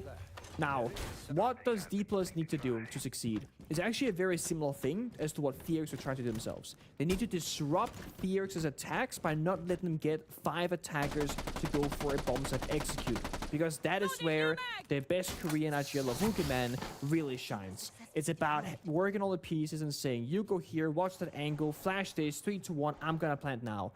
You need to get a kill here and disrupt them from getting there comfortably, and then weaken Fearix as early as possible. I got a question for you, Pengu, that maybe you're one of the better persons to ask. Misa and Ryder, 2 of the star fraggers from that old PSG roster. At the moment, 3 kills and 11 deaths between them. This feels very uncharacteristic to me, particularly for Misa. He was meant to be like the best player in Korea. What's going on? Is this, like, is he known to choke in big games? What's happening? There's definitely some consistency issues, which, to be fair, almost every player in the world will face at some point. But Misa has had a rougher stage. I think it's the 2nd or 3rd game that I can remember where he's not had the best performance. Misa, in like a best case scenario, is like your go big or go home player. You know, he'll find the gap, he'll get the kills, he'll get the clutch, etc. When he's not necessarily fragging it out, he's actually still a very vocal player. He was the IGL of PC Talon for half of the time on that roster, so I'm sure he's bringing his leadership role into effect right now.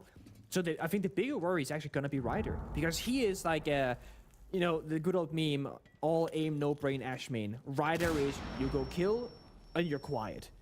So the fact that Ryder is 2 and 5 and not able to contribute as much as Misa, who's equally struggling, that's the worrisome sign for me. He's now in Deimos, he's playing a very important role. He's going to have to track the right players, try and take some gunfights confidently. But Ryder's also the kind of guy who all he needs is one big moment. Get him one good round with a 3K, he's going to be right back to where he left off. Yeah. And who knows, now that Fearix are on the attack, maybe we'll see that. Yunsan getting to work on the vert, everyone from D+ falling back into the basement, giving free reign for Fearix to figure out how they are to execute. Looks like it's going to be a church execute as Soldier drops down Mem. Now, Muzi having 2 keeper barriers in pocket really creates a fortress inside a church. Wait, this is a double push.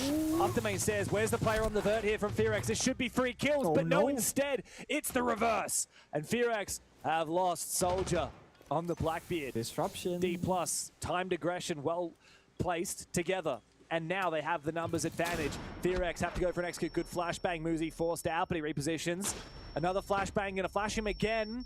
Fearix, though, dwindling in the numbers. Wookieman has to drop down, but he doesn't know where is safe. He doesn't know where is dirty. A player has snuck up the main stairs yet again. Good flag from Woogie and a big 2K from Ryder. He needs to push deep. There's Wookieman into the 1v1 on the bomb side, but he cannot find it before the timer elapses. D+ a 5th round on the board. Just one more round and they guarantee that they will be making it to stage finals.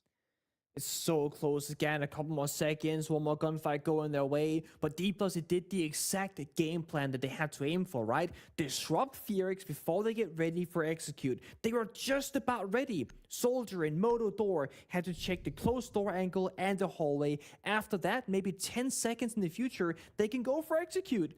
And what's the most important operator to clear right before is the information gatherer, the Blackbeard shield, because he's gonna say, hey, a player over there, oh, a player over there, and then Wookieman can make the call on how they're gonna deal with that.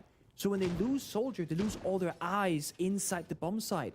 They also never really regained the main stairs control, the hallway control, so D+ were free to run around back and forth and just control so much of the main avenue of the basement site itself. As you said, they're 1 round away. They go to CCTV, they bring up the Clash, a classic stable pick for Nears. He loves playing the shields. Here comes, guys. Don't lose this round. 7. Oh my god. Niz, you do realize that this is going to be images that precede No unfortunate playoff events for if you you. fumble it from here. Because you could say the same thing straight back at you, Nears. You lose a round, any more rounds here. I mean, if they do not win any more rounds, then they are done, right? D+ just need one more, but to fumble it here would be so spectacular. VRX attacking Cash and CCTV with a Monty. I would back them in to win this. This is D+'s round to lose. I'm with you, but I'm also against you. The Grim and the Capital both bend away, and there's only 2 frag grenades on the attacking lineup. If you attack into Rafters, this could low-key be a bait. They have launch control with Castle Barricades, Toxic Babes, a Clash, and the Asami. It sounds easy on paper, but how are you gonna... What? Monty's dead. Monty just died on Garrett's door. Did he put down the shield with Clash and stun him and then go for the... He walked up the breach. Oh no, he walked Are you out the kidding breach, me? just killed him. That's disgusting. Soldier. That is That's such the a round. critical mistake. Yeah, I think it might be. Surely That the might round just is be done. playoffs. After that. That might be exactly what D+ need to get themselves into the top 4 here in APAC North. Nears, he's talking a lot of mad smack, but he's also being such a villain in this game. On that Clash, he's been deadly already in this round. Misa, 1-7, as Midi has found Yinsang peeking outside the building. What an aggressive play, and Fearex are just waiting, hoping that they can find a kill. Midi will go down. Imagine challenging with an SMG-11 on an angle like that. That's the confidence that DK have right now. Fearex have been given a kill, but it's barely an advantage. Yeah, I mean, look at the attack. They've been running around the building, back and forth on the rooftops, looking for a gap to be found, but there are no real gaps right now. They're back to where the round started, on Garrett's door, but without the Monty, and they lose another player. Musi stands up, cleans the head off Boogeyman clean. Ryder, Misa, outside, both on the roof, James. I know the platform of CCTV, they have to go absolutely huge. Yeah. Nothing you can do against a shot like that from Musi.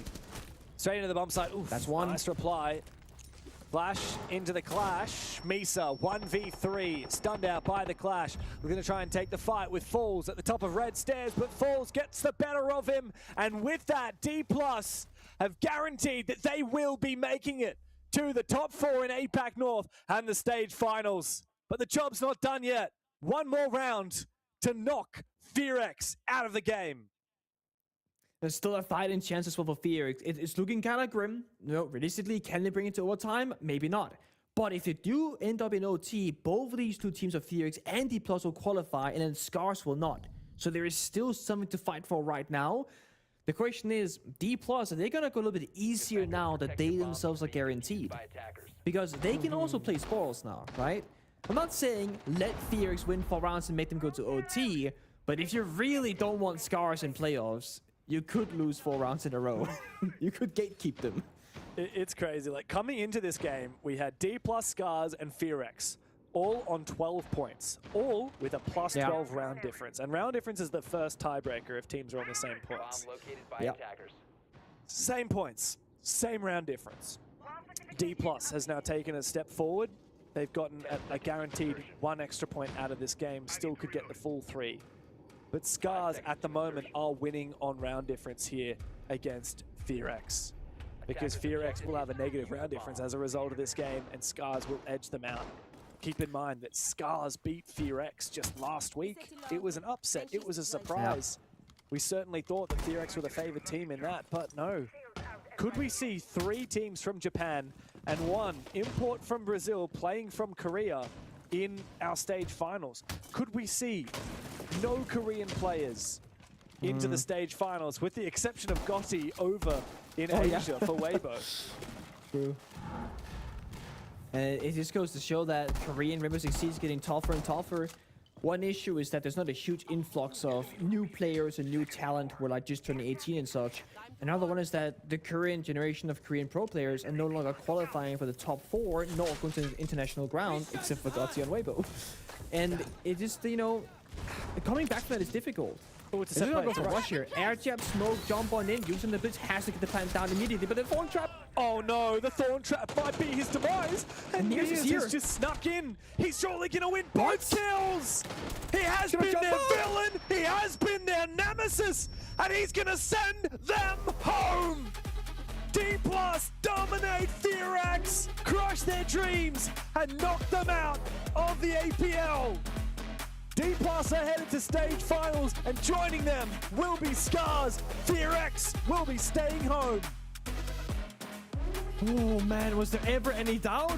Honestly, yes, D+, they were not guaranteed top 4 in this stage. This was a huge surprise to us, but when they have something to play for, when the stakes get a bit higher and they feel that pressure, that is when they stand up and they play to 100%. That was a decisive victory here on Clubhouse. And while they did have a slow, very opening round with Fearax taking it, after that, the 4 rounds in a row, it was just a different story for D+. What was promised to be the game of the day ended up being a very one-sided affair. And really, this just makes me think even more so how important the Scars versus Fearax game was last week. Look, if Fearax had taken any more points out of that game, then they would be going to stage finals. Like if Fearax had even gotten one more round against Scars, push it to overtime and still lost, they would be going to stage finals. But they fumbled the bag against CAG, they fumbled against Scars, and today they fumbled against D+ as well. Scars will be making it to the stage finals, despite having a bit of an up and down, topsy-turvy stage themselves. D+, of course, will be joining them in 3rd seed in this league. Actually, you know what? I think they've actually jumped up into 2nd seed behind CAG. It'll be CAG at the top of the standings, then Kiddertrope, and then D+, and then rounding it out, it'll be Scars. Fearax the ones to miss out today. Man, D+, it's great to see them back in form because it was a bit of a scary stage. They started with their hardest game up against CAG. They lost it. They didn't get any points from it. Today, though, they were more motivated than I've ever seen them.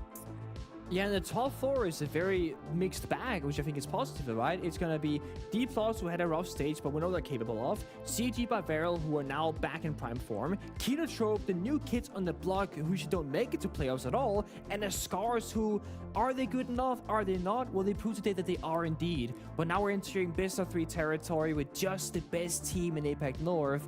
And I still can't help but feel a little bit here that CAG Barbarel should have a significant advantage because they've been the ones who've been undefeated, they've been consistent, and nobody's been close to their level. But it would be such a shame if CAG now falls short when they get to the final stage, that is playoffs. Yeah. Wow. It's been an up and down topsy-turvy stage for D+, but at the end of it, they get exactly where they want to be, and that's the top 4. In fact, the top 2. Let's go have a chat with Falls. Congratulations, my friend. You've made it. It was a long run all the way through the stage. You only confirmed your spot in stage finals in your final game tonight. Let's be honest, like, we expected you guys to confirm your spot a lot earlier. We thought that you would be really close with CAG, but this was a lot harder of a stage than maybe you might have expected. Yeah, hello guys, good night. Yeah, I agree with you. It's hard to speak about expectations, you know, like, but as everyone, I think we also expect a little bit different. But as I said in a previous interview, I truly believe that it's good to make mistakes right now. Of course, we made it on the top 4, so that's our goal for this first part. But it's good to make mistakes on this part of the tournament because I don't think you can allow yourself to make those mistakes in the playoffs. You know, so if there's any part of the tournament that we can make mistakes is right now, and we have the opportunity to fix it and be more prepared for the playoffs and EWC. Solid. I mean, we all know that from the previous interview, like you mentioned, you said that you guys are working a bit more about, working on adaptation on the fly, similar to what CG were also doing, actually. Going up against a team like BK Fearax, I know some of the players personally when I work with them. They can be a little bit emotional as players. We saw Nears, your teammate, get a little bit active in the in-game chat here, trying to taunt them. You are such a respectable player yourself, Falls, always being super kind and very nice. Meanwhile, Nears is getting very active. Is that something about trying to taunt Fearax? Is it about making them choke? Or is it just Nears being Nears?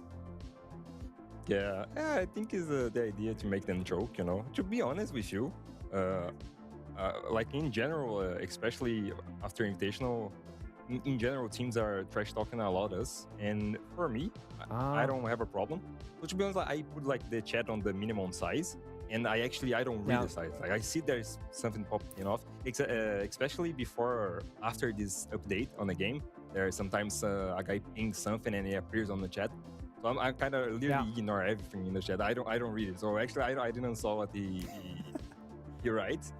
Oh, but yeah, I think the idea is to make like the enemy nervous, or sometimes even mad, because even if you are mad, you're maybe doing some mistakes inside the game. And of course know that, like you're so angry about like, oh, this bastard is fucking trash talking and you make mistakes. So I think his idea, like to be honest, I don't know. I don't know what he write. But yeah, I think probably worked. Yeah, for sure. Yeah, it definitely worked. Look, Niers was certainly feeding off the energy. I could see that. Yeah, he was. So, of course, next step, top 4, stage finals. I actually don't want to ask you about stage finals because I think I know what you're going to say. You're going to say, yeah, we really think we can take it. We've done this a million times. Yeah, right? I want to ask you, answer. I want to take a step forward. I don't want to take anything for granted, but if you guys do make it to the Esports World Cup, it's going to be in Paris. Now, it seems like only yesterday you went to Paris. Did you have a good time? You made top 12 at the 6 Invitational. Would you be excited to go back to Paris? Not just, of course, to go to EWC, but to actually experience that city that you've now been to at least once before? Yeah, to be honest, I'm kind of hyped. The both Paris experience I had was like both good experience in Invitational 2021 and right now in this last Invitational. And I kind of like French food, croissant and everything, even escargot a little bit. So yeah, we hope, and I hope to make it one more time to play one more good tournament in Paris. Yeah, one more good tournament. That sounds very ominous. You're not leaving us, are you, Falls? Nah. I hope not. Good. You're not allowed to leave yet, mate. We still have a lot of siege to come from you. I'm going to give you the mic. That was to cap off the group stage. It's our final game of the night. I want you to say goodbye to the group stage and, of course, your fans that have been following you and supporting D+ along the way. Yeah, was a up and down group stage. But I think I'm happy, we were able to fix a lot of things to find a lot of like small spots that can get us problem forward. So I think it was a good in general. And yeah, like one more time to say thank you for D+, as always, and for friends and family that are watching us, for being like we stay a lot of a big amount of the year. I don't know if the English is correct, but big amount of like time without far away from Brazil. And it's kind of rough, being away from friends and family. But they are always supporting us, like sending a lot of messages and watching all the games. So it's very helpful, and thank you all. And also D+ fans, they send a lot of like messages too, like in social media. So yeah, good stage. Thanks. And I hope to see you guys on more games in playoffs. Let's hope. Yeah, I'd be very surprised if we don't get to talk to you in the playoffs. We'll see you then, Falls. Enjoy your few days off, and we'll see you next week. Bye-bye, guys. Ciao. I just cannot get enough of that guy on the interviews. Like you said, it's quite funny, like the contrast between how nice and humble Falls is on his interviews, and then Niers being a little gremlin in the old chat. And he doesn't even realize because his chat is this small. Yeah, great time. Of course, we only had one MVP of the day. I actually haven't got a preview of who it is yet, but I think I have a sneaky suspicion. Hey, come on, who's our MVP of the day? Come on, show it to me. Hero. He's made it to the stage finals. Woo! It's Nina! And we can't even see his kills here, but what, he got 17 kills, I think, in his match earlier many today? kills. many kills. 235 EPS, utterly unbelievable 6 multi-kills, and 100% KOST every single round. He's having a big impact. Nina was the star of the show against Trippy, and this was such an important game. Pengu, if Scars hadn't won this in regulation, then FearX would be going to the stage finals, and Scars would be missing out. Oh, exactly. I mean, the thing is, I think you should look at this match and go, they only won because Nina was popping off. But to be completely honest here, even if Nina hadn't gotten all these mid-round kills and early openings, the rest of Scars was right there to back him up and working together with him. And I think that Scars, they're a team, because they had wrecked Nina for such a long time, they understand that when someone's having a pop-off day, you give them space. You want this gun? You play that operator. You want me to hold an angle for you? I'll hold that angle. They will let their star players shine and just work around them.